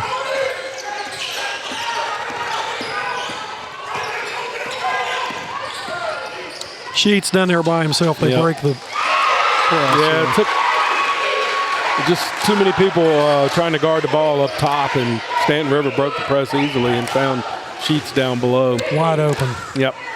Cutler slowly brings the ball up court. 2 minutes and 20 seconds left. Liberty up 45-41. Marcus Williams with the ball at the top of the key. Hands it back off to Cutler. Cutler, little dribble between the legs. Back over to Marcus Williams. Marcus Williams with a little jab step on Sheets. He'll hand it back off to Cutler. Cutler will hand it off to Holdren. Holdren over to Cottrell. Cottrell with a cross-court pass over to Cutler. Cutler hands it back off to Marquise Williams. Marquise Williams surveying the defense. He really wants to drive there. Cutler now at the top of the key. He'll swing it back. Just going to run the offense as long as they can. Yep. Stanton Rivers shifting to a man-to-man to force that a little bit. Yep, almost got caught up in the air, Cutler did. Now Cutler has the ball with 1:32 to go. Marquise Williams comes out. Cutler breaks the count. Marquise Williams there. Shot by Holdren off the rim. Stays here. Nice. Cutler on the rebound there. Aggravated enough. Coach Williams wants a timeout. Talk about this. It's a little over 1:18 to go. Liberty is leading 45-41, an exciting ball game. Whoa, Nelly. Second half has been very entertaining. Not as sloppy as the first half. They seem to be, both teams sort of settled into their rhythm. Yeah, biggest difference for Liberty offensively is passing the ball into Williams in the paint for the easy scores. And Stanton River is starting to figure out that half-court press that Liberty's running. So. Yeah. Marquise Williams has been the steady hand for Liberty down low. He's got some good spin moves, good post moves, very confident with the basketball, knows his limitations, doesn't play outside of himself. And I've said this several times during this game, can go up strong, but he's got that release and that soft touch to get it in the goal. So let's see what Coach Williams drew up here for Liberty. They possess the ball inbounding from underneath their own basket. Cutler at the top of the key has the ball. Nice little inbound pass. Sheets is guarding him. Williams got the ball and was fouled quickly by Gibson. Smart play by Stanton River. Yep. Now Williams will step to the line. Don't know that Williams is the guy you want to send to the line, but he's shooting about 65% though at the line today. I may be off. Well, Liberty hasn't gone quite as often as Stanton. Front end of the 1-and-1, shots up, and it's good. It's nice to have a senior on the line right here who can step up and hit that front end there. And here he is with his second shot. Jim quietens down. Shots up and rims in. Oh, rim is kind. Liberty back up by 6 with 1:11 left. Quick timeout again by Liberty. We'll take a quick break.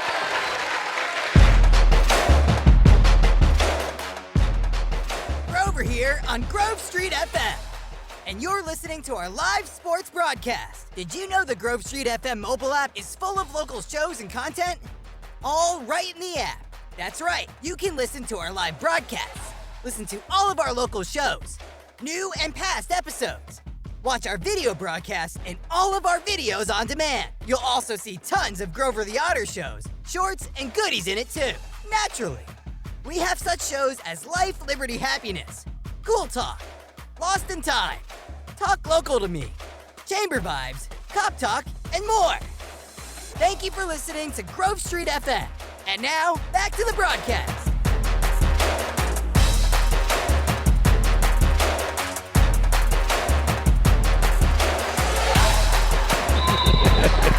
Brian's taking a nap, but I got you covered. No, I'm back. I'm back. Just talking about our... Bart, I'm hungry. I bought you a pretzel. He did buy me a pretzel at the half from their wonderful snack bar down below, or snack shack. All right, Stanton Rivers inbounding the ball. Down 47-41 with 1:10 to go. And they break the press quickly with a nice three-pointer, and he nails it. That's the one thing you couldn't do if you were Liberty. And quick, got the ball. That took, what, 4 seconds? Yeah, Graham Gibson again with a good look and a smooth shot. Quick timeout by Stanton River, and they will surely set up a press here. Of course, Childress drove the ball down the lane. but then dished it out quick. That was a very well executed play. Look to see if Stanton River resumes that full court trapping press that we played before. Bart, we've talked a little bit about Stanton River basketball, boys basketball, trying to turn the corner here. They're trying to break a little bit of a streak. Yeah, they were 0-, they were 0 whatever last year. They won a game last year. They're 0-2 here. So, yeah, you know, we know there's at least a 24-game losing streak at stake here. Which is surprising, too, though, because Stanton River, I mean, they're one of those teams in every sport I just think of as being scrappy and competitive. Yeah. Of course, maybe it's just because I respect them as neighbors. Little update on the football. EC Glass is down early in the second quarter, 7-0 to Kettle Run, but hanging in there. Liberty will inbound the ball. Get it over to Cutler. Trap's coming. There's the pass that breaks it good. To the middle of the floor with Marcus Williams, and he gets fouled. Gibson quickly. He's got fouls to give. There's a really good press break there. Nice cross-court pass. A little dangerous, but secured it and then got it over to Marcus Williams, who was fouled quickly by Stanton River. And he'll step to the line. And they're in the double bonus yet, or is there still a 1-and-1? The ref hasn't, I think, the foul. 1-and-1. We're still at the 1-and-1 with Marcus. Much easier to break the press with a pass than putting it on the floor. Marcus Williams stepped to the line. First shot is up and good.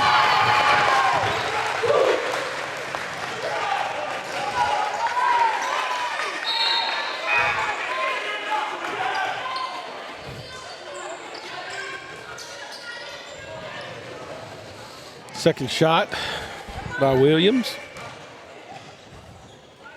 is up and is good. Knew it was good, but left his fingers. Stanton River gets the ball back. I tell you, uncontested layup, and he just missed it. Yeah, this time Childress takes it down and takes a shot, but again, doesn't have the touch. Childress is quick, and he took the ball and just dribbled right down the court with no pressure whatsoever. Tremaine Eggleston picks up the foul immediately after the play's called. Just missed the layup. I think that's 5 for him, but hey, what do I know? All right, I think that is 5. He is going out. He's being replaced by number 12, Oscar Proctor. And Marcus Williams will step back to the line again, trying to increase the lead now. It's 49 seconds to go. Liberty leads 49-44. Stanton River keeps sending Williams to the line. I guess the strategy is that he'll eventually get tired of shooting. Do you have his point total yet? It's a lot. And he makes it.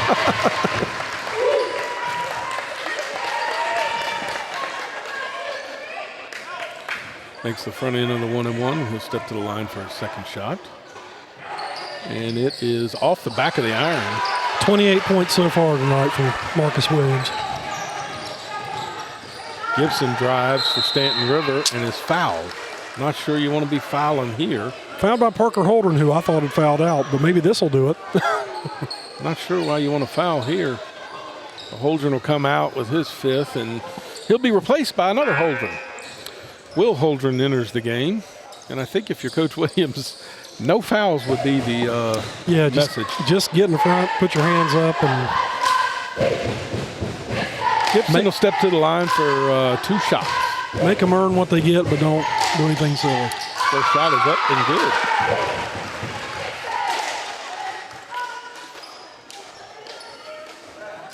Stanton River's probably going to press here. Yeah, I think they'll try that full court trap again.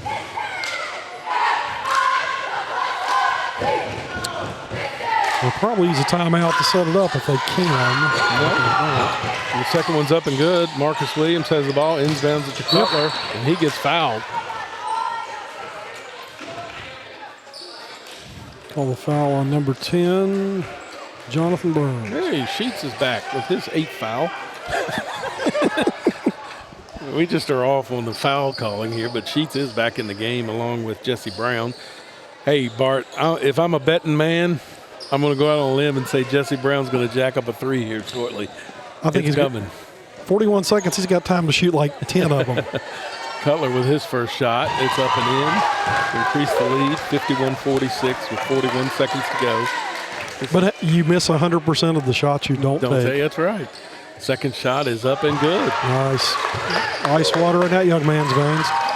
Zay Childress brings it up, passes over to Jesse. Jesse knocks it off Liberty. He couldn't control the pass, but so went Brown off the fingertips of Liberty. on the inbound. I think Brown's going to go behind the three-point line. Let's watch. Yes. Zay Childress enters, ball in. Gibson drives, no foul. Good job there. Stanton River missed the shot. Ball out of bounds on the rebound. Yep. Liberty will control the ball. 30 seconds to go. That is the longest 30 no, 30 seconds to go. Liberty's up 52-46. They inbound, get the ball back to Williams. Williams back to Holden. Break press. Yep. Timeout Liberty. Smart play by Holdren. He was tied up. Yep. Stanton River wanted to travel, but I'm not sure he shuffled his feet. They're still calling for it. You're not going to get it. Timeout on the floor. Liberty gets the timeout. It'll be a full timeout. We'll go to a quick commercial break.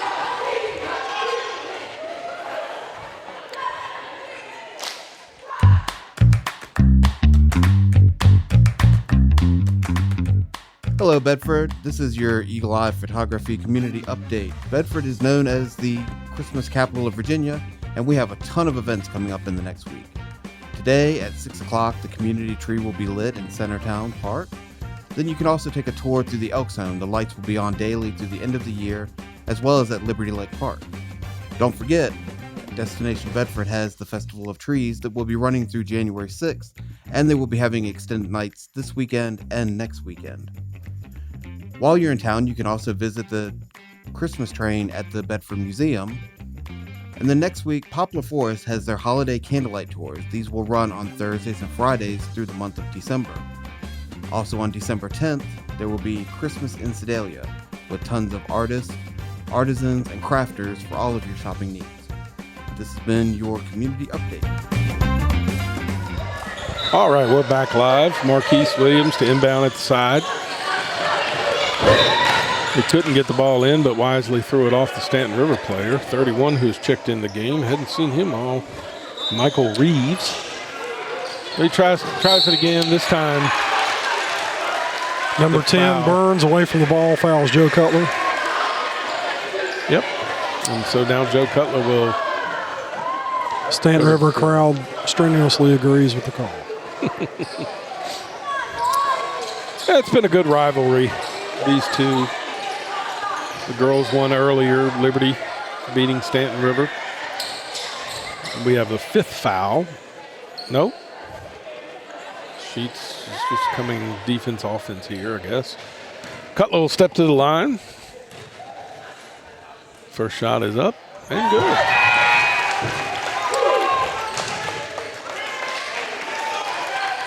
Cutler, a good-looking sophomore, 5'7" sophomore. Grandson of legendary baseball coach Jim Cutler. That's right, yeah. Second shot is off the front of the rim. Stanton River controls. Gibson brings it up the floor quickly. Over to Jesse. Hey, and guess what? Jesse fired it up. Jesse Brown.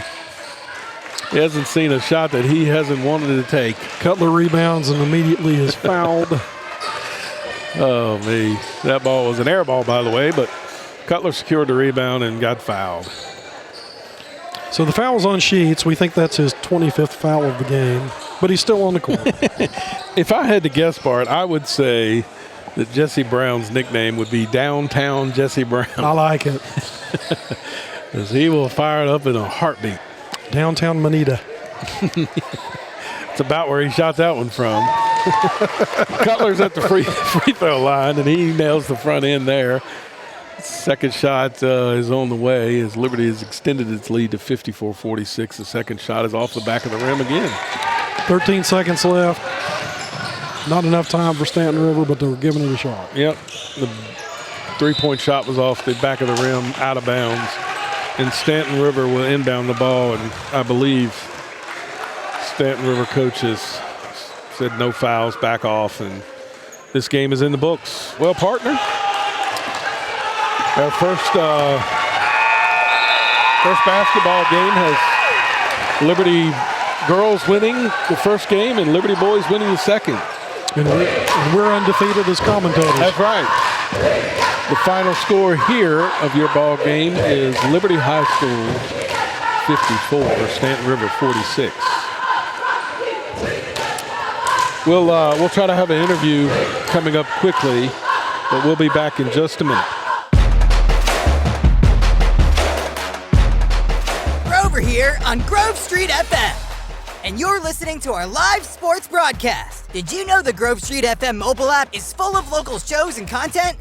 All right in the app. That's right, you can listen to our live broadcasts, listen to all of our local shows, new and past episodes, watch our video broadcasts and all of our videos on demand. You'll also see tons of Grover the Otter shows, shorts, and goodies in it too, naturally. We have such shows as Life, Liberty, Happiness, Cool Talk, Lost in Time, Talk Local to Me, Chamber Vibes, Cop Talk, and more. Thank you for listening to Grove Street FM. And now, back to the broadcast. He had 28 points tonight. Marquise with 28 for the Minutemen. That's what I think. But what do I know? All right, we've got Marquise with 28 points. We're efforting getting him from the locker room real quick for a quick interview, and then we will end our broadcast for today's festivities. Yeah, Joe Cutler also hit double figures tonight. He had him down for 10. Stanton River paced by Graham Gibson with 13, Zay Childress with 10, and Grayson Sheets with 10.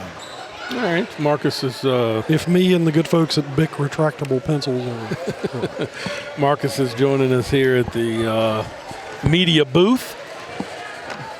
We'll get his microphone to him here in just a second. All right, we're live here with Marquise. Hey, Marquise, great game. County rivals, always kind of rough playing your county rivals, but you look good out there today. Tell us a little bit about the game and how it progressed. Oh, coming in, we've been on a losing streak for 2 games straight. We just know we had to defend our home court, and I'm just proud of my guys making threes in clutch situations, making steals, making stops, and it led us to the dub. That's all we had. That's it. Yes, sir. Down low, you seem to get the ball, you create angles, and when you get the ball, you seem to drive with ease and always under control. Is that something you've worked on a lot during the offseason? Oh, yeah. Whole offseason, working with me and my guys. The whole season, I'd say this is a new coaching staff for 2 years. Ever since he's been here, he knows I've been with him 100%. Off season, we've been 2-3 days a week. I've been working on getting in the post and just finishing around the rim. Well, you look good out there today. I think we had you with 28 points total for the game. They ran a little bit of a zone. You popped to the middle. You caught the ball. And, a lot of times kids get the ball and they rush their shots, this, that, and the other. But you looked under control. Defensively, you also looked good on the other end. Tell us a little bit about some of the things that you were seeing from Stanton River that you were able to control. Their shot selections weren't the greatest towards down when the 5 minutes left, 4 minutes left. So we were just making them uncomfortable with the press, and we seen that was just making them create bad shots, and overall just let us get this win. Yeah, you're a little winded. Oh, yeah. Tough game, and we appreciate you joining us after the game. Congratulations. Enjoy this one. Thank you. All right, that was Marquise Williams, senior for Liberty. Great young man, great family. See George and Michelle, his parents down there, and they're awfully proud and every right to be. Yep, that was a great win for Stanton River. Liberty. Excuse me, Stanton River on the side on this side. I was going to try to get an interview with the Stanton River coach, but I believe he has entered the locker room. But anyway. I'm very impressed with Coach David Williams and his game planning in response to the change in the way the tide was turning a little bit from the first half there right before halftime. Looked like they made the right adjustments on defense and just stuck with what worked on offense. Yeah. If it's not broke, don't fix it. That's exactly right. Good win for Liberty, a good win for Liberty girls. Good day for us here on our first broadcast, Grove Street Sports. We'll be doing Jefferson Forest game coming up. I believe that is. We may end up doing a couple more games. It all depends on how the schedule flows down. But and if we're shut down by the FCC. That's not happening. We've already been kicked off of YouTube once. But anyway, no, we're a part of the Grove Street family. If you're interested in Grove Street, download the app, Grove Street FM. There's a lot of entertainment there. We've enjoyed this today, Bart. This was my first time ever calling a basketball game. Well, I think you did a heck of a job. Well, I appreciate it. I enjoyed it. Woody, our producer, a lot of hard work goes into this. You're not just a button pusher, even though we give you a hard time. But I enjoyed it. We'll sign off, and we'll see you at our next ball game coming up soon. Thanks. Thank you for listening to today's live sports broadcast from Grove Street FM.